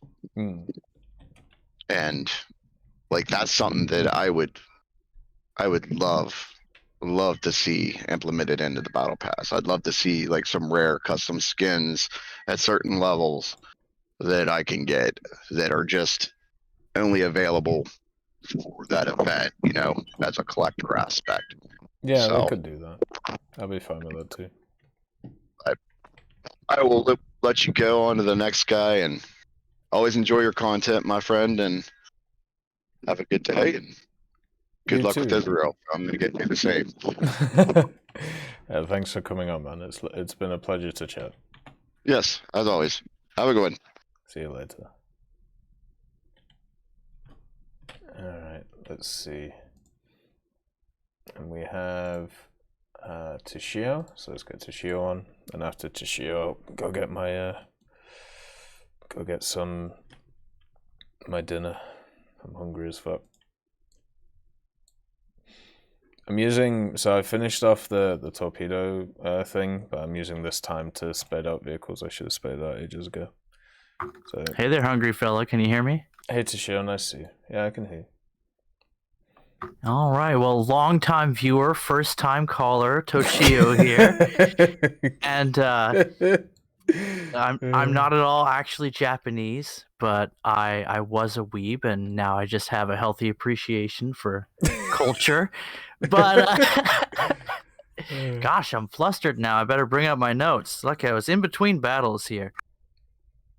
Good old Toshio. By the way, guys, I've known Toshio well, maybe not the longest out of most people, but you're definitely one of the old gang. Well, I am the only source for the European Canadian interview videos at the moment. True, yeah. There should be more, honestly. It's a crying shame.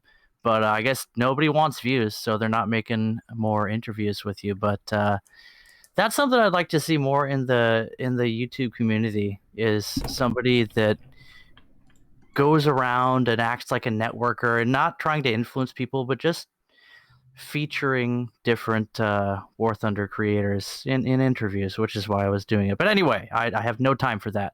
Let's get to the point.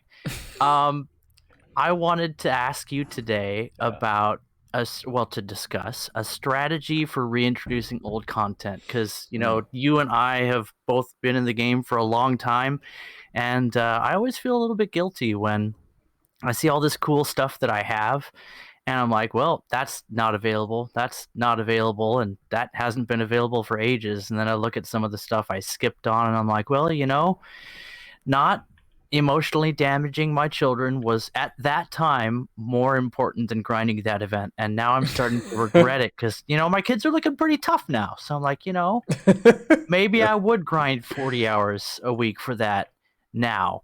But the reintroduction of some old coupons in RNG chests has been done, and I really think that that's a test for reintroducing old content in a more accessible way than a grind event, which is nice. But we also saw a test of reintroducing old event vehicles through grinding events, and that happened like once or twice, and then we heard nothing more from it. So maybe Gaijin are weighing their options here, and I really hope they don't lean into RNG chests because fuck that noise. It's a scam, it's a ripoff, and it keeps prices high on the market, which I think is overall not good for the average player, which is, really, that's the whole point of reintroducing these vehicles, right? If you're just going to make a few people happy, you'd be better off running for politics in Russia than building a video game.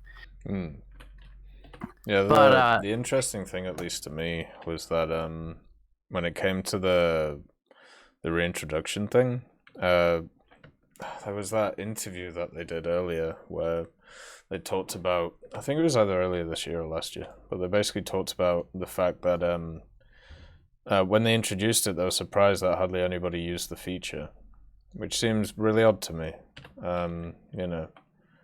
So I thought most people would have jumped on that and tried to get like vehicles that they wanted. So yeah, that was a bit odd. Everybody's always hot and horny for the new stuff, so I think they would have to introduce it in a way that you wouldn't necessarily have to pass up on the new stuff in order to get the old stuff. But also it could be a matter of it was a new feature and there wasn't a lot of market awareness, because the Gaijin marketplace is a huge mover, and with more people getting into, I don't like relying on the marketplace because it gets spendy for people, and then again you're cutting out the majority of your audience. But what if well, I guess we sort of already touched on the first bullet point that I have in my notes here, which is, what if you could choose your reward for an event where you get a new vehicle or a coupon for an old vehicle? And the problem there is that people go for the new stuff, and so it'll be good for a few people, but it doesn't really like flood the market with availability for some of the old event vehicles. Well, they could just, if they're worried about the market flooding, they could always just make it not coupons. So you basically trade a coupon for a vehicle for just a vehicle. Like if that was an issue. But for me, that's the one I would prefer to see. That's the that's the feature. Even if only one person used it, the fact that it would exist would mean a lot, because it would be the first thing where people can get old content without having to use the market. Yeah, I think that would work especially well for the crafting events, because there's obviously a dearth of rewards for the crafting events. That's clearly one of the reasons that the grind is so bad and the limits are so low, is that Gaijin's like, well, if somebody unlocks everything for the event, then we've got nothing to offer, and there's still 2 days they could be madly grinding, And so maybe, I think it was obvious that the market did get flooded with their first couple of grinding events, because it was possible to get like 4 copies of the top reward if you were a crazy person like me and just played the game for 16 hours a day, because I didn't have people relying on me at that point.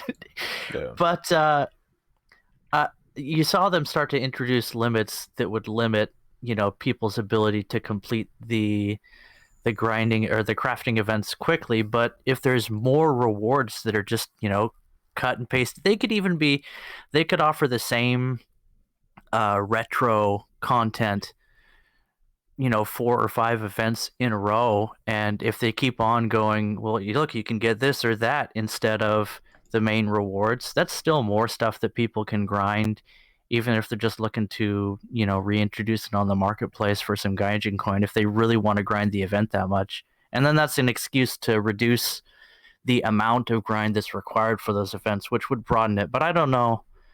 That's a pretty big can of worms because there's a lot of interplay of consumer interest and monetary investment and tying it to the marketplace. I don't know how that would all shake out, but I'd love to see it as a player.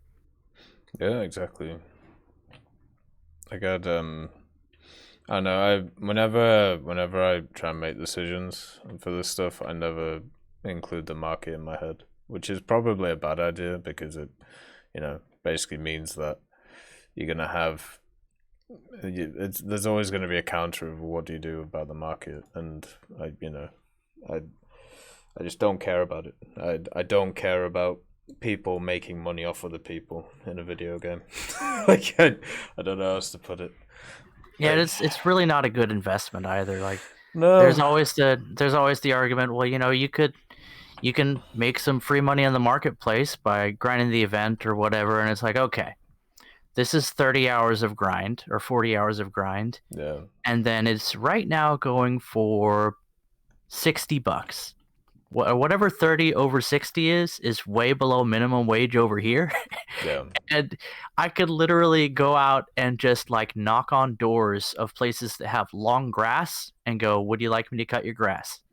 And you could get it done in way less time, and you get that nice infrared light exposure from the sun, which is your number one source for mitochondrial regeneration in your body. Look it up.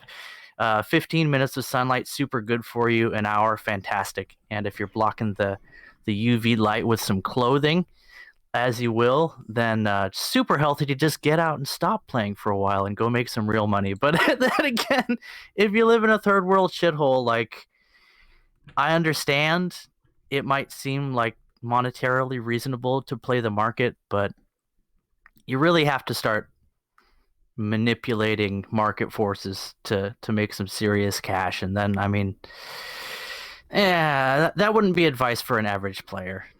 That's a special enjoyment for different kinds of people. Yeah, it's just not worth it. But what about other ways to introduce old content? And then there was one more thing I wanted to talk about after that, but I don't like the RNG chests, whether they're paid or free, and if you pay for them, they're not a good deal. And if you're using Silver Lions, like, if you have more Silver Lions, then you know what to do with whatever, but otherwise you're just throwing them into the wind. Yeah. The crates were a testing ground, right? Okay, how about this one?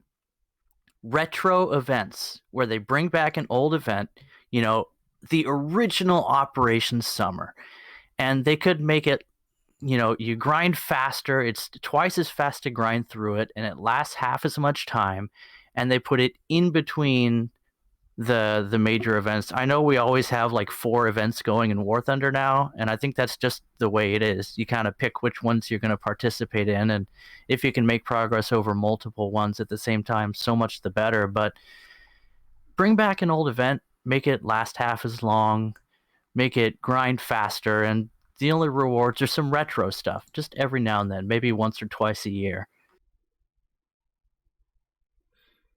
Yeah, I don't see why not.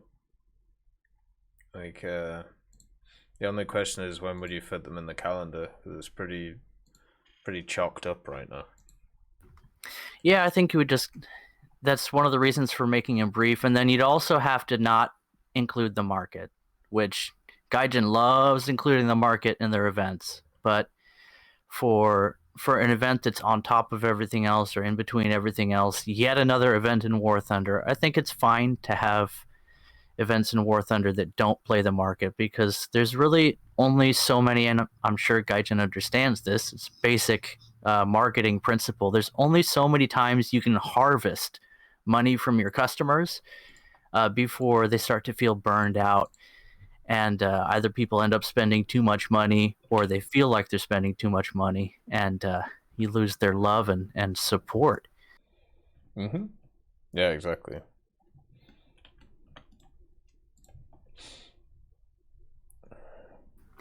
Well, gosh, I was hoping there'd be more problems with these ideas, Tech. It looks like the only problem is we don't have them. Well, the problem is they lose money from it, and that's the issue, right? Because technically, by doing something like this, you make...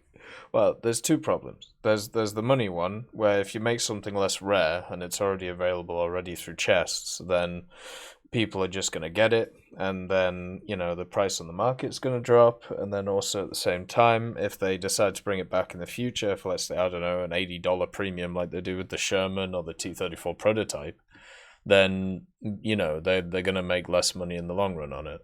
And then also you've got the problem, which is the assholes of the setup, which is the people who go, well, I grinded it in the past, why are you making it available again? I want my shiny toy. And that's another thing where I just take a sledgehammer and just shut the door on them, because I don't, you know, I don't care about that perspective, because it's a dumb perspective. It's the same thing as the kid having the shiny toy and not allowing it for any other kid to have the shiny toy.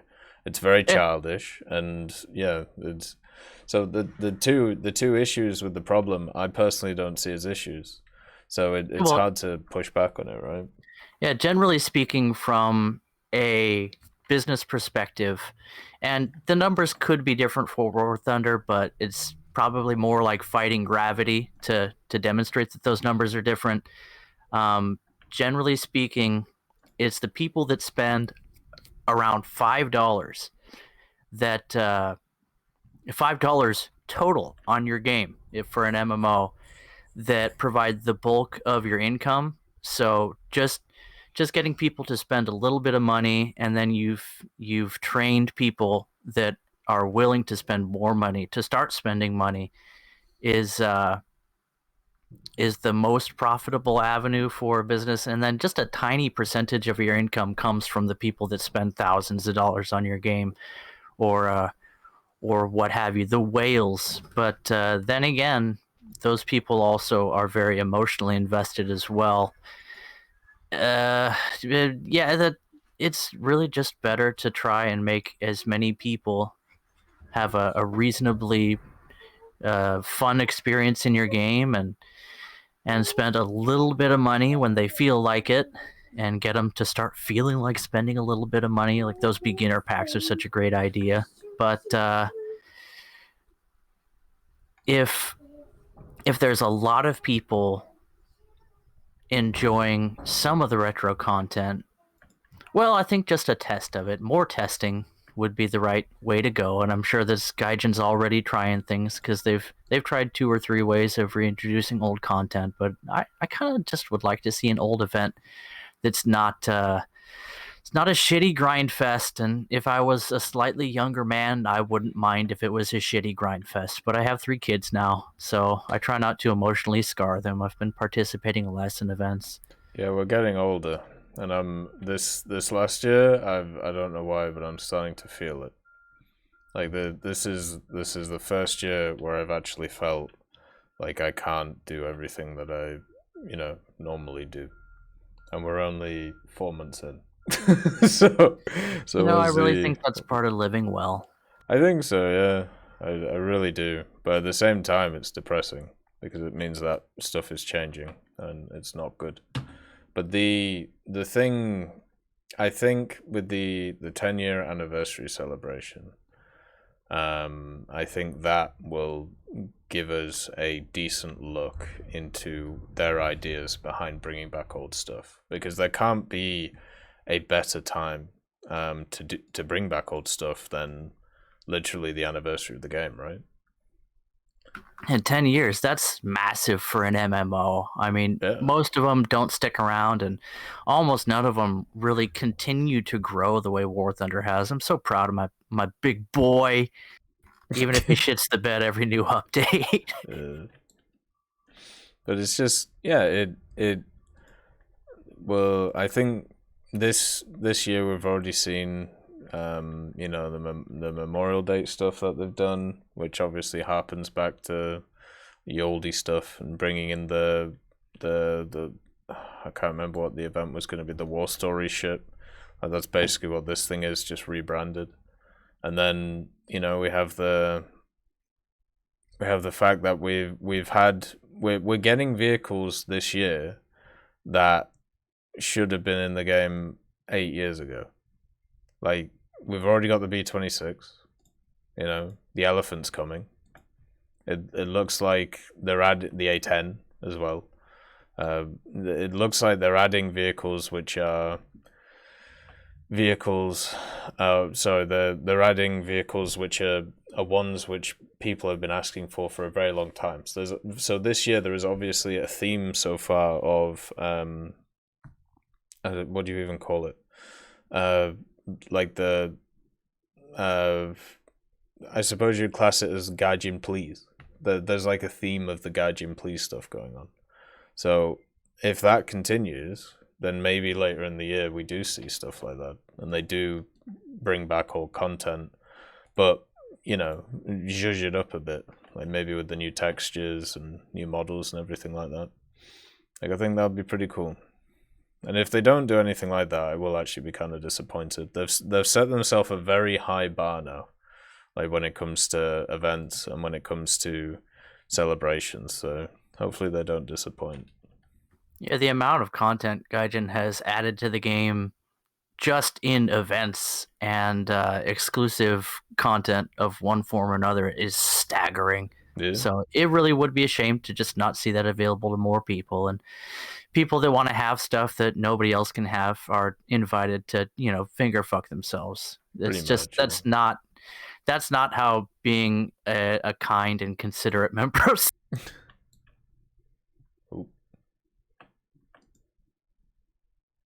You still there?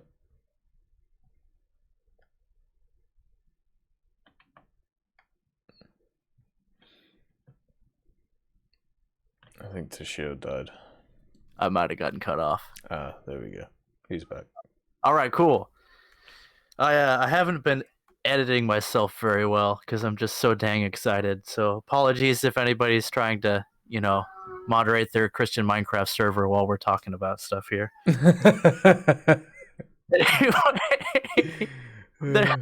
Let's get on to the next and final topic, which is just, I'm so excited about this one, and I think you've touched on it a little bit.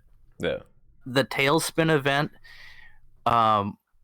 was really, really interesting to me, just in terms of, I'm not huge into Air Arcade anymore, so I didn't play much of it, but the artistic style was gorgeous. I loved those like bold colors, and just the thought that you can put a filter on stuff that's already in the game, and the incredible things that Gaijin can do with post effects and Daigor engine is just I mean, it's beautiful. And I'm huge into things like VFX mods and just post effects filters for other games that make you feel a happier experience, you know, those big blooming colors and the what's it called, where you have the strong outlines with the high contrast is not only like just easier to spot movement, which is good for my old dog's eyes, but also it really builds a feeling of happiness in me. Like those like the shitty Ghostbusters movie. They knew it was a piece of shit, so they blew out all the colors so that moms would feel a little bit more happy and horny when they were done with it. And then Dad would get laid because she was in a good mood, and he'd be like, okay, fine, maybe $50 for the movie theater ticket wasn't so bad. And they'll come to the next Sony piece of shit movie that they launch with, like, you know, 18 tracks by musical artists that are owned by Sony and nothing else.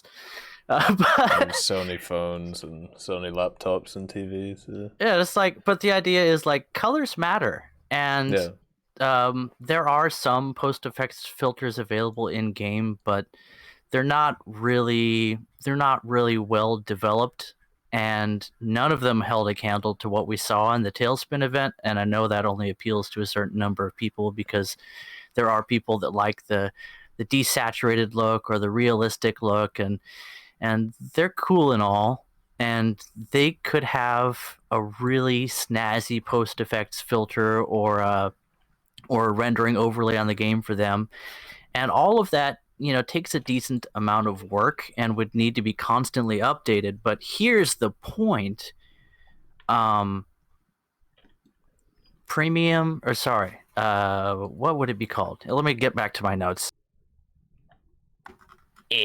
Artistic styles as premium content. So you could have post effects like the Tailspin event or like the post effects settings we have, only you pay for them, so they are worth spending more time and polish on and continually updating.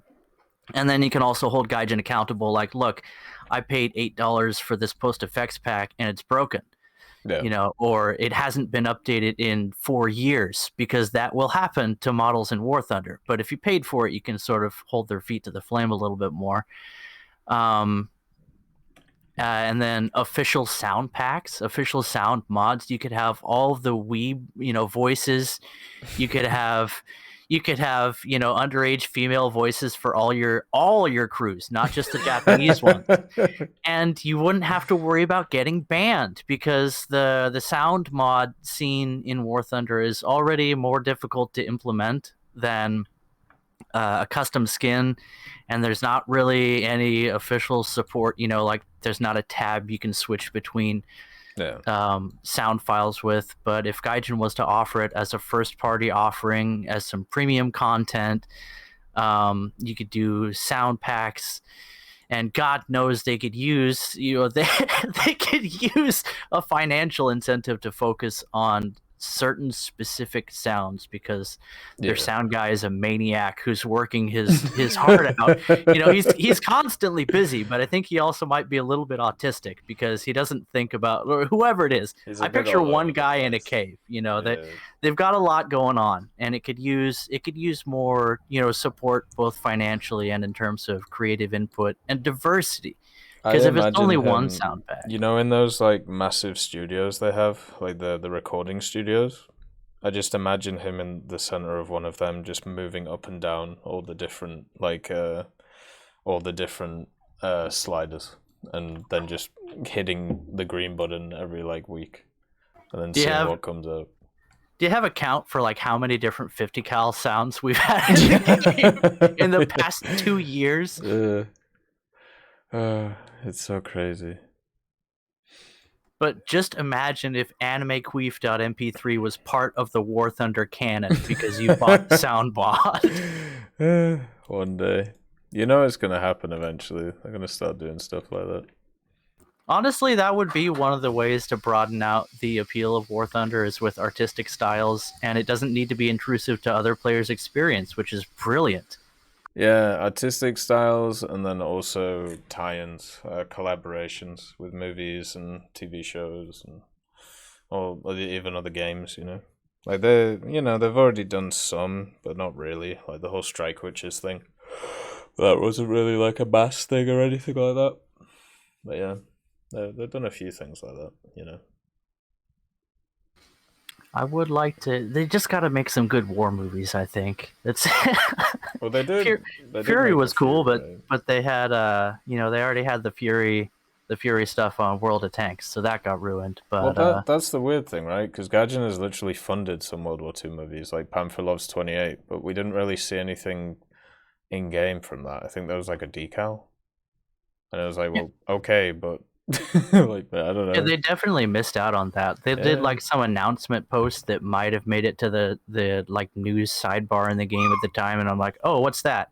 Do a quick Google search. Oh, it looks like some shitty Russian war movie. No thanks.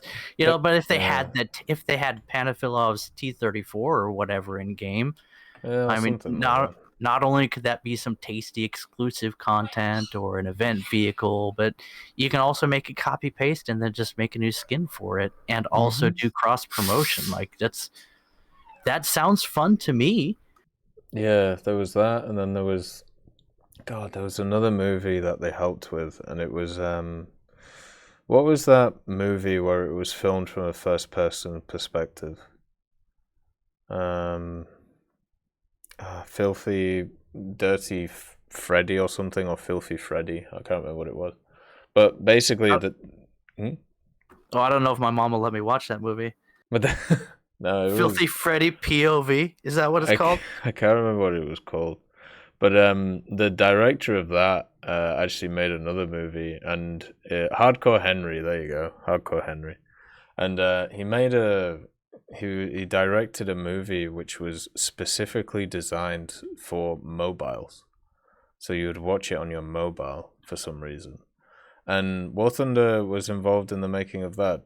They actually used simulator and also shots basically from the game in that movie, or at least they were supposed to. I don't know what happened with it because of COVID and everything, but hardly anybody knows about that.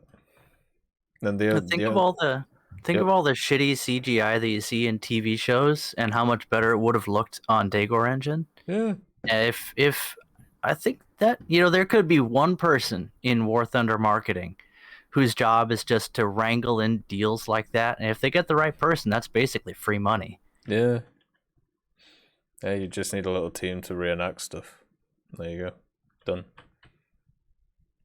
And it definitely wouldn't be expensive either, especially with the amount of money that you pay graphic artists nowadays. Like, those guys get a lot of money. Like, they deserve it because they do the majority of the work nowadays. But still, like, they really, really get paid a lot. Okay, last piece of artistic styles is premium content bullet here. UI elements. I know War Thunder UI is kind of a shit show by design. Like, you just can't include as much stuff as War Thunder has in it and make it not look like a bazaar, or what's it called, where you take cars to be torn into pieces. But scrap heap. Yeah, scrapyard, yeah. But, I mean, they have some incredibly talented artists at Gaijin. Just fantastic, and that's part of the reason why this game is so freaking beautiful. But I know that they also have a lot of people that are interested in drawing, more fanciful things and less of the utilitarian stuff. So, what if you could sell furry menus to people, or just, like, you could have the sleek look or like a rusted look. There's always that split among vehicle skins in War Thunder where it either looks sleek and beautiful, or some of them look historic and some of them look like they've been tumbled through a rock tumbler a few times and then left in a field for 7 years. But some of the UI elements could be worked on in that way and come as custom content to the game. Yeah, they kind of do it in stuff like Dota, where the UI that you have in the actual game is different to you can change it basically. So you have like the default one, and then you can pick which one that you want to have a look at. So yeah, I don't see why not. Like, the nice thing about War Thunder right now is there's so much what's the word?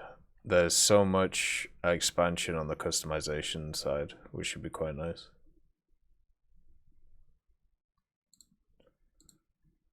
It's definitely the part of the game that still needs to be expanded upon the most.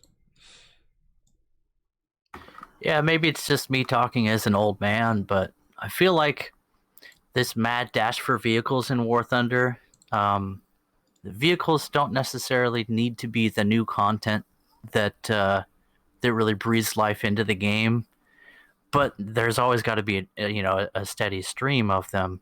Yeah. But to supplement that with stuff that is more transformative for people that might not even be interested in new vehicles would also be useful. Yeah, I definitely think so.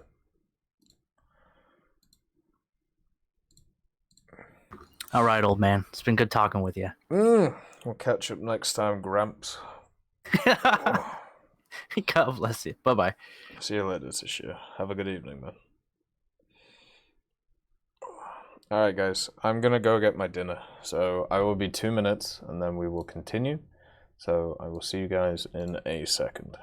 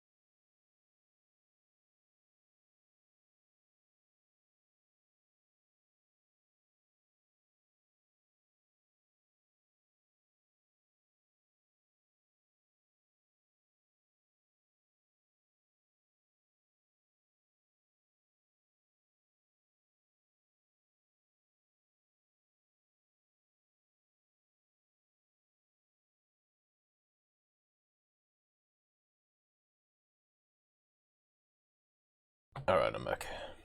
There we go. No, it doesn't take me 2 minutes to eat dinner. I'm not like some savage. Close though. Give it like 4 minutes. But yeah, so for dinner, I'm having some stew I made earlier. It's celery, beef, stew, steak, stuff, potatoes and carrots. So let's get the next individual on so we can have a chat. Make sure if you do want to come on to request to speak on the Discord, and we can hopefully get through everybody today. It should be pretty good. But it is up to you, Doge Stevens.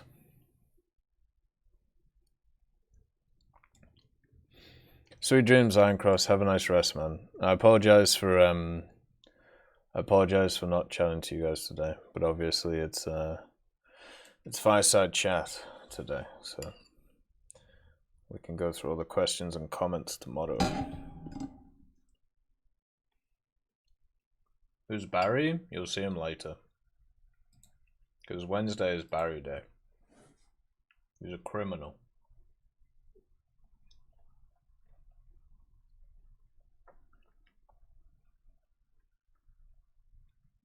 Alright.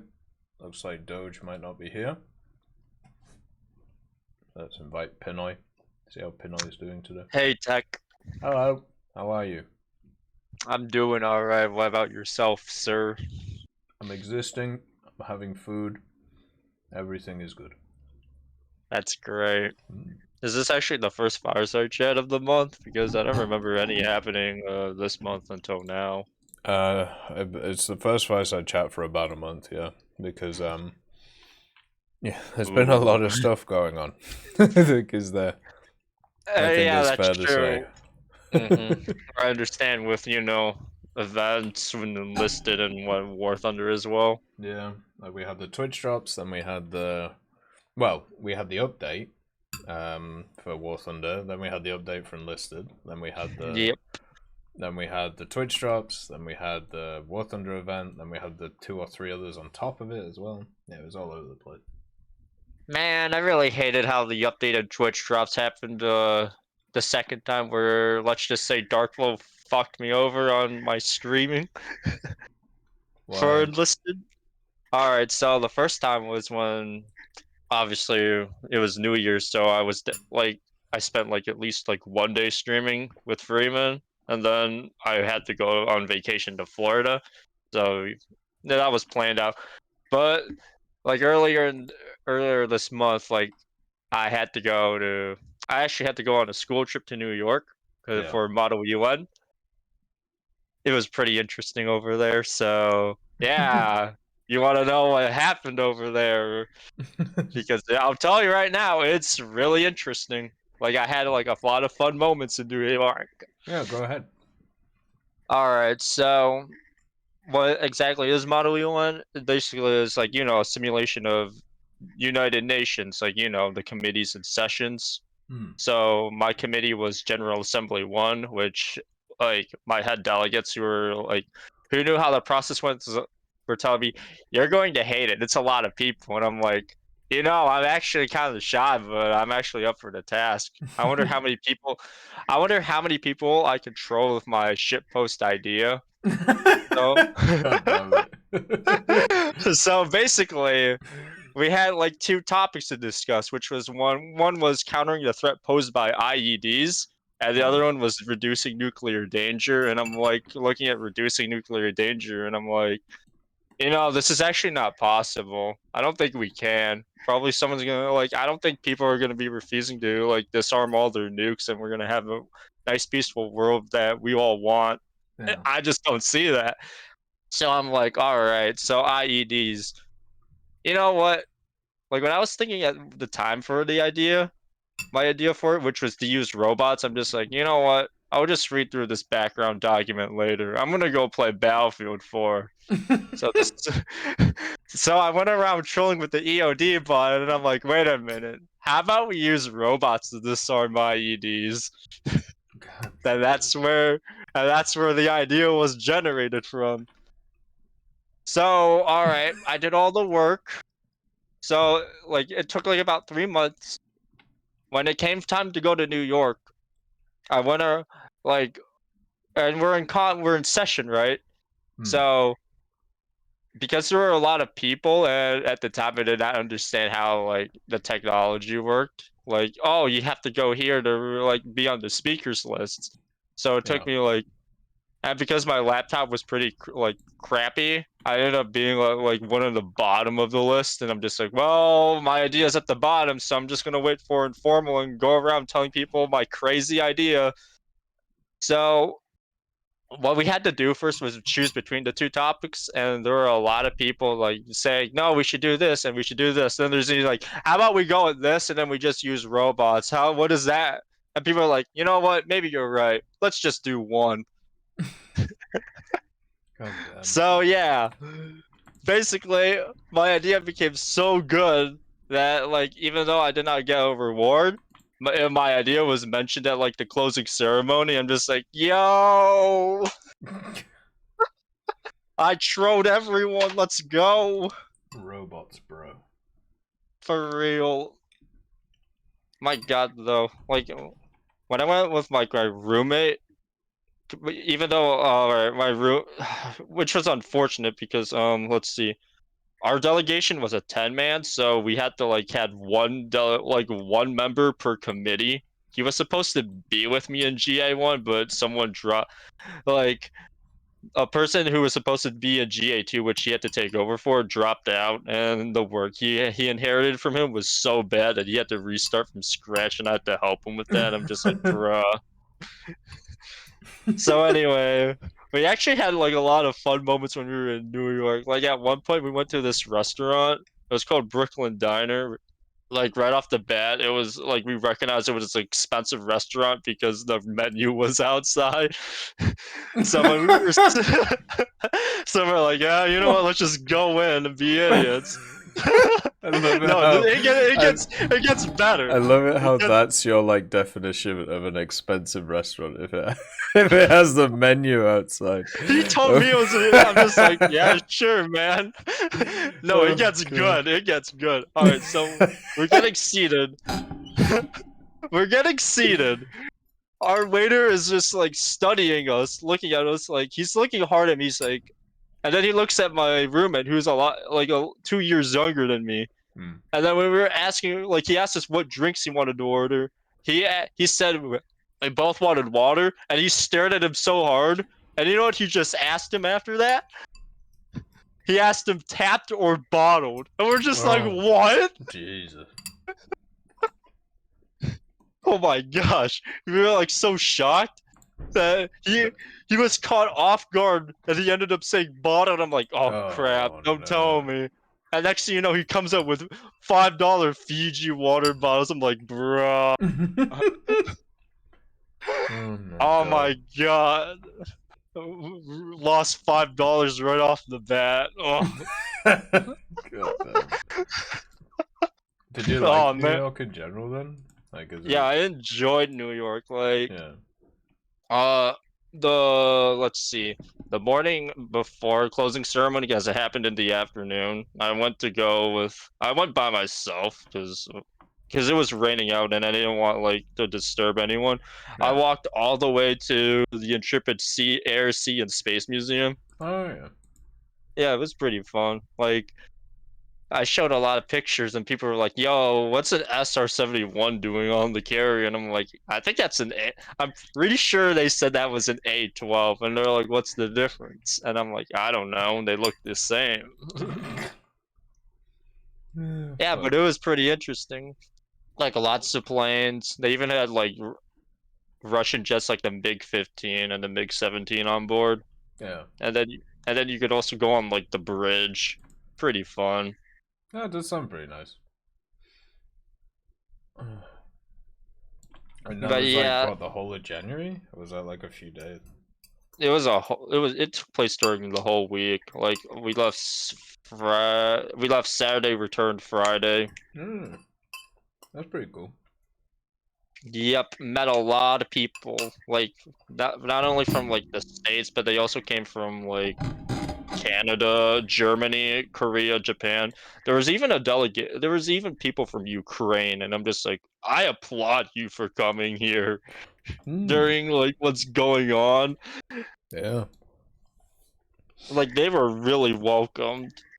And then like also at the opening ceremony, obviously like Moderator, when you roleplay as like a nation. By the way, mine was the Netherlands. So like people had like there were people from Quebec who had like the trouble of getting the Russian Federation, and then at the opening ceremony, the director's like, "Remember, guys, these are only people that are role playing. Do not bully them." Oh God. No, but yeah, I was pretty friendly with the ones that were in my session. We were pretty chill. Yeah. Oh God, man. Oh man, I actually wish I was still there, but what can you do? I made a lot of friends though. So many nice people. Yeah, great for work, networking. I'm sure they probably do like more stuff like that, right? That you can head to. Yep. Why not? You're young. Go out, see the world, become a faux UN ambassador, and then become the real one. I don't know, man. Well, at least that was a simulation, so I mean we could just forget about it. I don't like politics that much. Like, oh man, I'm this famous person, I have to be in politics. I'm like, I don't want to be. That's a lot of pressure on my shoulders. You gotta give me some slack. Oh, God.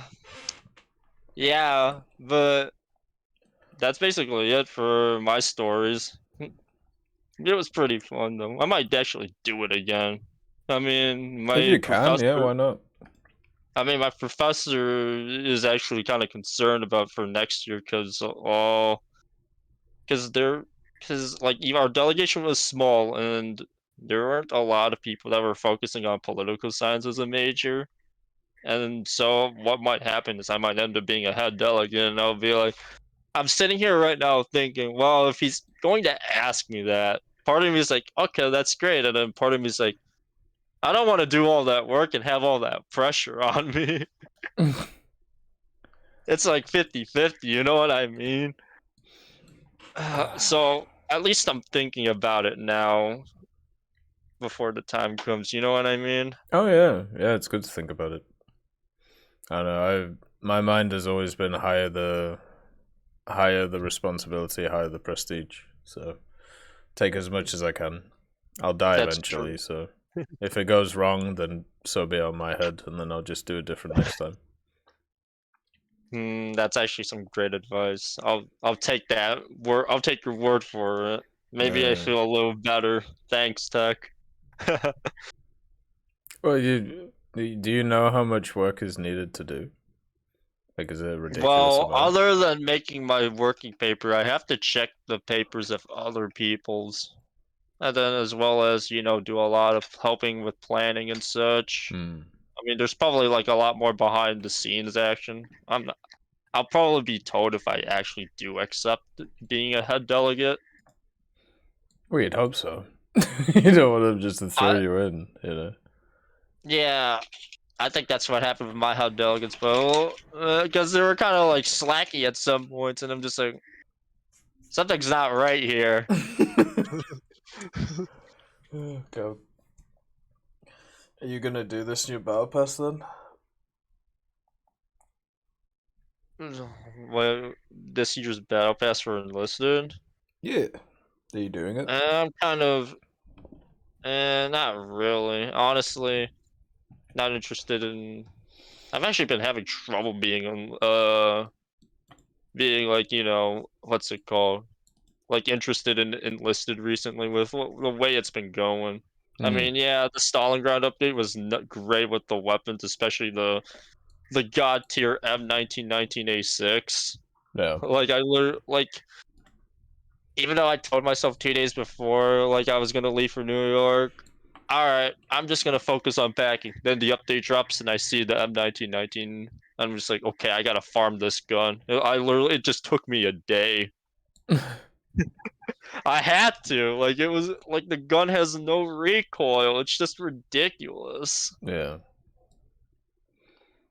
But ever since I came back, I'm just like, this game has just been a struggle. Like, I mean, I look at Stalingrad, it's just like, it's so unbalanced. Are you having issues where you're having games where you're the only one doing anything? Yeah. Because every game I've played, pretty much the last week, and I've probably played about 30 or 40, there's only been like a few where I feel like I'm not the only one doing like the spawn beacons, doing the killing the tanks, you know, doing the pushing. And Yeah. it's getting really annoying. And it is actually burning me out a little bit, because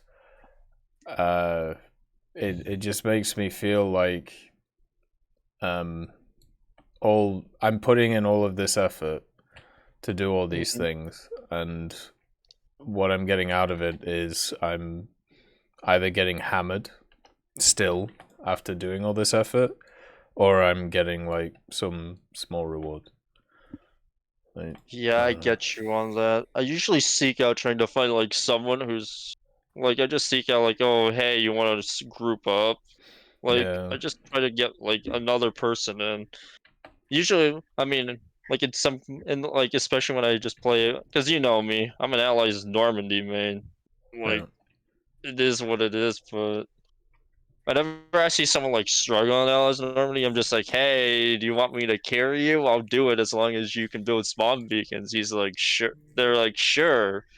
And then we just simply just blitzkrieg through the map. It's just like, he's like, wait, what the heck? I was just struggling, but this guy held me. Playing with this guy, it took me like about like 15 minutes and we win. Yeah. What? So like there are some cases though where it's just like, oh my gosh, what just happened? Like, I actually like yesterday I ran into a 6-man stack because I didn't realize that the person I was playing with was like, yeah, he streams, but I did not realize that he was going to get stream sniped until we entered the match, and I'm just like, I usually, all right, it was airfield. Usually the first thing I do when I spawn in is immediately run into hangar and burn like everyone inside. But the problem was I spawned on like the left side, so I had to cross through the airstrip, which I kind of appreciate doing because flat ground, got to get there quickly. They usually don't expect it. First thing that happens is I get mowed down by a guy with an MG42, and I'm just like, oh, and I recognize the username, like, oh god. Here we go. I press tab, I'm like, oh man, it's a 6-stack. Oh, we got stream sniped, bro. Oh my god. I mean, at least we made it to the 3rd point, but sheesh, that was a tough match. Yeah, we lost. I don't play on airfield anymore. Airfield's haram. So yeah, that's fair. Whenever I see that map, I just leave. I'm sorry. Since there's nothing stopping me from leaving, I am going to leave that map. It is a very bad map. That's fair. I actually do not like playing on D-Day. And what do you? It's like literally we push through the beach. Mounted MG42s everywhere. Like as you advance, the default spawn is still at the bottom of the valley, which is pretty dumb. Like, can't we just have default, like at least one default spawn on the left or right flank on the cliffs? Yeah, that is fair. But I don't really have too much of an issue pushing up D-Day. It's just a bit of a smash face into it kind of thing. But yeah, I don't really lose. I don't usually lose that one. When it comes to the American side. A lot of people are in Normandy, like out, like especially when they're playing out. So like, you got to remove the Tiger. I'm like, you guys are crazy. The Tiger deserves to be there. Because have you ever had the feeling of dropping a 500-pound bomb on a Tiger and just watching the guy cope and seethe while he's trying to gray zone? Yeah. That is true. I mean, you can even get away with it with the M8 rockets, and it's much funnier that way. Yeah.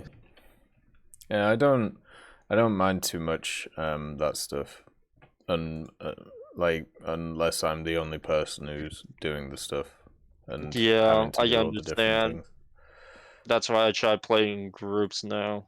Yeah, I'm gonna have to try and do that. Like I usually have Alex alongside me, or Freeman comes along. But if I'm just playing solo, like my head just explodes. Let me know when I can Q snipe with you, and I'll probably help you. Sure, but I feel like I don't know what's going on, but like I really feel like the matchmaking system has changed. Like over like the last few months, like they've done something, you know. I mean, honestly, I feel like they do some stealth like changes without letting us know sometimes, but hopefully it's for the better. But I mean, I kind of reached that point where I'm kind of delusional with the game. There's just it seems to be like anything good going on anymore. I mean, have you? I don't know, but have you encountered a grenade launcher spam after the buff? Yeah, I did once. I didn't think it was still that bad. I don't know. I know there was one dude who was doing it pretty effectively, but it was still it was still just keep your squad away and then just let him pile drive an area and then just kill him afterwards. So I don't know. I mean, I've before the buff, I tried the build before, like one rifleman with like 2 primary weapon slots, so you get 6 grenades. Yeah. That's what people are doing now. It's kind of nasty. Yeah. I mean, I've seen like pictures, but I've yet to be a victim on like the end of the stick. All right. I think that's it for me. It was great talking to you, Tech. It's always a pleasure, Pinoy, and I'm glad you're doing well, brother. I'm glad you're doing well too. I'll see you around. I'll talk to you soon, man. Alright, let's talk to Doge. You there, Doge? Yes, I'm here. Lovely stuff. How are you? I'm good. How are you doing, Tech? I'm alive. I'm doing alright. Feeling... Fair enough. By the way, I'm sorry. I was just taking a nap. It's alright. Yeah. Why do people seem to sleep a lot nowadays? But yeah. It's all good. Yeah, it took a while. The queue took a while. But, you know, I guess it's worth it. I understand. So I want to talk about, like, the future of Naval, because it has so much potential. Right. That they've yet to tap into. Specifically with, like, late war battleships and how they would, like, balance those, like the Yamato or Bismarck, stuff like that. Yeah. Because specifically with the Yamato, I feel like it's gonna be in a similar position to where the Mouse was when it was originally added, where it's just big lumbering beast that can tank anything, and then who knows, maybe it will go through the same history and gets removed and only added once a year due to balance problems. But like, because we're only at 6.7, I'm curious where 10.0 will be for ships. I don't know, probably like the modern day missile stuff. I don't think ships have to follow the same BR structure as everything else though. Yeah, that's fair. But yeah, I mean the only thing I can think of is it's like the modern day frigates with the cruise missiles and stuff on them. Yeah, and it's like maybe like because some of my friends have suggested, hey, maybe there's gonna be like actual playable aircraft carriers where you can have you're like a spawn point for the team. But like that wouldn't really make much sense. Considering like what would you do? And technically it's already like that, it's just no one controls it. Yeah, pretty much. So, and it's like and also there's like, and I'm also like curious what features, like, what do you think? Actually, I'm curious. What nation do you think's gonna get added next? Because they suggested that. Finland. Finland. Huh. Yeah. Well, I mean, last year they did a Q&A. It was BVVD and the Ginger, and they talked about the fact that they were going to be adding like a Finnish subtree to Sweden, because someone asked them what they were going to do for Sweden. And, you know, they said this year that next update there's going to be a new nation. So, you know, it all fits together, basically. Yeah. Huh. Because, like, for me, I usually, what interests me, usually personally, is I usually like playing either, I like modern MBTs, like, I like seeing the variety in those. So, because we have like stuff like the Merkava, the T-72, the Leopards. It's all completely different, almost completely different, each of them, layout-wise. And each of them probably has their own play styles, I would imagine. I'm gonna be grinding for the Merkavas. I'm trying to get, my goal is to get to the Merkava Mark 1s before the next update. Next major update, that is. And I think that's a reasonable goal. Hell, maybe even the first Mark 4, but I think that's asking for too much. I think you'll be able to do that. Yeah, and I'm also like, I'm thinking of getting into War Thunder YouTube, because I haven't uploaded in a really long time, and my past videos have gotten an average of like at least 40,000 views per upload. Oh, fair. Yeah. So, like, you have any tips for starting off and how to get like a fan base to? Because my fan base used to be based around Roblox, and since there was a game I used to play on that, but that game since died like a year ago. And one of my streamer friends, you might know him. His name is Skyliden. You're in his server. Yeah. Yeah, and he's gonna try and help me. You have any tips for starting off? Schedule. Like, what kind of upload should I give? Like, ones with commentary, ones without? What should I really start out with? Like, what should I play? Stuff like that. I would remind you that there is a very vocal set of people in this community who think that I sound like a dying robot and that I shouldn't make videos. So I might not be the best person to ask for this advice. Well, you're one of my favorites, so I think that's completely wrong. The general... You're like very monotone, so I see where that comes from. Yeah. But, you know, I do enjoy listening to your voice. But the general thing that you want to do, it's not really about commentary, non-commentary. Obviously, the more popular channels are commentary focused.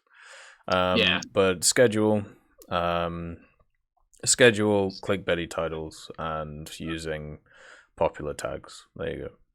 And make sure that your whatever video you're using is the right aspect ratio or the right resolution, so it fits. You know. Add in memes, you know, I don't know.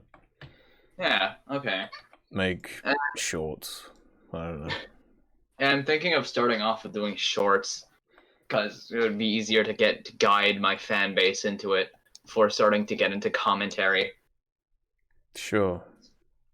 And so I'm actually okay. So, and I'm gonna talk about what I like about the Battle Pass, and I've been thinking of how they could implement something like the Bob Semple tank,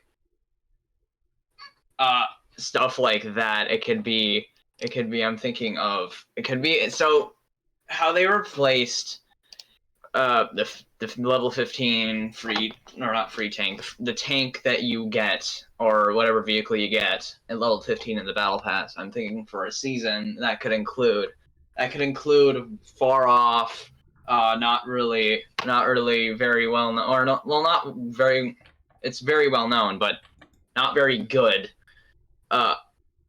sort of meme-ish vehicles. And I'm thinking that could be the Bob sample could sit at level 15, and it would be like a 1.0 or 1.3 premium for the British, because New Zealand, I believe it's part of the Commonwealth. Yes. Yes, so that would fit for that. So you don't like the new system they brought in? I do. I like the new system, but like I heard this other guy who said that like 10 days isn't going to be as beneficial as a premium vehicle, which he makes a very good point. Yeah, that's and very true. Yeah. I think it would be good to have something there. So it would, because it actually would motivate people to actually continue grinding. Hey, I got a vehicle. I'm going to continue this, because there's also, I'm pretty sure there were challenges for the past ones that involved using the vehicles from the event, getting a certain amount of kills or something with the, like, what was it? The one that was added to Italy, the Tehran 2. Yeah. That one. Yeah, so I used that, and so yeah, that's something like that. Yeah, I think that's fair. I mean, they could replace the first vehicle instead of just like a random box standard vehicle. It could be one that doesn't really fit the game too well, and then yeah, they could just add it in. Yeah, or maybe even like for the first one, I'm also thinking they could add like some of the really old low tier event vehicles, such as this might be a bit controversial because of, well, I don't know, it's a rarity, but the T18E2. Yeah, the Boarhound. Because that thing sold out. So I'm talking about like the sold out low tier ones. Because those ones are usually incredibly desirable, and I'm telling you, people would be really motivated to grind out to get the battle pass for stuff like that. And also drop the price of them on the marketplace a little bit, or put some on there because they're sold out. And I do like how, because I've noticed with this battle pass, they've increased the battle rating of the top event reward, or the top reward. So instead of what was the one from the last one was like what, 5.0, 4.7. Yes, you're right. Yeah. Yeah, and the elephant is 6.7 and 7.0 in arcade. So it's already a massive improvement. It's like the old days when the what was it? The G10n1 was added for the top event reward, and the Centurion, which I have the Centurion. Yeah, very the Mark good. 5. Yeah, the Mark 5/1. That one is really, really fun. So yeah, stuff like that. But I'd also like more unique vehicles as well for the battle pass, because a lot of the ones, well, some of the ones that I've been seeing have been just kind of unoriginal in my opinion. Right. So because for the last one, the mid reward was the, what was it? Hold on. The M64, which is literally just a fusion of two tanks. Mm-hmm. So it's like I want stuff like, I forget what that one light tank, that prototype for the U.S. tech tree, the U.S. made. It was a prototype. It was an 8x8, and it had a split chassis. Something like that would be really cool, because it's incredibly unique. The only thing that could compare to it is the T18E2, and it's a completely different thing. Because it would also implement, like, I believe it would be the first vehicle to have like a split chassis, where the front end has its own articulated suspension compared to the rear. And something like that would be really cool.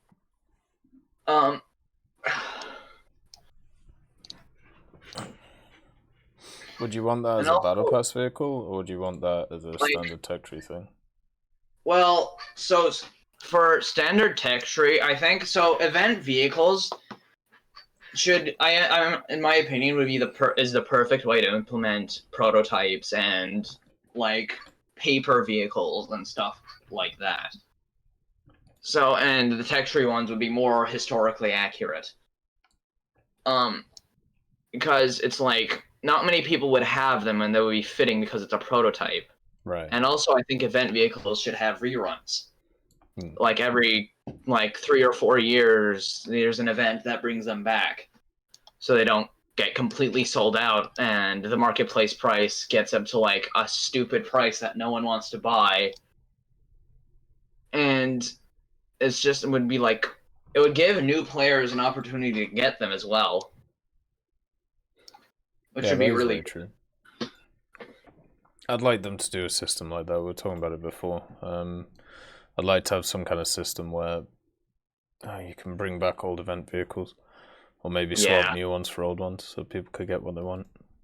Yeah, and also I'd like something. This is a far off concept, but I'm thinking one day I'd love for Gaijin to add a way, like in the events and tournaments tab, there would be a tab called Past April Fools, and it would just have all the past April Fools events, such as the inflatable tanks one, or the mech one, or even the pony one if they like remaster it.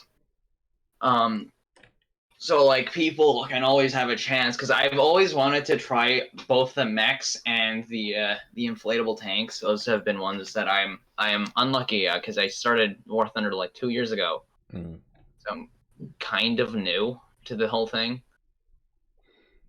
Yeah, there's a lot of interesting stuff that I'm hoping, with it being the 10th anniversary this year, that they do bring back a bunch of stuff. Yeah, that would be really nice to see.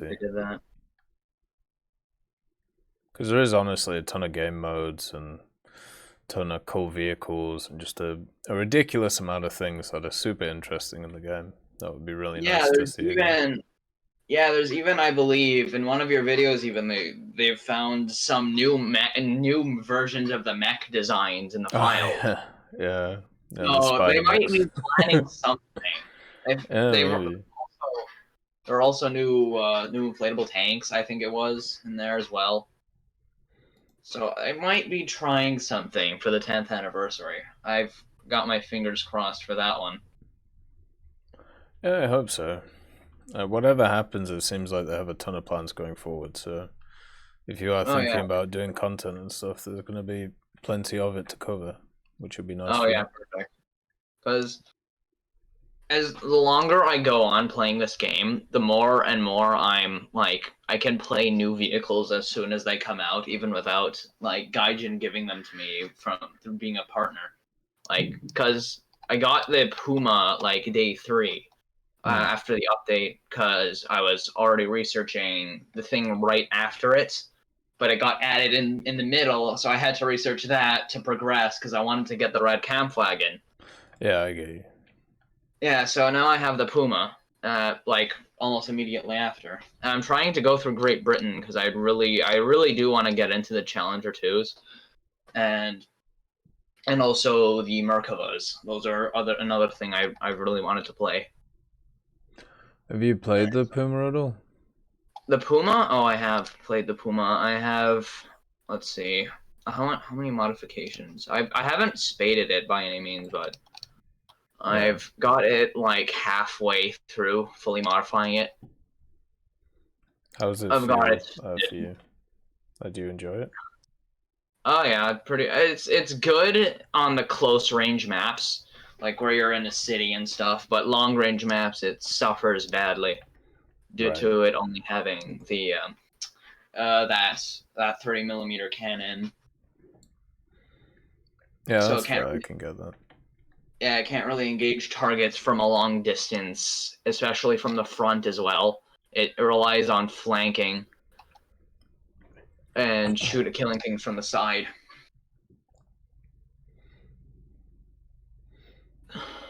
Yeah, that's fair. Another thing I'm wondering is, how do you think they're gonna balance Gen 4 aircraft?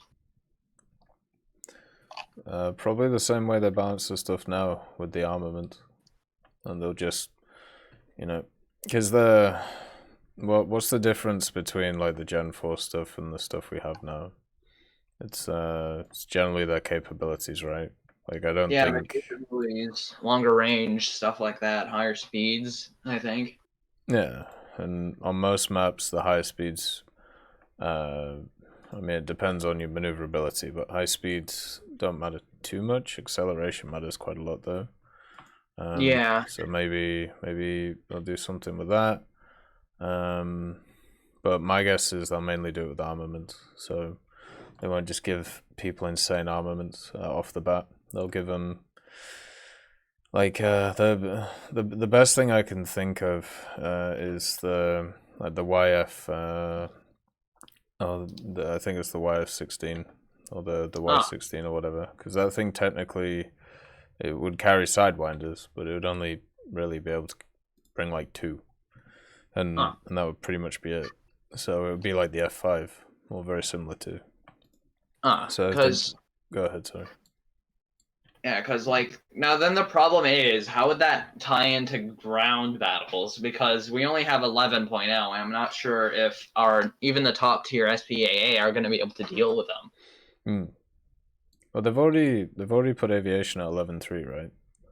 Yeah. Yeah. So maybe that's an indication that they're gonna keep doing that. They're gonna expanding out aviation a little bit further than ground stuff. Maybe. Yeah, we'll have to see. Yeah, definitely. What do you think they should do? Well, I'm thinking, because I know there's already, 2 countries that have their most modern MBTs, that being Japan and Israel, because I believe the Mark IV M is the most modern variant of the Merkava. I'm thinking they could just, like, buff the SPAA missiles, but then that would cause problems for the 11.0 aircraft. So I'm thinking maybe they can like add just new SPAA or buff the tanks by giving them their most modern shells, and that would increase their battle rating. Because stuff like the Black Knight would actually be almost immune to the missiles. Unless the missile's traveling faster than the APS can actually track. It should be fine, but very few vehicles have a hard kill APS. So then there's that problem.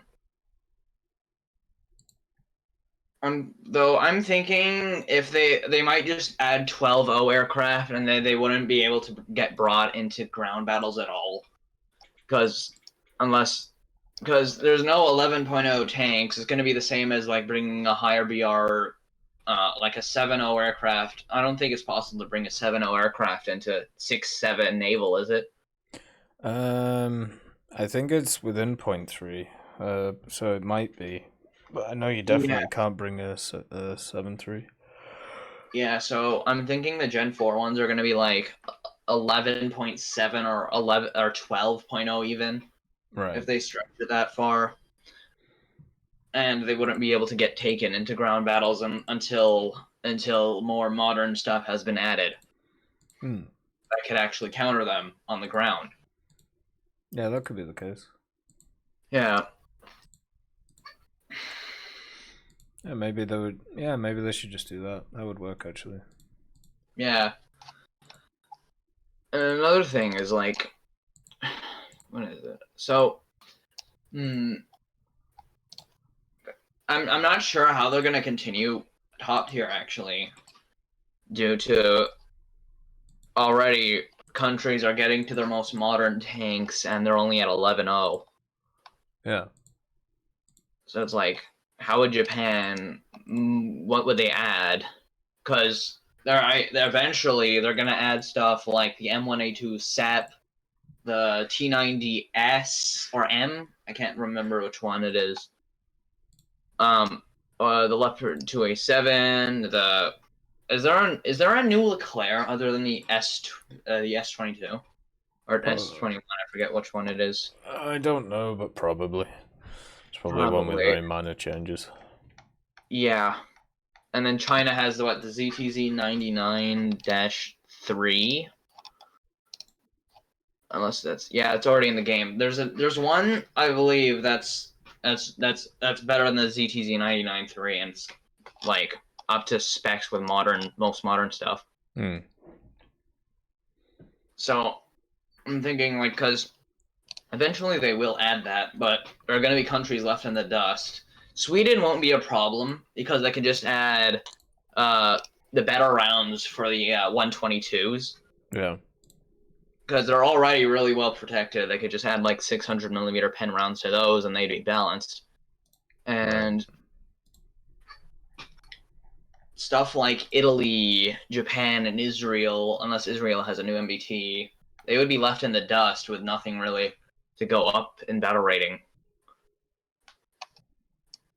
That's my main concern with that. Yeah, I mean, it seems like they're adding in a bunch of other vehicles. Or they seem to be adding a bunch of other vehicles, which kind of complement the top tier MBTs. I don't know how to fix it, Goliath. But they're adding a bunch of light vehicles, adding a bunch of tank destroyers. They're obviously adding the cast stuff. So I think the variety in play will come from that, instead of just being MBTs, which would be quite nice. Yeah, that's true. And there's I have a concept for a thing they could add to the battle pass. Yeah. So I'm thinking of special modifications for vehicles that can be added to the battle pass. For example, the Kami and its pontoons. Right. Those could be like an event sort of modification. It's an interesting idea. It is. It's a very unique one, and I'm not sure how well it would work because, and I'm thinking that if that modification is installed, it would also increase the battle rating by like 0.7 due to it acting like basically spaced armor.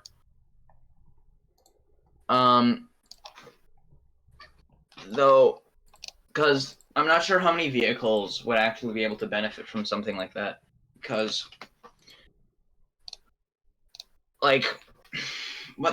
so I guess they could, top tier MBTs, that would be kind of stupid because not many people have them, but I guess a majority of the people that use the battle pass are getting there. So yeah, I'm thinking like low tier special modifications can be unlocked for various things. Yeah. You've just got to make sure so they're not connected to power at all. But if you do that, then it will be fine. Yeah, like if it's connected to like increasing, because stuff like pontoons, or maybe even a modification that could allow, what was that light tank or SPAA in the American Tech Tree that had its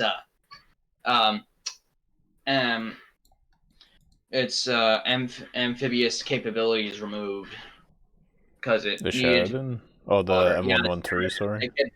It could be a special modification to give it its make it prepped for water. It was the M113s, I think, but the Sheridan as well. A lot of American vehicles have that actually. Yeah, so there could be special modifications for stuff like that to make amphibious vehicles like actually amphibious, to like prepare them. Maybe even some MBTs can get special modifications to give them their like it would kind of be stupid because they just have these giant snorkels sticking out the hatches. It would give away your position, but it would mean you could go underwater. I'm not sure how well that would work. Yeah. I'm also thinking of a new game mode type thing they could add with incredibly large maps. Like usually the ones used for air ones that are like tens of kilometers long. You could have ones or like even naval AC or EC where it's a giant map and you have to capture various points so you can spawn closer and closer to the combat.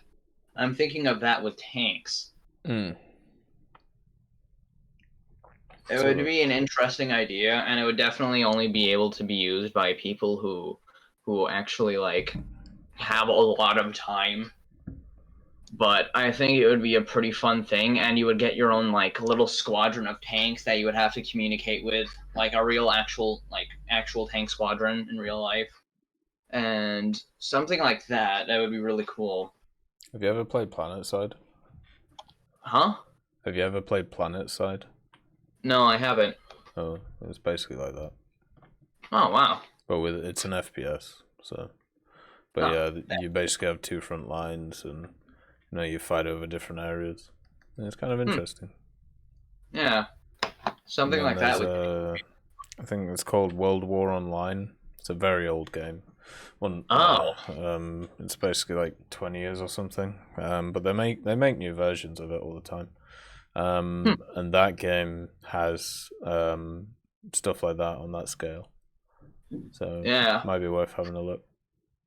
Yeah, and another thing I'm thinking of is they could, like, maybe way down in the future, they can add an ability to have, you can invite, like, friends who are in a VC with you into the game, and they could actually control, you can have an actual commander, a driver, and a gunner separate. So one guy controls the gun, a guy controls the hull to drive it around. Because I've had times when my friend has come over and we've tried using Steam Link, where you can actually like play on your mobile, where you can like control what's going on through the phone. Yeah. So we've tried it like that, and with my leopards, and it's weird because only one person can control at a time. So it's like I'd have to be controlling the just moving the tank, and he'd be on the gun. So I'd have to like let go while control so he can move the gun. So I think that would be pretty fun to do with some close friends. It would be really fun. Wait, explain that idea again. Sorry, I don't think I understood. Okay, so basically, friends you can invite, and they can control specific. Like you can have a gunner controlling the gun and a driver. So the driver. Yeah, multi-crew. Yeah. Okay, that makes sense. Yeah, I know a lot of people have asked for that stuff. Maybe they could do a fun little event or something with it. Like, maybe give it a go. Yeah. So you have a squad of 4 people. There's your loader, gunner, driver, and then whoever else, commander. Yeah. I think it would be like 3 people, unless it's a tank that only has 2 crew, or if it's a tank that's like an autoloader or something. Or, well, no, because the guy could be a commander, yeah. So, has stuff like that, because there's some tanks that only require 3 people to operate. Yeah, there's some that require 2. Maybe yeah. 2. And there's some that require 5, some that require 8, 6. There's the T-35, which would be fun with a party of people. Just have a bunch of guys in each turret and a driver. It would be really fun, actually. Because something like the T-35 would benefit from having the turrets aim on their own. Yeah. It would make it a lot more powerful and incredibly fun. So something like that would be actually really fun to try. Yeah, I agree. I don't know if there's any other games that do that stuff. I know Enlisted does, but once again, it's an FPS. So, yeah. It'd be nice to get more stuff like that. Yeah, I'm pretty sure Squad has that as well. Oh. Yeah. Yeah, then Arma does as well then. Yeah. I've been wanting to get into Squad actually. I have Enlisted, though I haven't played it much.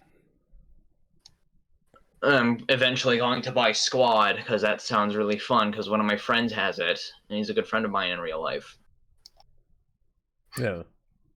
Yeah. And another thing is I'm actually curious because I'm thinking also in the future when damage models get upgraded far enough, maybe have you ever heard of BeamNG Drive?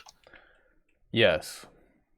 Yes. So I'm thinking damage models where they're as good as BeamNG, where if you like bang a tank hard enough against a wall, you can start seeing visible dents in it and stuff.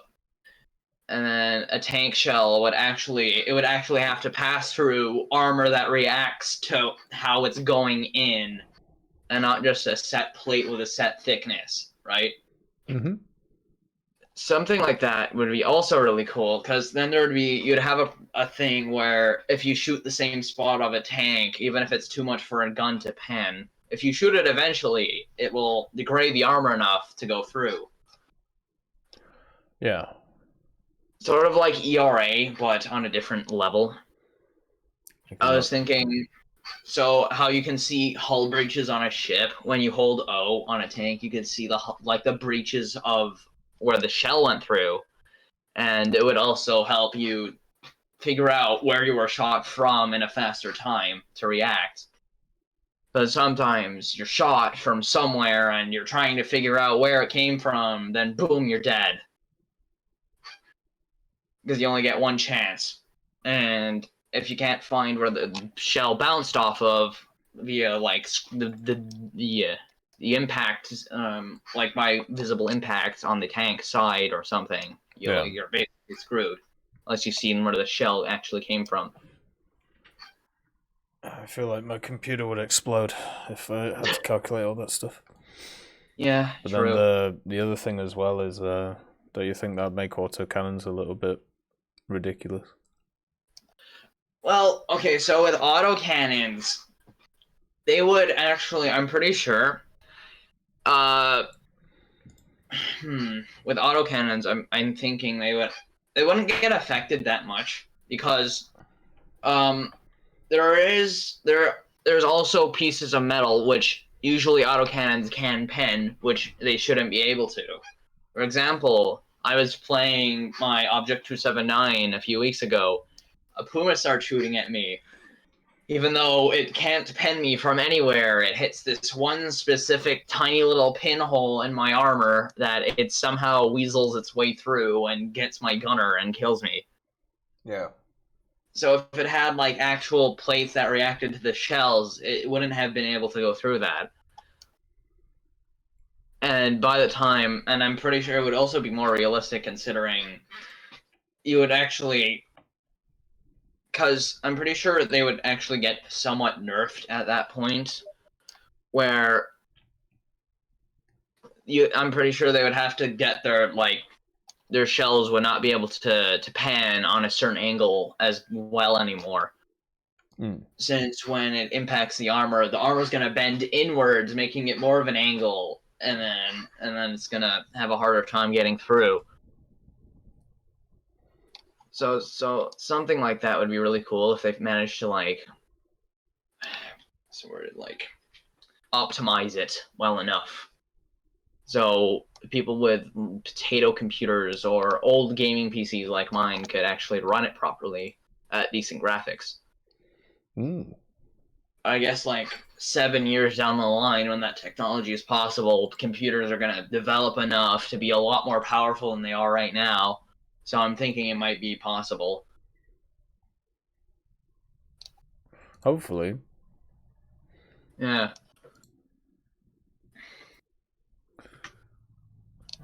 How long has it been? Quite long. Ah, all right. Then I might. Is there anyone else? Oh yes, there's a Bulldog that wants to talk. I should probably. Yeah. Well, it's been a pleasure chatting, Doge. And, it's been a pleasure as well, Tech. Good luck on the content exploits. Thank you. All right, I'll see you probably next Fireside chat. Sounds awesome, man. See you in a few weeks. See ya. Let's get Bulldog Chuck on. Let's see what's going on.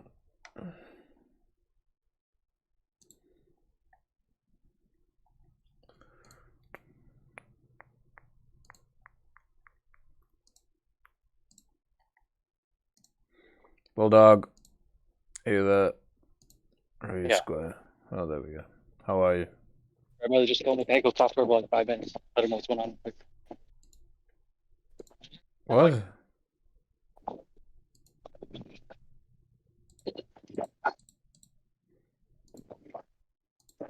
Nice to see you, Daddle. Hopefully you're doing well. Hey, TEC. Hello, how are you? Are you there, Bulldog? I'm fine. Oh, well, that's Grandma good. called. Grandma called. 1 second. Talk to your grandma.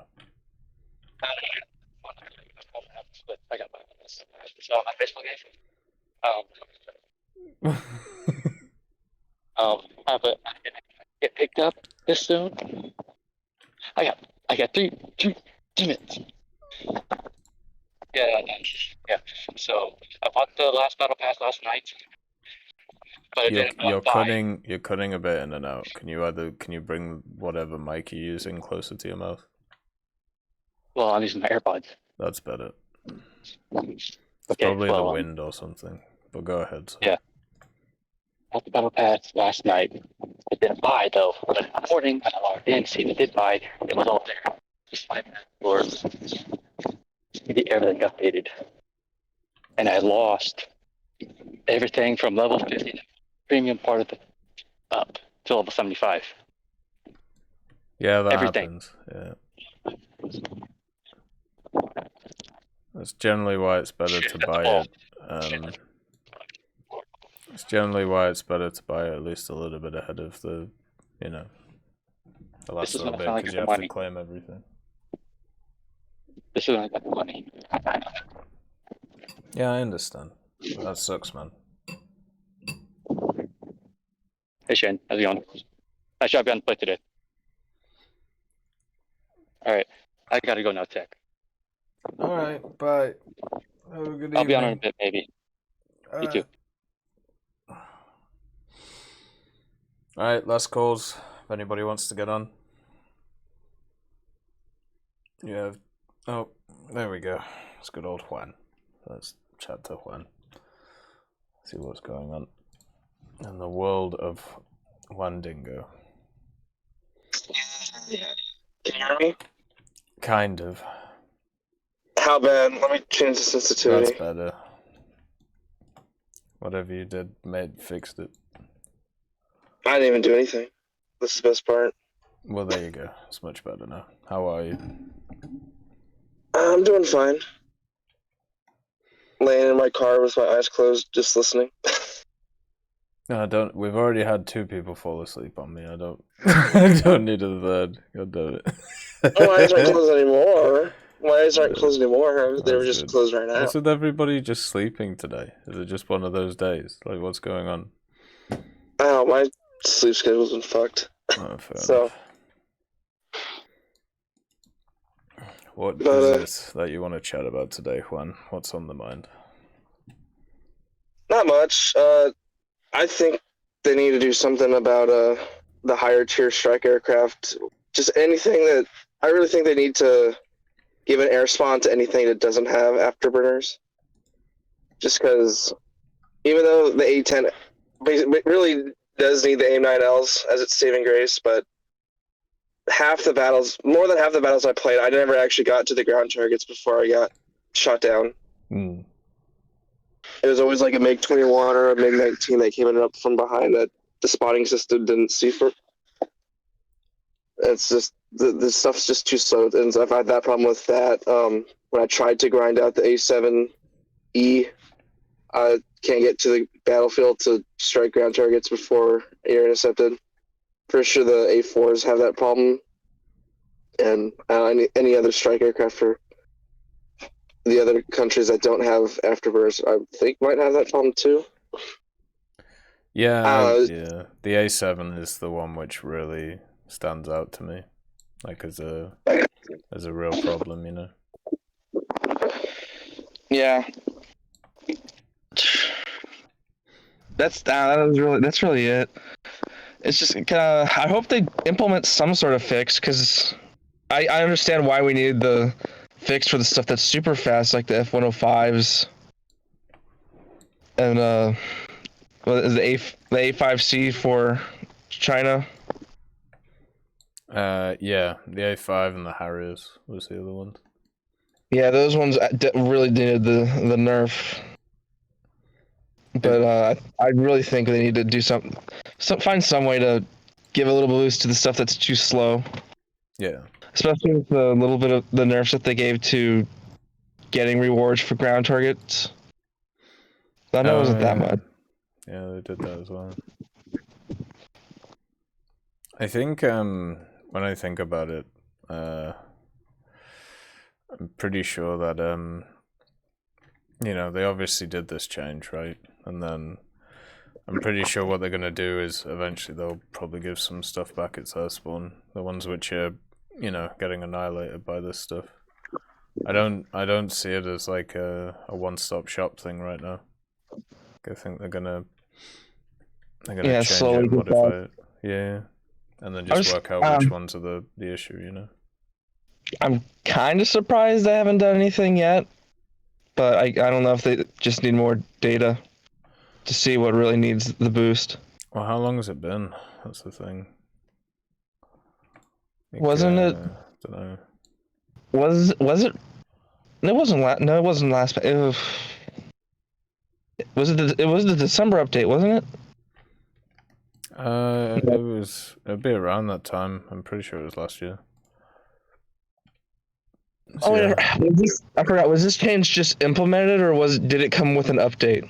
Actually, I think it was just implemented, wasn't it? It might have been. I honestly can't remember when they did it. It was before the A10 got added. I know that. Yeah. So actually, I think it was in February. It was just a change they did. It wasn't like part of an update. Yeah. So I guess I need a couple more months or so. Maybe. Especially with the introduction of Gen 4, with just more faster planes, anything that can't fly supersonic is just not going to make it to the battlefield in time. Mm-hmm. It is quite funny facing American teams right now around those BRs, because you have like two waves. You have the fighter wave, and then you have the A10 wave. Oh yeah, that is cool. Yeah. It's kind of interesting how to deal with it. Ooh. Definitely shifted the ladder a bit. Luckily, the M9Ls basically carry the A10 and also the 30. You can,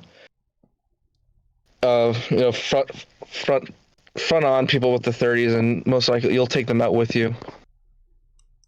Yeah, I don't want to play against an A10 without countermeasures. I feel like that would be super annoying.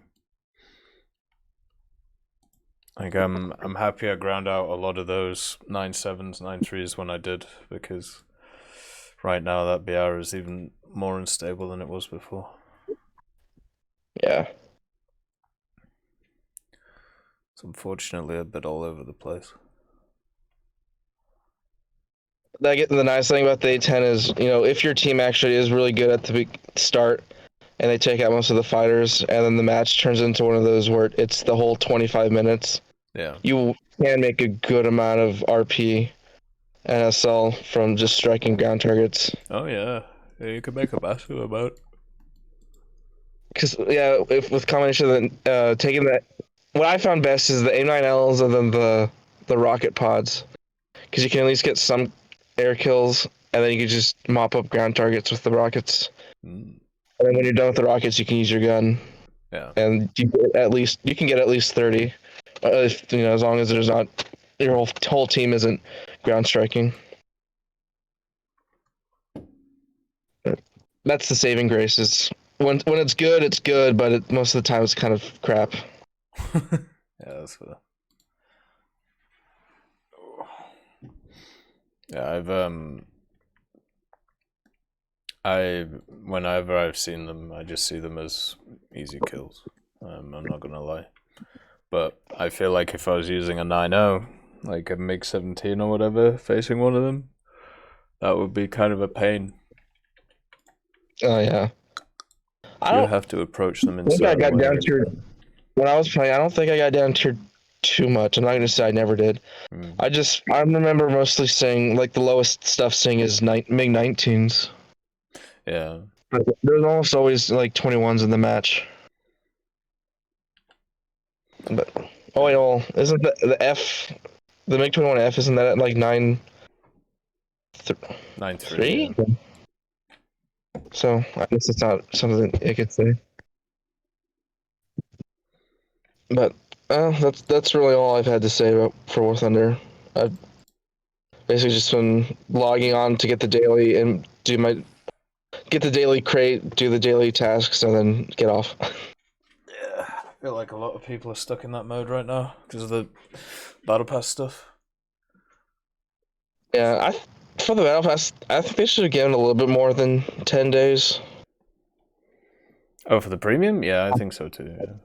Yeah, it should have made at least. Honestly, they probably could have just done a month, and that would have really driven sales because you just bought. You got your money's worth if you got the battle pass for that month, and it's not like they're really losing out on much. Yeah, I think maybe 30 days, something like that. It's kind of like that they sacrifice a little bit of revenue to drive a lot more engagement. Yeah, exactly. It's definitely worth it, in my opinion.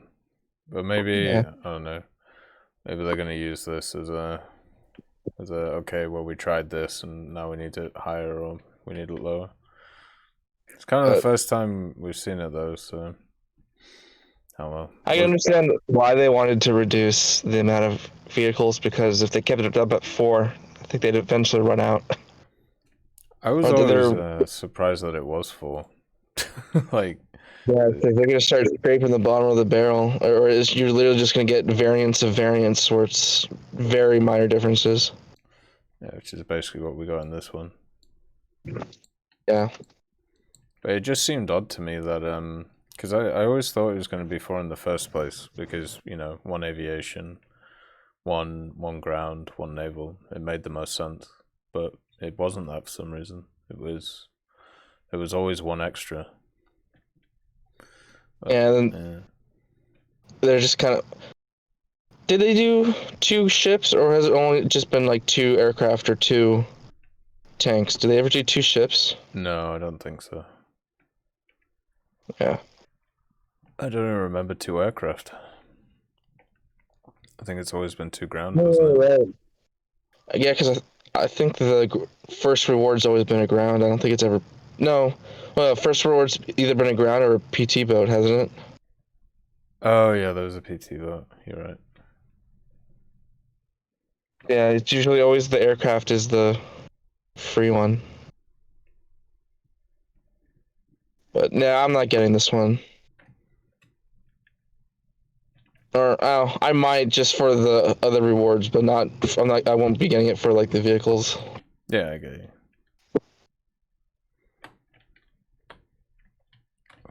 Yeah, the vehicles themselves, at least to me, aren't that useful. They're all right, but nothing too special. Yeah, because it's like I already have enough P-51s I could try and play. I don't need another one. And I've already ground out all the German ground trees, so I don't need the elephant. It would just be playing it just because it's the elephant, not using it to grind or anything. And was the ship was it for an American tech tree, or was it just an American ship for another tech tree? It's a British battle class. No. It's a British I'm ship. sorry. No, it's all good. Yeah, it's basically the same as the one in the tree, with I think different AA. Yeah, I don't think, and I'm definitely not going to touch Britain naval because I don't even know what I'm going to complete American naval. Yeah, American, well, just naval in general seems to be the grindiest of all 3. Yeah, probably. Like, especially since there's 2 trees now. Yeah. But no, that's really it that I had to offer. Well, that's fair. Well, I hope you enjoy your car and just relaxing in the evening. I'll probably get up now and go drive to go work out. Fair enough. No rest. I was just so tired. I had to rest my eyes. Well, I've been wanting to do this for months. You got any questions for me? I will answer truthfully, as long as it's not like doxing myself or giving you my social. What is your workout routine? Currently just been whatever I feel like doing, but I want to actually get a regiment down. Fair enough. I at least try to do full body. I don't like doing the only one specific muscle group. Or you don't want jacked forearms? You don't want to be like Popeye? No, like I like working the whole body each workout. I don't like doing only arms one day or only legs the next. See what you mean, yeah. I like doing legs, chest, back every day. Yeah, it's a gradual build, but you're building up the whole body. You're not only doing legs. It's the people that do that, they'll just, they skip leg day, so they're super jacked in the upper body, and then they're walking on toothpicks. Yeah, they look funny. I used to look like that. Long time ago. But yeah. But nah, I mean, that routine works really well until, I don't know, like at least for me, when I used to do that, what would end up happening is I would get really tired in one area of the body, and then I would keep working at it, right? Because I'm working at everything.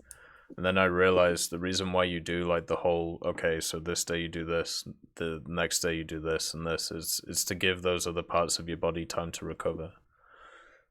Yeah. So they can chill, So nowadays I try to do that. Yeah, if you're going like, because I don't go heavy, I just try and do what I think feels right for me. Yeah. But yeah, once you start going, like every day, because I remember I took weightlifting class, and there's like for main muscle groups like your legs and your chest, for when you do like heavy squats or heavy bench, you want to give that at least 2 days in between. Mm-hmm. So if you squat one day, you want to wait 2 days before doing either squats again or chest. What was the first video game you ever played? Depends. I'd like to say Modern Warfare 2, but if we could stretch it, I could say Space Cadet Pinball that was on Windows XP. Oh, that one? Yeah, I love that one. I love that game. I love that song that it plays, even though it's like a 30-second song on a loop. It's still nostalgia bait. God damn. That technically was it. Actually, no. Now that I think about it, first video game would be like I can't remember exactly, but it's like a Thomas the Tank Engine game on PC, and one of the gimmicks was it had this like cheap plastic thing you would strap on top of the keyboard to press the keys. Like you're driving the train. So like you would push the lever forward, and it would just push down on the W key or something. I remember strapping it onto the keyboard because that's how you had to mount it. That's ridiculous. That's awesome. Yeah, I never had anything like that. But the closest I had to that was probably when I played X-Wing v TIE Fighter and stuff like that, and I had a little joystick. Yeah, that's funny. It wasn't something you plug in. It's literally just you strap it on top. It was just a fancy. It was just a fancy way of pressing the keys. Like you didn't need it, But for a kid, it's easier to just push forward on the lever than to know which key out of the 10s that are on the keyboard. Because this was when I was like 4 or 5 when I liked Thomas the Tank Engine. Yeah. You give me an idea. I should have like a question that I ask each person on a single Fireside chat. Like some random question, like I don't know. If where would you want to go for a first date? Or like I don't know. What it's got to be some generic shit though. It can't be. I don't know. If I gave you $1,000, what would you buy? Well, I think that what's your first video game is a good one because that really makes you think. Because I could think of other stuff that might be considered the first, but it's pushing it. I don't remember if it was before or after that. Yeah, I think I'm gonna start planning stuff like that. I'll write some things down. Yeah, it's fun answering weird questions like that. Oh, I agree, yeah. Do you read? Not anymore. I get bored. I fall asleep. God damn it. That's why I listen. I can listen to audiobook. Oh yeah, do you do audiobook? Yeah, I can do audiobooks and stuff, but like actually sitting and reading the book, I get tired. I need to do I did have an Audible subscription or whatever. I don't know. I just started listening to like Apple Podcasts instead. About just random crap. Just some like fucking. I was listening to one the other day. It was some dude from Louisiana. He was just like ranting and raving about random bullshit. Hey, fuck, man. I need to get my audio stuff on gear instead of listening to random crazy people. Nah, I used to read a lot, but school kind of kills that for you because they make you read stuff that you don't want to. And then in order to make sure you're reading, they make you like try and recall really specific or stupid things that happened. So you're not reading to enjoy, you're reading and you're like, oh, is this gonna be what's on the test? Do I need to remember this part? Yeah, so, that is an issue. Instead of reading to enjoy the story or understand it, you're reading it to try and figure out what points are going to be asked on the test. Mm-hmm. Yeah, I agree with that. I never really enjoyed how they also, like... I suppose it's not really a good way of being able to do an exam for English either. Like, there was always, at least in my school, you had, like, reading comprehension, where it would give you like a paragraph or a few paragraphs, and you had to. Oh yeah, that was all of our state tests and all that, where you have to read a short thing and then it asks you a bunch of questions. Yeah, that was, I don't know. I fucking hated that. Never found a use in it. I just used it as a creative writing shit. Write whatever I want, see what happens. Yeah, those tests and how they're made it's a whole other can of worms. Because both my parents are in teaching, and they say that they're not teaching kids just stuff, they're just teaching them how to pass the test. Yeah, pretty much. So yeah, instead of teaching them like the meaning of something or teaching them like the reason of something, it's you're gonna have to do this so you can answer questions that ask specifically this. It's like, yeah, teaching for the test is, like I said, a whole other can of worms. I definitely agree with that. Anyway, I will leave you to your workouts. So, all right, enjoy yourself. It is always a pleasure, Juan. I'm glad that you're doing well as well. Thank you, and I will continue to troll you and beg you to play Half-Life 2 on stream. I will do at some point, don't worry. We'll do it this year. Yeah. It'll be fun. I should have done it. Alright. See ya. See ya, brother. Alright, so it was Juan. Now let's get Thought on. See what Thought wants to chat about. Let's see what's going on in their life. Hello. What's up, man? What's up, dude? Saw, dude. Saw, dude. I'm doing alright. How are you? I'm alright. Good stuff. So, huh? There's two things initially on my mind here. Right. The first one is, why the fuck are these F9F 2 and 5 8.3? They should be 8.0. Yeah, I don't know. I've never understood it. Even back in the day, even years ago, like literally, like 5, 6, 7 years ago, I always thought they were overpowered. It's really weird. Because I just recently ran out of the free repairs, and I'm like looking at this 14,000 SL repair cost. I'm like, this plane isn't even good. Why am I paying 15, almost 15,000 SL for a plane that's slower than everything it fights and gets outturned by everything it fights? Like, I just don't understand. I know. It's like this little void that they've forgotten about. It's like, oh, we forgot these planes existed. Oops, sorry.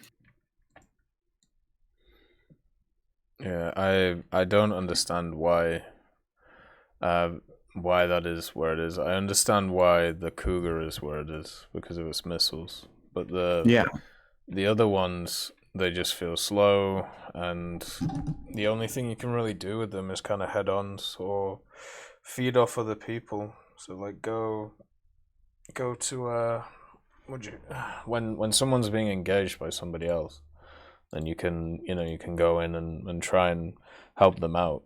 But even then, you never want to be the vehicle that has to do that. You want to be the vehicle that can make the first step, basically. Exactly. You can't do that with those things, unfortunately. Because it honestly feels like whatever you try to do in the Panthers, whether it be, try to boom zoom, trying to play a support role, even trying to ground pound. It's just like, oh, there's always someone behind you, mass pumping their air brakes just so they're always behind you. Yeah. And you can't do anything because they outrun you, so they just pump air brakes or pull back on the throttle just to stay behind you all the time. Or they have missiles. And it's just like, and it just doesn't help that these aircraft are consistently up tiered to 9.3, where you have things like, MiG-17s, Yak-38s, the Sea Vixen, Javelins, the list goes on. Yeah. Pog. So, like, they really need to just look at these aircraft again, and just put them down to 8.0 and just see how they perform. Because I've had people tell me, they're like, "Oh, the Panthers are really great once it's spaded."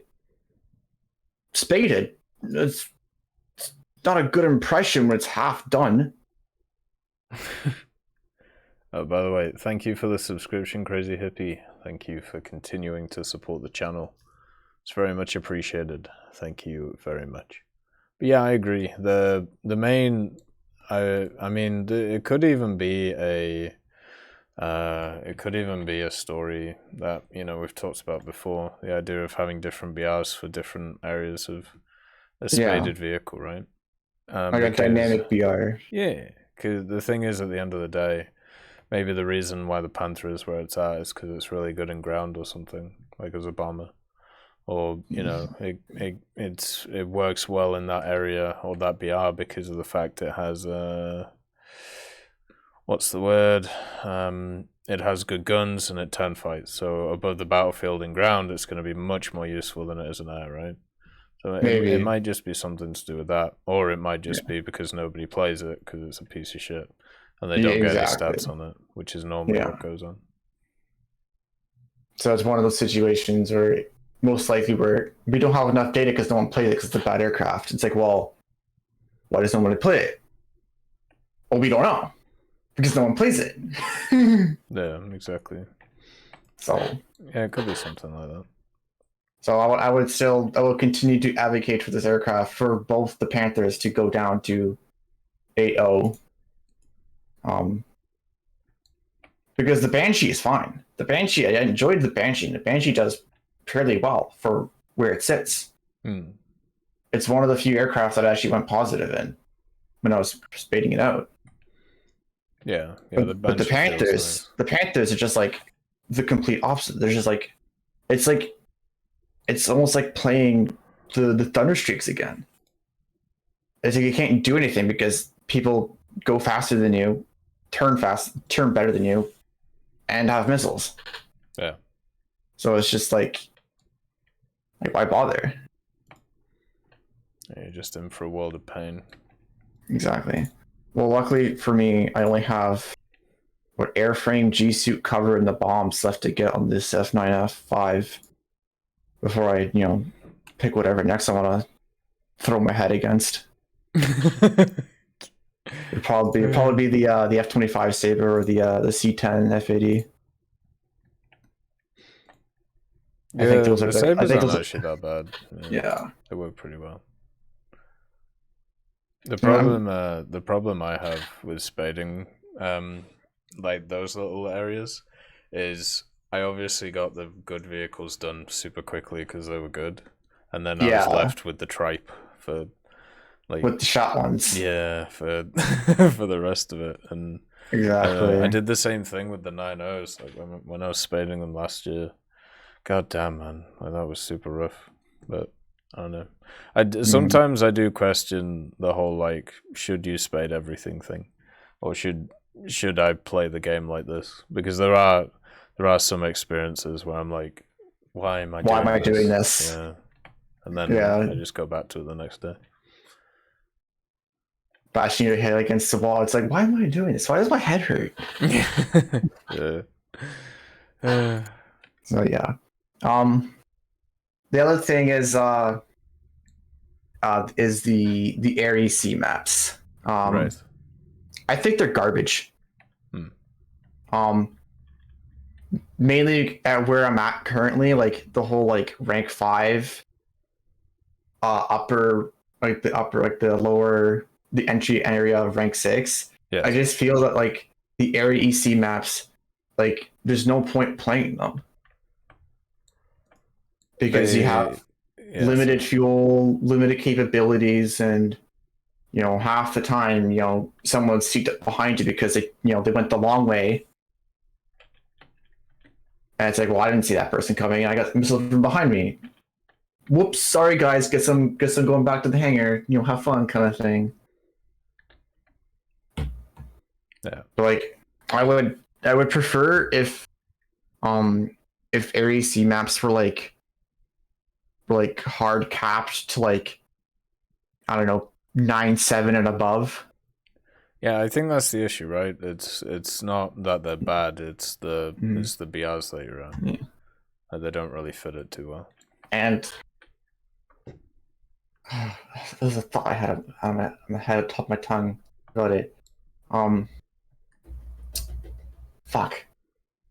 That's all good. Oh yeah. And I just feel that like the purpose of the EC maps don't really function in the way that they're designed for. Like the whole like from my understanding, I think the EC maps are there so that people can go their own kind of way and do whatever they want. But the reality is everyone just kind of goes to the center anyways, and it's the exact same shit on every other map. Yeah. It's just a giant furball right in the middle. I mean, you have 2 or 3 people off the sides, going for bases or ground targets, whatever. But the core fight is still smack dab in the middle between the spawns. Yeah, because people go. What's the thing? The path of least resistance. Yeah. The name. Yeah. But for me, like I just go after AI on those maps. Like I don't even bother with. Well, shit, man. Half the time the AI on those maps are Gepards, Sergeant Yorks, Shilkas. Well, I meant like the aircraft. I don't touch the ground stuff. I've been. Well, even then they're like Yak 38s or aircraft that are again faster than you because you're playing something slow and you unfortunately get these maps. Yeah. So it's like half the time that I get them, I'm just like, nope, I'm gonna wait the 8 minutes. See ya. Go play something else for the 8 minutes. I'll literally just wait up the kulak because I feel that I'm better off playing something else than playing on these maps. Yeah. So it's like, I don't know. Like I feel like the purpose of these maps just don't make sense because people still play them the exact same way. Bombers still go after bases, the 2 other people go after ground targets and everyone else goes to the middle.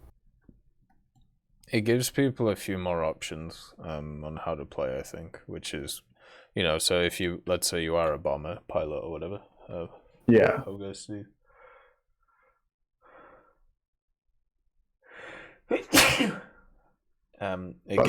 Thank you.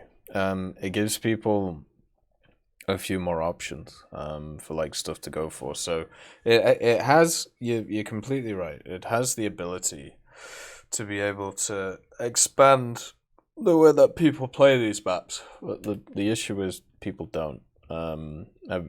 everybody just goes and does the same thing. But yeah, exactly. But also at the same time, it means that if you realize that, then you can play around it, right?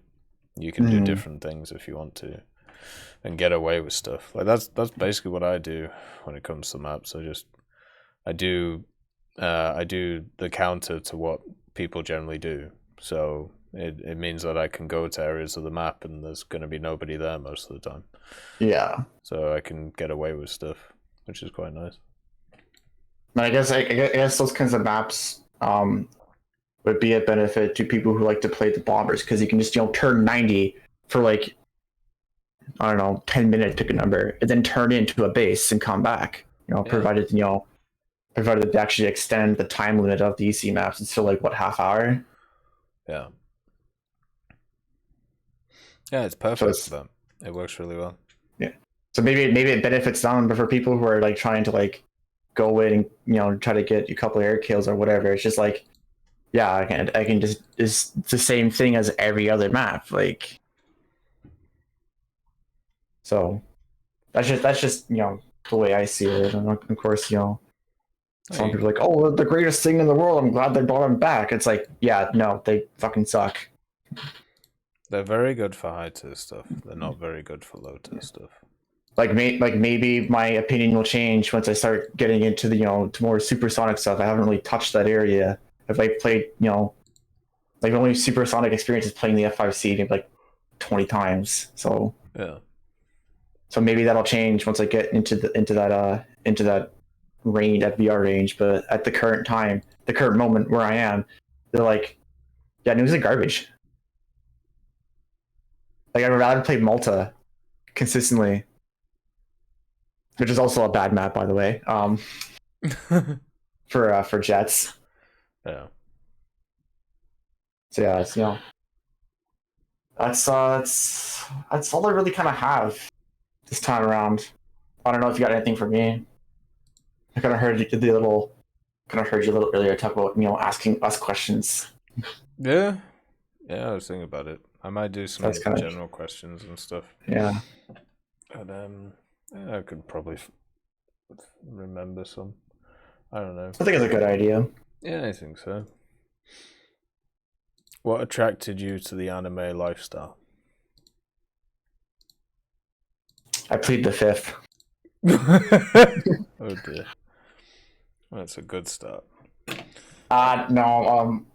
A bunch of people that I was talking to like many years ago, they were watching a movie. I'm like, hey, what movie you're watching? Like, oh, it's pick a title, whatever. So I watched it. I'm like, oh, this is kind of interesting. And that's that's the slide. That's the slide. I just all right. And down the rabbit hole you go. I mean, there's a lot of cool stuff in the overall with it. A lot of cool movies and TV shows. Yeah. Fandom. It's one of those things where it's like, if you're really into a niche thing, like there's probably a few things there, but like for the most part, I think it's kind of just like pretty generic across the board. There's a few hidden gems to some people, but I think it's like oh yeah, cool, whatever. Maybe I'll watch it. I don't know. Probably not. I think it's it's like most forms of media, right? Like there's gonna be stuff you like, gonna be stuff you don't. But it seems overall, at least for people, many have kind of got into it and enjoyed it quite a lot, and I suppose made it part of who they are. It's kind of interesting how it goes. But then again, I've been to like conventions and I've seen the same thing with stuff like Star Trek and things like that, where people really they're really into it. Yeah, like it's pretty. I don't know. It's nice. It's nice that people are finding stuff that they enjoy as much as they do. The only problem is that people they stigmatize. It's like, oh, you're into anime. Oh, you're on the bottom side of the society. It's like, well, hold on a second. What about the people who collect all the sports trophies? It's like the exact same thing, except instead of jerseys and trophies and signed, the signed footballs and baseballs, that kind of stuff. It's the same thing. It's just it's a different, a different topic. Yeah, pretty much. Some topics are accepted, some are not. And over time, those topics change quite a lot.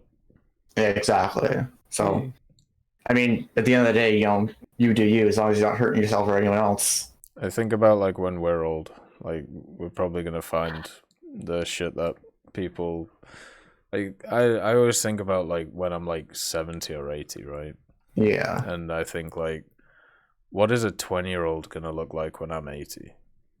Like what are the fashions and trends and weird shit they're gonna be into? Like what's gonna be societally acceptable then, which isn't acceptable now, basically.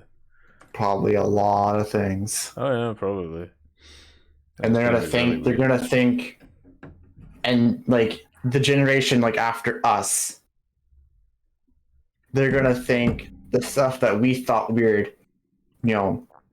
for the people who were before us, they were like, the hell was that? Like, they're gonna like 2 or 3 generations down the road, they'd be like what the fuck's a cell phone? Like you should like oh mom, dad, the cell phones are boring. All you gotta do is think, and then you call and then you talk to your friends. It's like it's like one of those kind of things. Yeah, it's I mean, it's already kind of happening with phones in a way, or at least from what I've seen. Like my sister has some young kids, and they've never seen like a phone with a cord, so they're all like wireless, right? Yeah. And they find it super weird.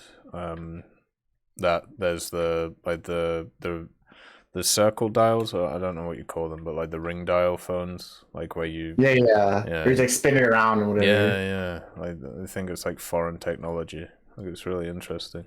Yeah. Like the way that they see stuff.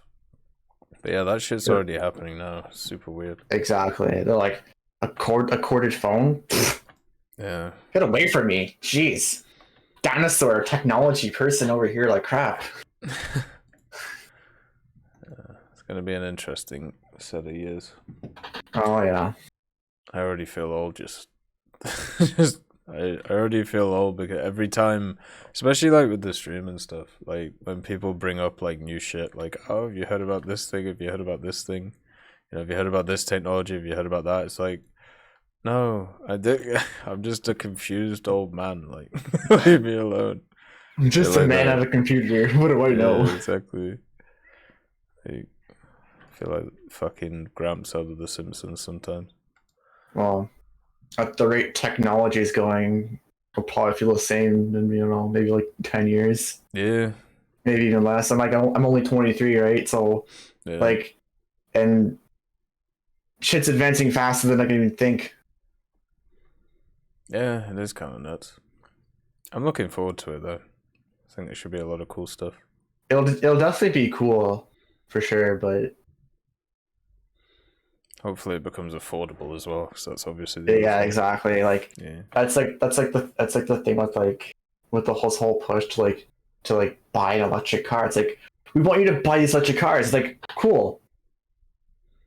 Give me the $50,000 it costs to buy it. Yeah, exactly. And then I'll get the electric car. Yeah. I know what you feel. Fuck, man. So yeah, as you say, c'est la vie. Pretty much, yeah.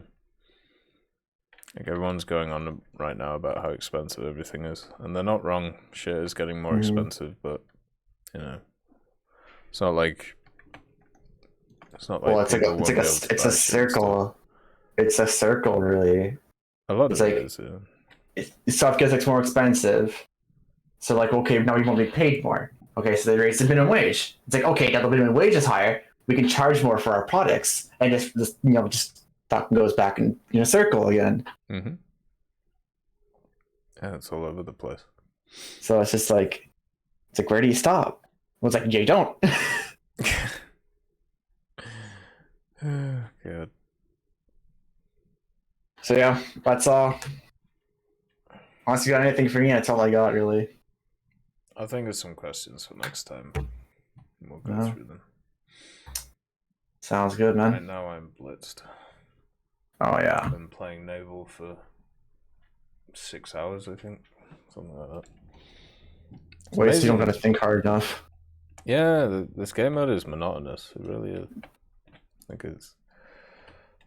I've tried playing Naval with like letting the AI gunners take control of the main guns and just walking away and seeing happens.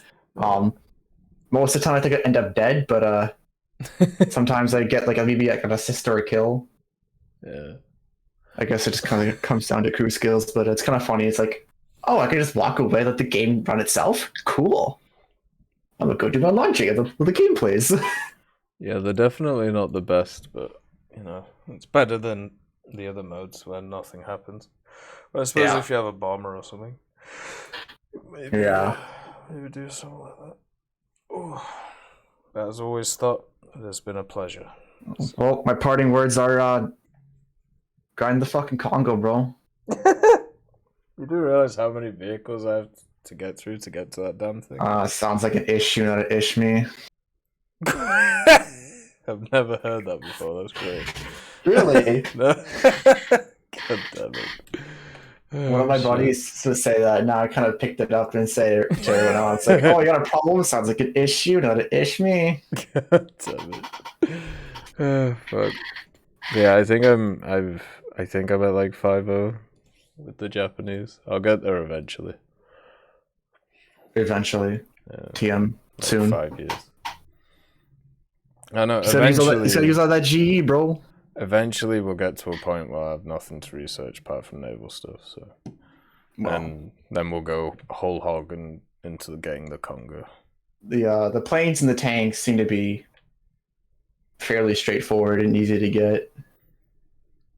Yeah, I mean, I don't find the naval grind too bad. I just find it boring. Yeah, because at least with the larger ships, like I find them so boring to play. Yeah, well, there's plenty of that in this season's battle pass playing boats. Oh yeah, I saw that. Yeah, you're right. 15 torpedo kills with ships. Shimmy time. Oh yeah, thank God I have her. Yeah, I have the Shimmy, Udachi, and the Yugamo. It's just plunk torpedoes. I don't think you can use the. I think you still use rank 3s though. Oh yeah, well, I think the Shimmy's still rank 3, isn't it? So it'll be fine. Yeah, the Shimikaze's still rank 3. Yeah. You probably bring the Udachi if you have that. Yeah, I do. That would be nice. Be interesting. Underrated ship, that one. Yeah. Have you got what is it? All 8 nations at rank 3, or 8 out of 10 nations at rank 3? Pretty much. Yeah. Yeah, I got Italy to rank 3, so that's good. France is good. Sweden's well beyond. Japan's good. Britain's well beyond. Russia, I've got 2 vehicles. The 1940 KV2, which I somehow have, and the T-3475 in the tech tree. So I got that. So I can literally play everything except for China and Israel, because lame. Wait, you can play Israel. It starts at rank 4, so. I don't touch this. I haven't touched Israel since ever. Same with China. I have no intention playing these 2 nations. Oh, I get it, but yeah, if you need to, you could just. Like, I can play. Like, I'm gonna play America, Germany, Russia, Britain, Japan, Italy, France, Sweden, because those are both the nations I have rank 3 in, and B, better nations. Yeah, I get you. Like, I'm not playing vehicles that I can already play, or I'm going to end up playing anyways. Like China, okay, play American and Russia. Cool. Israel, play Britain and America. Again, cool. Yeah, especially I'm not touching these M48s in my Glock 1 and 2. Not a chance. Not a fucking chance. I gotta do that. I gotta do that with the. I don't know how the ones in Germany are, but like after getting the M48s done in Germany. That's it. Not touching M48 ever again. Have you got the super to do still? Yeah, the super is ratted out for me. I can research the G2A, and ironically enough, the KBC70, but the super is kind of stuck in the middle. Oh yeah, you're right. Yeah. God. So yeah, I've added so many vehicles that keep screwing people over. All right, bud. All right. So it was nice chatting with you again. Always nice, and hopefully I'll see you in a few weeks. All right, sounds good, man. All right. See you later, Thought. See ya. All right, guys. So, I'm gonna bring this Fireside chat to an end. We will continue streaming, and we'll use the next half an hour if you have any questions that you want to ask text-wise instead of on the Discord. It would be the time to ask them now, so we can add them into the video if there are any. If not, then we will show the good old Barry, and then you can have a look and see how he's doing. Yeah, pretty good Fireside chat today. Talked about a lot of different stuff.